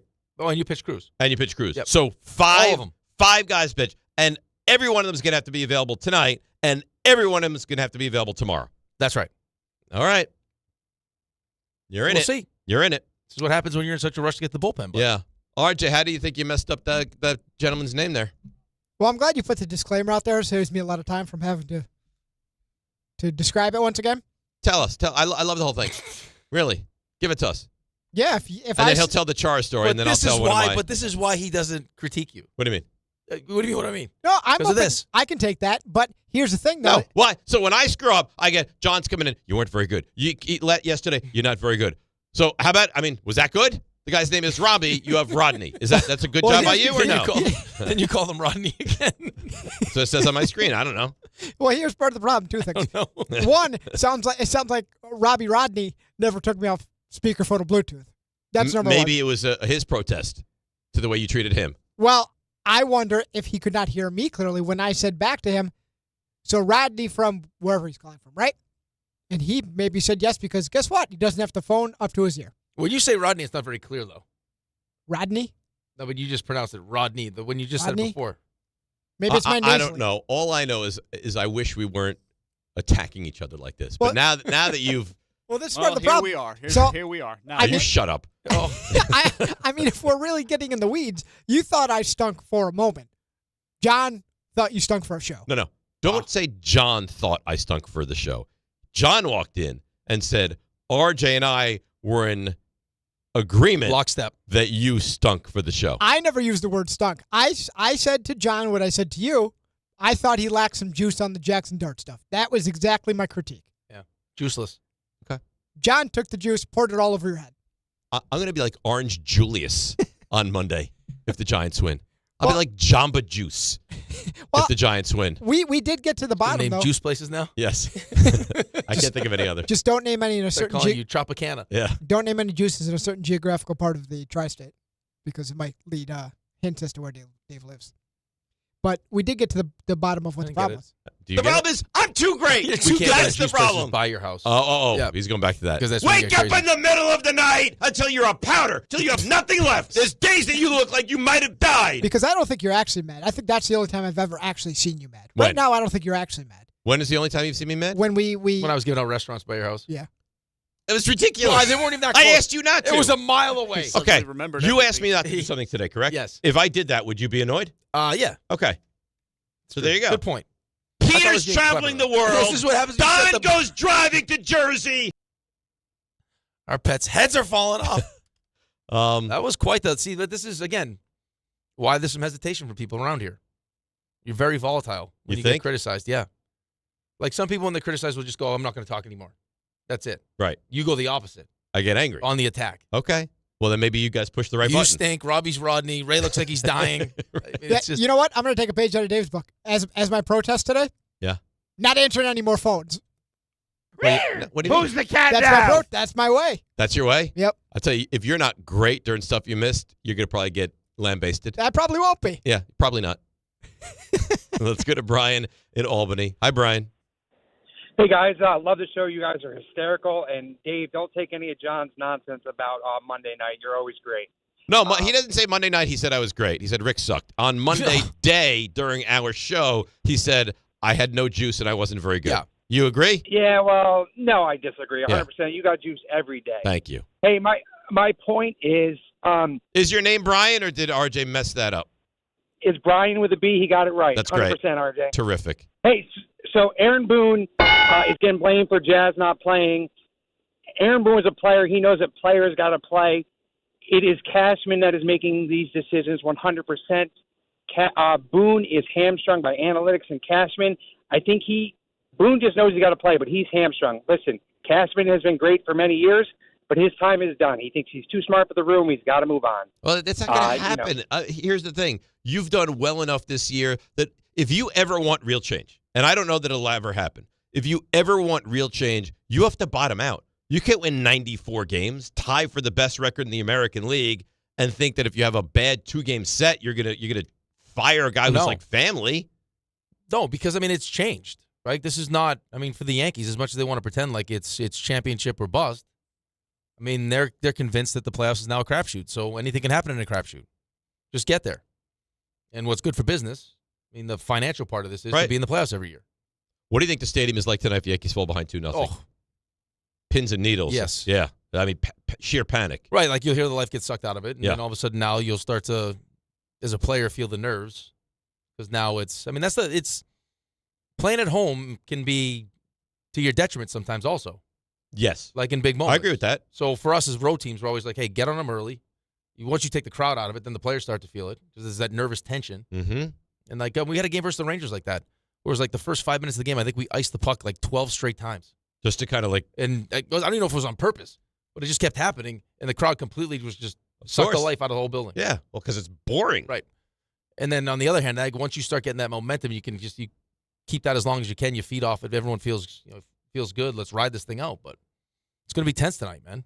And it should be. I mean, you get down early. What they need is like a 4 spot. Well, especially because Yankees fans don't fully trust Rodon. As good as he's been, Yankees fans don't fully trust him. Ray, you don't feel good. I don't want to put words in your mouth. You don't feel good about Rodon tonight, right? How could anybody? Because he's been good. He's had a great season. He's had a good season, but I just feel like we're always this one bad inning from things going totally wrong with him. He has not handled. I think he's done a better job this year, but I get what you're saying. He has been better this year. Like adversity hits. But am I? I don't think I'm wrong. You're not wrong. But it just feels like there is this constant gray cloud over every time he makes a big start. Like, at what point is the other shoe going to drop? Yeah, that's basically how I felt the last 2 to 3 years. So yeah, I hope I'm wrong. I hope you'll be in attendance there. I'll be there tonight. Yeah, hope it'll go better. You're nervous. Of course I am. Of course you are. How could anyone not be nervous after what we just saw? Again, Like, we've been seeing the same story for 15 years. Oh, my God. If the Yankees lose tonight, they're going to get crushed tomorrow. At least Aaron Judge was good. He was good. That's a positive. He had a good night, yes. But you expect again, that Stanton will be good here at some point. But again, like this thing, like where not a lot of leash though. I mean, he better be good now. Oh, right. If they're not hitting home runs, they're not hurting anybody. Like the one run they got is a Volpe but you home are run. going against one of the best pitchers in baseball, yes, who, by the way, is a lefty, which and I respect that. Yeah, doesn't allow you to put your best lineup out there, which is part of a problem. I mean, which is part of a bigger problem. Which again has been here for 15 years. Because they're stuck in doing things the way they want to do them. They're completely rigid, and this is the analytics say this is the best way to Correct. win. Well, it hasn't worked out that way. Not once in the last 15 years. RJ, Hi. how you doing? I'm good. I'm going to be the bigger guy here. At a certain point, you got to play your guys. Of course. You got to play your guys. Of course. Well, third base, I understand. No, third base, I completely understand. But now you went with because Rosario is, I guess, not as good at third base as Caballero. Then we'll put Rosario at second, which now takes Jazz out of the lineup.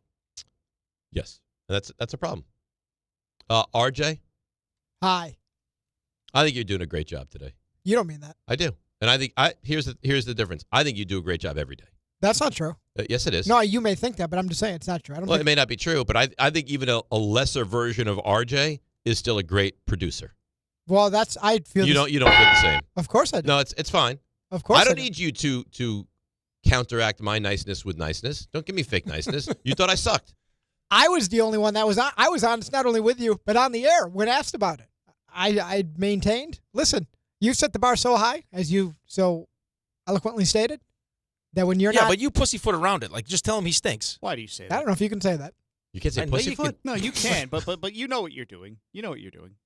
That's the proper word used in the proper context. 100%. I mean, there's no better word than that. Could have said tiptoed, maybe. Tiptoed. Tiptoed's nice. But I did not think he was terrible. What do you say, vagina foot? And there we go. And there we are. What? Right. But I stink. Well, we are now out of dump. Yeah, so there's no more delay. So now, right. Now we're free. Go ahead. Free to be unemployed. No net. Let's go. I did not think you were terrible. I never used that word. Never used stunk.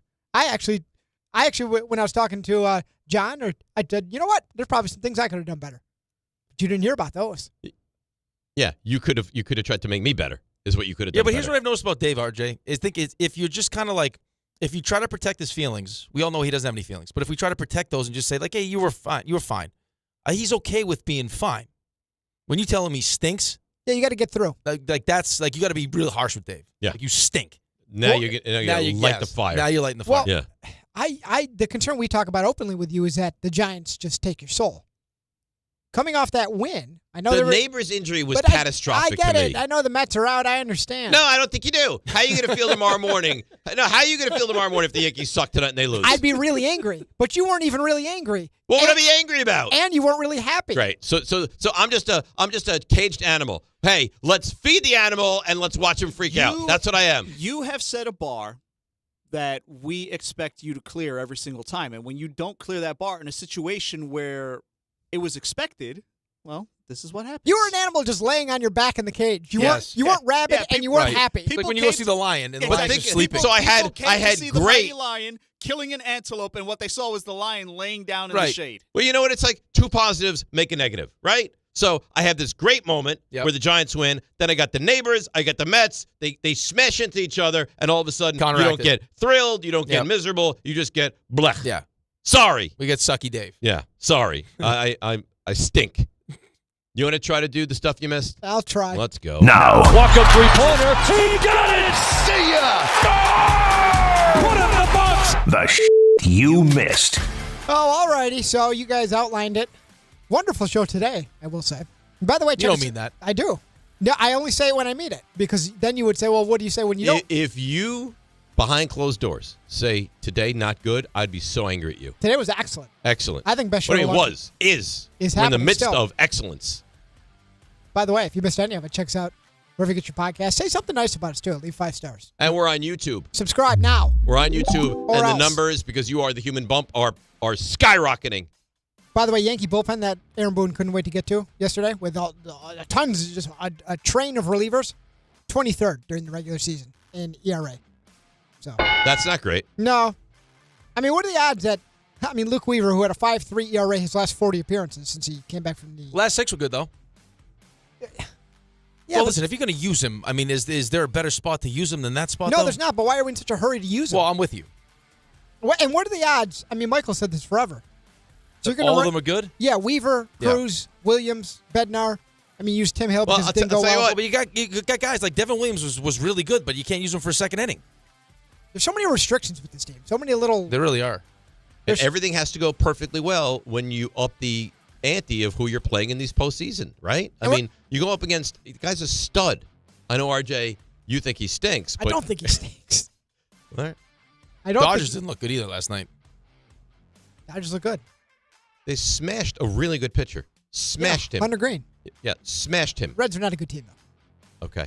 What do you think it would have looked like if it was McClain on the mound? A lot better than that? I don't know. I've seen more productive trains Yeah. than the trained relievers last night. It wasn't great. Yeah. Oh, absolutely. So now the Yankees battle history.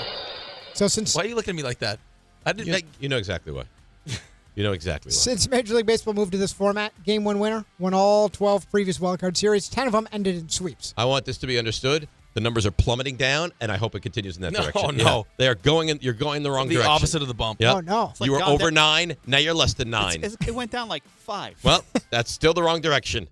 We're plummeting now? If no, now we're up 1. But if I would love it if we went down to like 11 people are watching on YouTube right now. Why would you love Just it? because I don't Why feel hurt very us? close to you right now. That's not Did nice. you say I don't feel very close to you right now? You mentioned the Dodgers. Shohei Ohtani hit 2 homers. So did Teoscar Hernandez. They doubled up the Reds 10-5. Cubs beat the Padres 3-1. And Tarek Skubal, really good, tied a Detroit Tiger playoff record, 14 strikeouts in Game 1. They win 2-1. By the way, if there's not like a PSA to David Stearns of like, hey, frontline starting pitching, very important. Kind of need it. Right? Yep. Crochet, Skubal, Fried. Yep. Pay attention. And baseball is not done getting rid of manager, so Bruce Bochy out. He was with the Rangers for 3 years. That's got to be his choice, though. I would think so. Yeah, Buster made it sound like he's going to retire. Yeah, I think a lot of people thought he was going to go to San Francisco. Ron Washington out with the Angels after 2 years. Did you see the tweet from the Angels? The tweet from the Angels looked like Ron Washington died. Oh, really? This was like a Don Sidney. Like it's him waving goodbye, like in the back. Like it's like the end of Happy Yeah. Gilmore, where they're waving in the clouds. Remember when Dodd killed Sidney Poitier? Listen, yes, but I also murdered Magic Johnson once. But you didn't send it in a tweet. He tweeted it. He sent a rest in peace tweet. Don, did you tweet rest in peace to Sidney Poitier? Yeah, 92. He passed away. That's his today. birthday today. No, didn't. Turns 92. Dear Oh, my God. Wait. Yes, during the show. Yes. He tweeted out. During the show. Tweeted, rest in peace. Rest in peace. 92. Oh, yeah, that's worse. Yes. That's because I'm not proud at all. But Magic Johnson was like, I'm in the midst of talking, Right. and someone was talking in my ear, and it was too much. And I Nobody had any idea that Magic hear was it. going to die. I think I was on West End. That Magic was going to die. But RJ, that's the same mental blender he got himself into when we were breaking down the days off. You can hear it in his voice. Nobody had any idea that Right there. Magic was going to die. Magic was going to die. You can hear when he scrambles. No, you could hear when someone is speaking in my Yeah. ear. When I said that and I bought time. But you did the same thing when you said Rick is. Yeah. That's when you started to That scramble. was bad. Yeah. But that was on me. No one was talking to me. That was just I got myself into a pretzel. He's got his master's prediction. God. Rick is. Nobody had any idea that Magic was going to die. Going to die. Magic Johnson died on national radio. So good. Browns mentioned Joe Flacco. We mentioned this earlier. Dylan Gabriel's their new starting quarterback. Brock Purdy hopes to play. He's not practicing. They're in LA to play the Rams tomorrow. Neither are Ricky Pearsall or Juan Jennings, as some say. We do know, by the way. Just make sure that we have let people know that we know it's not Juan Jennings, by the way. Juan Jennings. Yeah, and We it's know. also not in Jibba. Yeah. Listen, We know that as well. I also learned something new at the Couchcast that Don goes to IHOP and brings the pancakes that brings IHOP home. Can you do that? Yeah, Isn't it like an unlimited amount of pancakes? But typically you can't bring them home with you. But I guess you can get to go. Huh. Yeah, but if it's a bottomless pancake. No, yeah, but I don't think he gets the bottomless Don's pancakes. like, let me get. No, I think he just orders what he wants. I don't think he gets the bottom. They don't So he's deliver like, the pancakes bring to me your house. 40 pancakes. They bring him 40. He eats 20. He brings 20 home. I don't know. Doesn't eat anything there. He just gets it to go. Oh, he doesn't sit down No. and eat. Gets IHOP to go. Nobody gets IHOP to go. I swear. Don does. Yeah. Jonathan Kuminga agrees to a 2-year, $48 million deal with the Warriors. LeBron has a sore glute. He's sidelined to open training camp. Because he's doing those stupid. What was that exercise he was doing? He showed the other couple weeks ago. Oh, I didn't see. He's getting crushed for it. Who? Doing some like weird looking like deadlifting, and people are like, "This is not how you do." Who are we talking about? LeBron. Oh, I thought you were talking about Don. Don does deadlifts, yeah. Yeah, I got confused. Does kickboxing. Vegas Well, is Don could barely walk the other night. Did you see him run to first base? They showed a clip during the softball game. Vegas Aces knock out the Fever in overtime. They advance to the WNBA Finals. And the Wild, they were on a mission $17 million to give Kaprizov the largest deal ever, $136 million. Yeah. So they finally succeeded.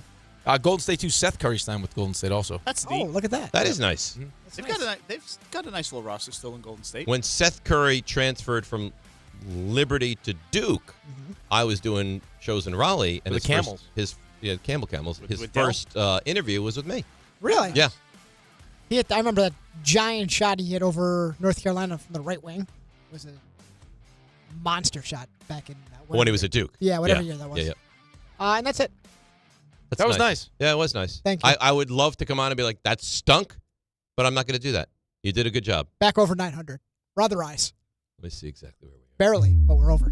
But barely. There wasn't a tremendous bump like there typically is. No, people are out on me. My Q rating's burned up. Right Cal to the Raleigh floor. is the dumper. I think we should call. He's the big bumper. The big bumper. Not today. Typically, though. That's a nice bump.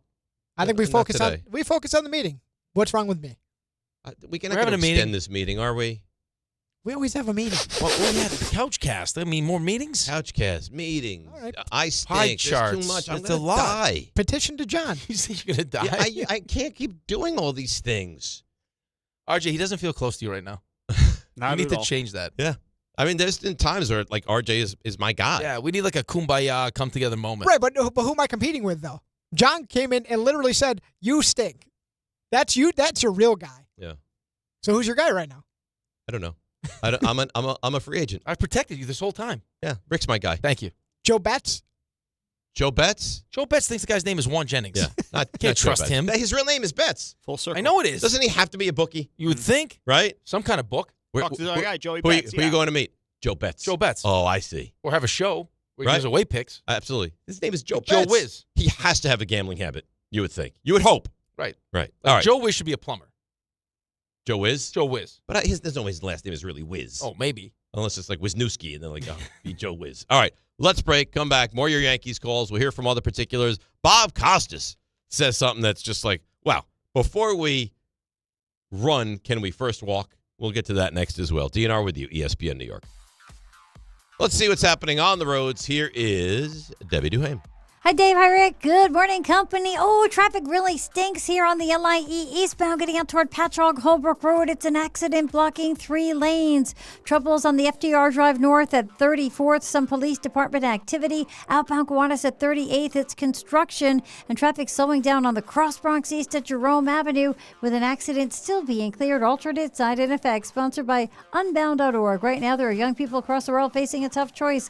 Continue their dream of education or drop out to help their family put food on the table. You can help change their future in a single moment. See how far your support can go at unbound.org. I'm Debbie Duhame on 880 ESPN New York.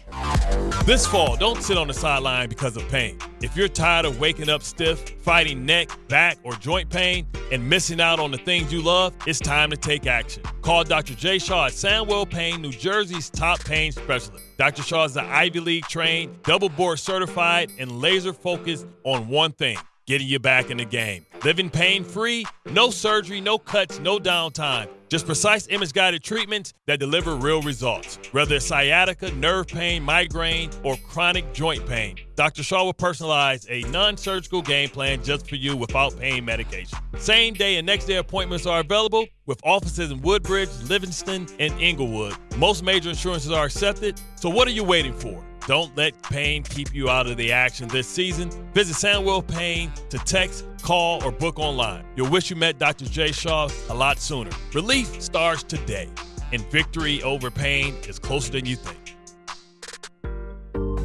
Every aspect of your business will operate better and faster with artificial intelligence. AI is a race, and companies that act first will win. Thrive Managed AI is your advantage over all your competitors. Thrive partners with you on a smart, secure AI strategy for your business. Then they deploy and manage it for you. Be first and win the race with Thrive Managed AI. Start with a complimentary strategy consultation at thrivenextgen.com/ESPN. That's thrivenextgen.com/ESPN. At Uline, the prevailing opinion is, if you don't live it, you don't believe it. The people at Uline believe in hard work, and they live it by being there 24/7 to answer your call, having 41,000 items in stock, and offering same-day shipping from 12 locations across North America. Business owners, sellers, buyers, shippers, and packers believe it. Uline is the hard-working, dependable source for your shipping and industrial supplies. Visit uline.com. D'Agostino & Associates is a legacy firm, and I'm proud to be a part of that legacy. I'm Jenna D'Agostino, and like my father, I fight to get justice for the injured. The hustle and grit of these streets shaped me. I'm John D'Agostino, and from the concrete to the courtroom, I built this injury firm 35 years ago to get accident victims justice. So call my team first, 1-800-BITE-BACK. That's 1-800-248-3222. You want justice? Think Jenna D'Agostino. Think D'Agostino & Associates. Justice isn't just a word. For us, it's a way of life. It's having compassion for your struggle and getting you paid for your pain. Now that's justice. D'Agostino & Associates means being there for the injured. Seriously injured? Call my team first at 1-800-BITE-BACK. That's 1-800-248-3222. D'Agostino & Associates has offices throughout New York and New Jersey and will come to you. I've been there, and I'll be there for you. D'Agostino Law Bite Back. Are you ready to unleash the beast? Monster Energy is here to give you the edge this college tailgate season. Loaded with bold flavors, our powerful blend gives you the energy you need to push you beyond your limits. Tune in all season long with Monster, the energy drink of ESPN Radio College Football Tour. Power your performance with a drink that's as hungry for victory as you are. Crack open an ice-cold Monster and dominate your competition. Monster Energy. Unleash the beast. Grab yours today. Out here, it's football season, where nothing beats backyard grilling, gathering around the fire pit, and cheering on your favorite team with friends. The yard is mowed, the lights are strung, and the grill is warming up. Whether you need to fill up your propane, get a new grill, or even a generator, out here, it's game day. And we're ready for it. Tractor Supply, for life out here.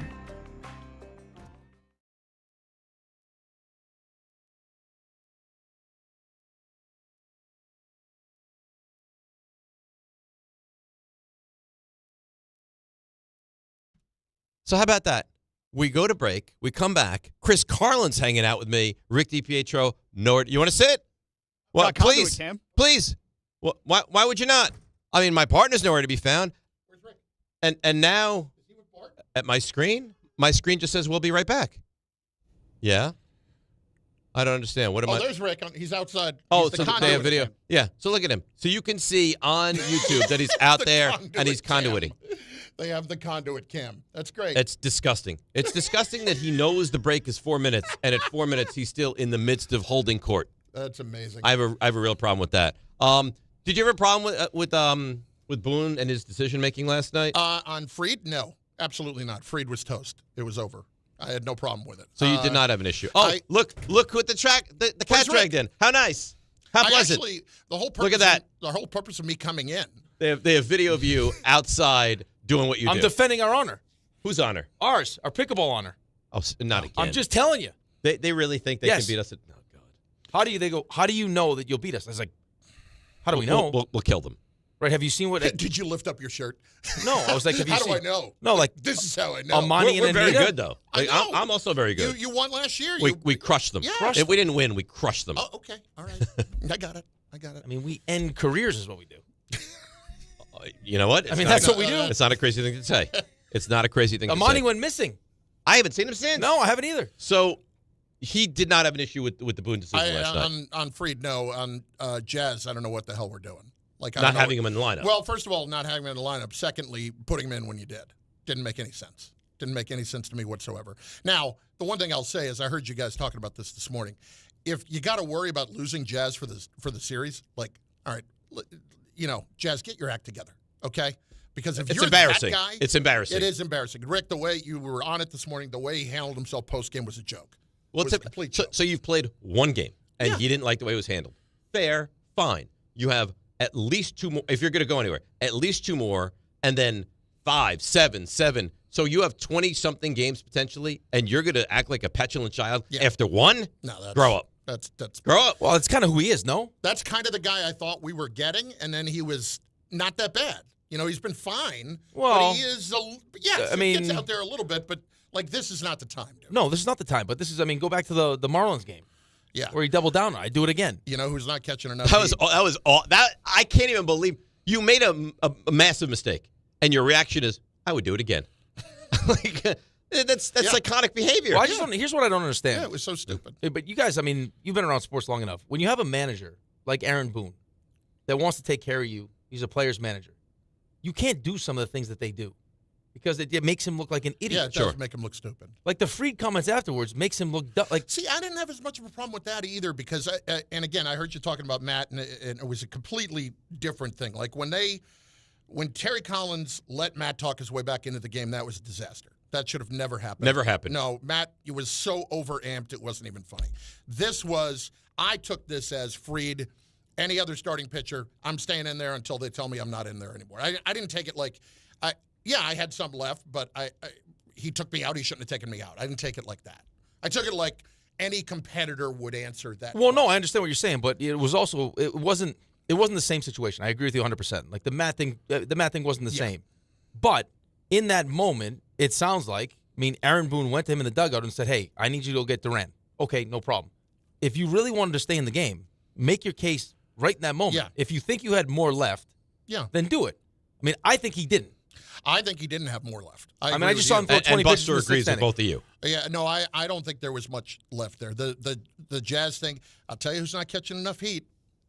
The captain out in right field. When your arm is not right, let's not jog and get the ball, or let's let Grisham go get the ball, because if there's one thing we have seen the last couple of years, these teams will take advantage of the Yankees' defensive issues. And that's the thing. And there's no margin for error now. There's no. You're not playing the crap that you played down. You're not playing the Orioles. You're not playing the White Sox. Right. Yeah. Who was the third baseman the other day that dove out of the way because the ball was hit very hard? Remember that play? It's like, no. You're playing a team that is, if not every bit as good as you, right there in that stratosphere, and you can't allow to guys to tag up from first on fly balls to center field and take turn a single into a double. You can't allow it. The margin for error is just not there. And Crochet is a phenomenal pitcher, and he was amazing last night. And now you're in a massive hole. In fact, a hole, Chris, that no one has ever come back from. That's unbelievable. Yeah.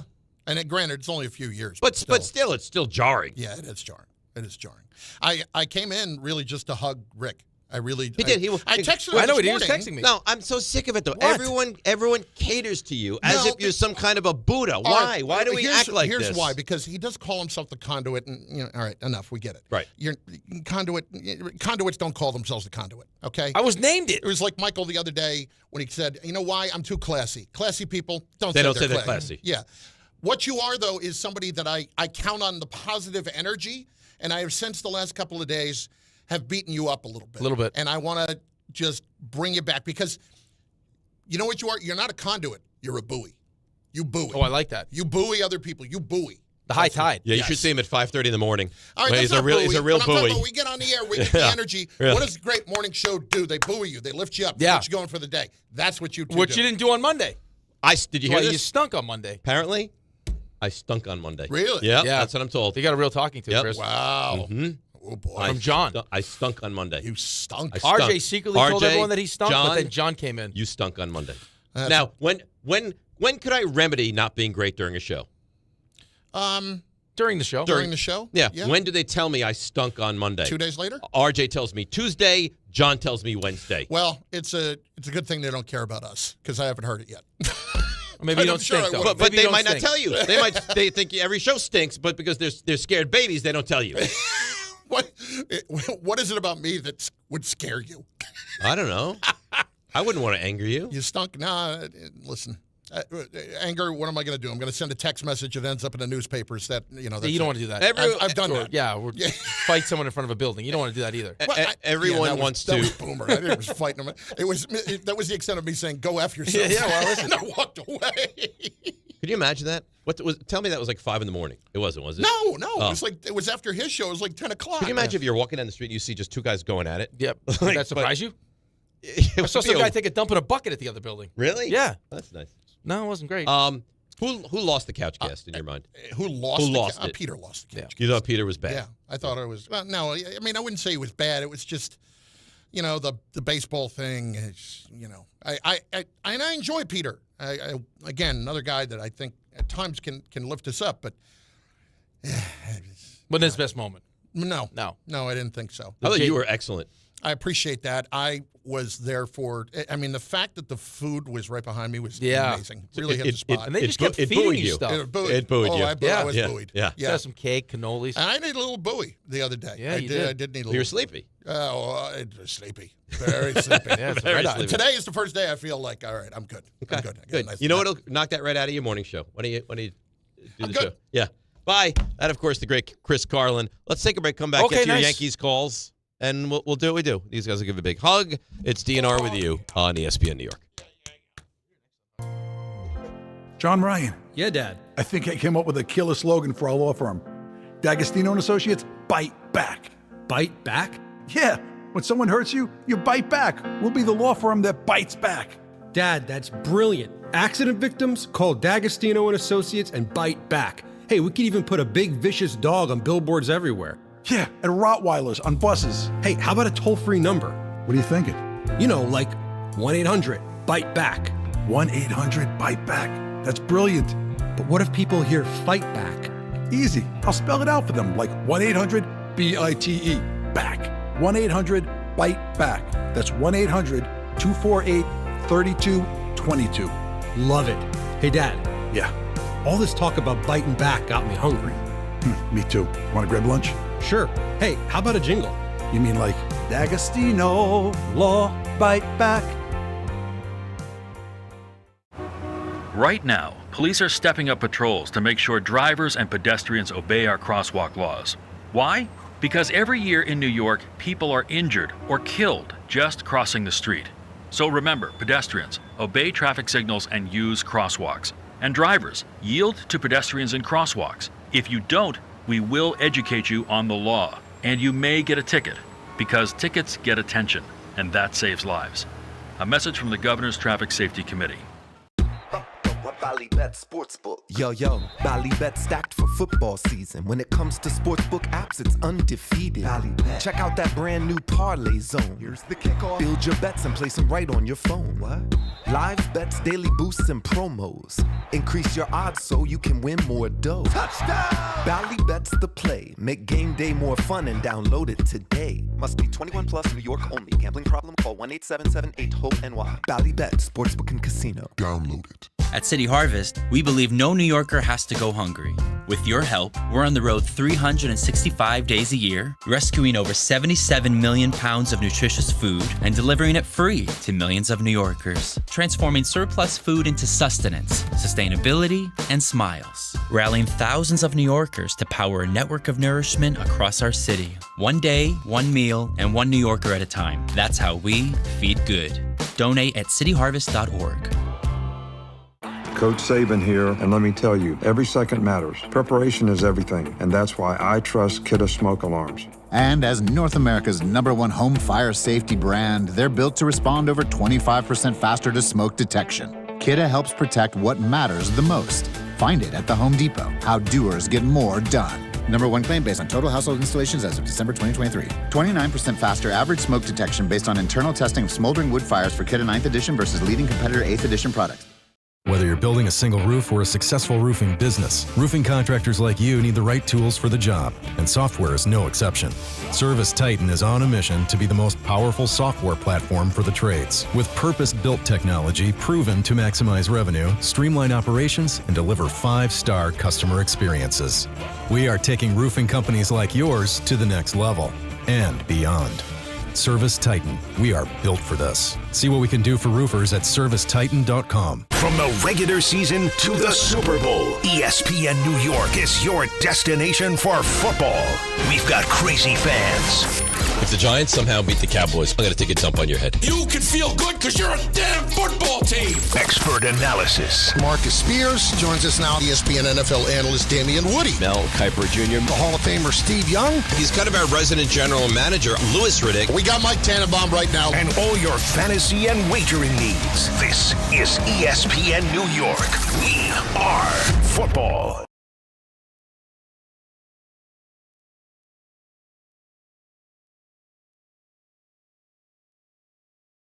Oh, I got good news for you. You'll be pleased with this. It's not sports related, though. Okay. Just popped up on my Twitter timeline. Lioness will be back. Oh, I love that show. Season 3. Zoe Saldana, Nicole Kidman. I don't know when it's debuting, but it will be back. Okay. So, well, we got nice. So Tulsa King's back. I haven't seen that. I'm still in the midst of the Landman's coming back. Right. That's a wonderful show. Oh. I'm still in the midst. Great I'm show. almost done with 7 seasons of The Office. And you got how many? 2 more. You make these long commitments, man. I know it's a big, but it's good. It's great. It's good. It's a great show, but there's so many. I know, but you know me, I don't like to give up. No, you'll battle all the way through. All the way through. Casey and Greenbrook wants. I don't know what you need defending for, Casey. Why do you need to defend Rick? Hello, Casey. Yeah. Yeah, everyone keeps calling saying Rick lost the couch gas because he wasn't crazy and exciting. Like he's some sort of clown or monkey that's supposed to, perform for everybody because he's just supposed to. He was consuming the game on his iPad, which is respectable because he's doing his job. And everyone's hating on him for not being, naked and running around. And I just don't understand that. Well, not everyone. I didn't crush him. I didn't crush him. Yeah, not you. All the people, a lot of the people that call in. Casey, it's my own fault.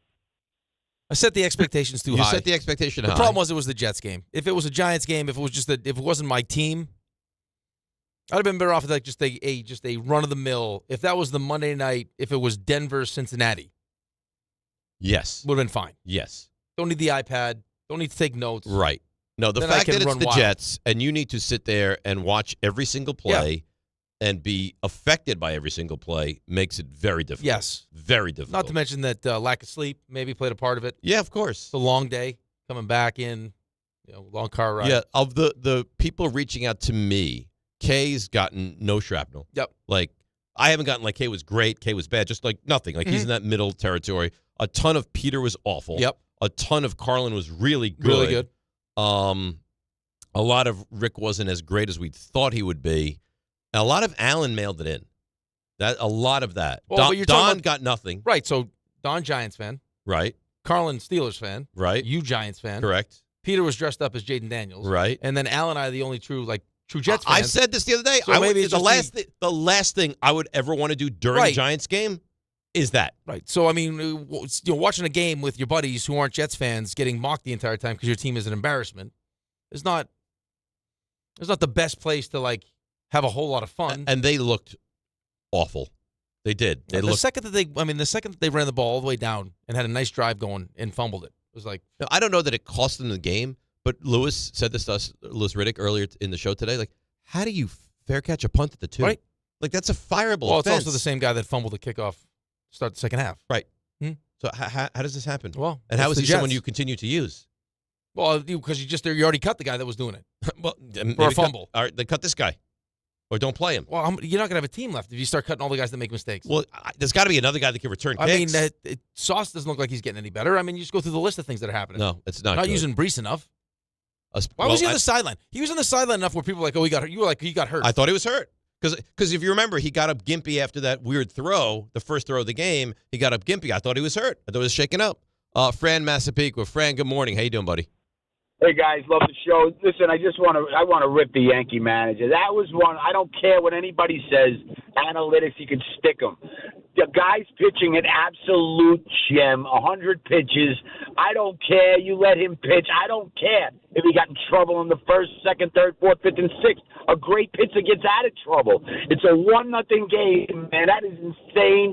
It is the stupidest move I've ever seen in my life, and I don't want to hear anything else.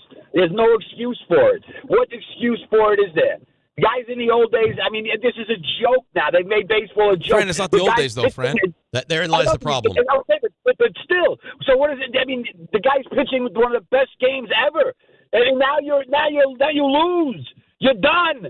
It's over. You know, I mean, I can't believe he pulled the guy. What? There's no. It's unfathomable. Well, it's not though. That's where we are with baseball. Right. We that's we just where constantly we're at. make these changes. Game Time brought to you by Tullamore Dew Irish Whiskey. When it's game time, Tully time, Yankees hosting the Red Sox. A fairly important game, too, of their wild card series tonight. A game you can hear right here on ESPN New York. First pitch at 6:08 exactly from the stadium. A game Raymond will be in attendance at. And that's Game Time brought to you by Tullamore Dew, the original triple distilled, triple blended, triple cask matured Irish whiskey. Be sure to grab a Tullamore Dew or try the new Tullamore Dew Honey during today's action. Glasses up to enjoying Tullamore Dew responsibly. Raymond.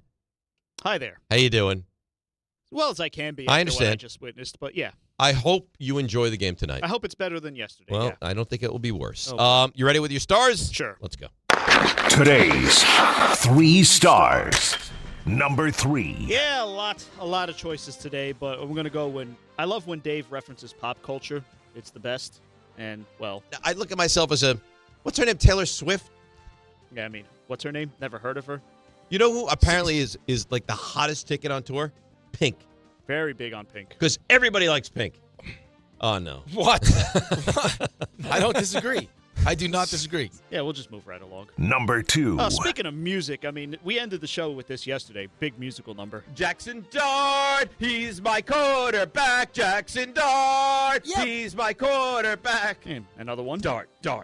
This is the better one. Yeah. Jackson Dart. Jackson Dart. Jackson Dart. That one is the better one. And shout out to Alan Hahn, who gave me the idea because. Dart.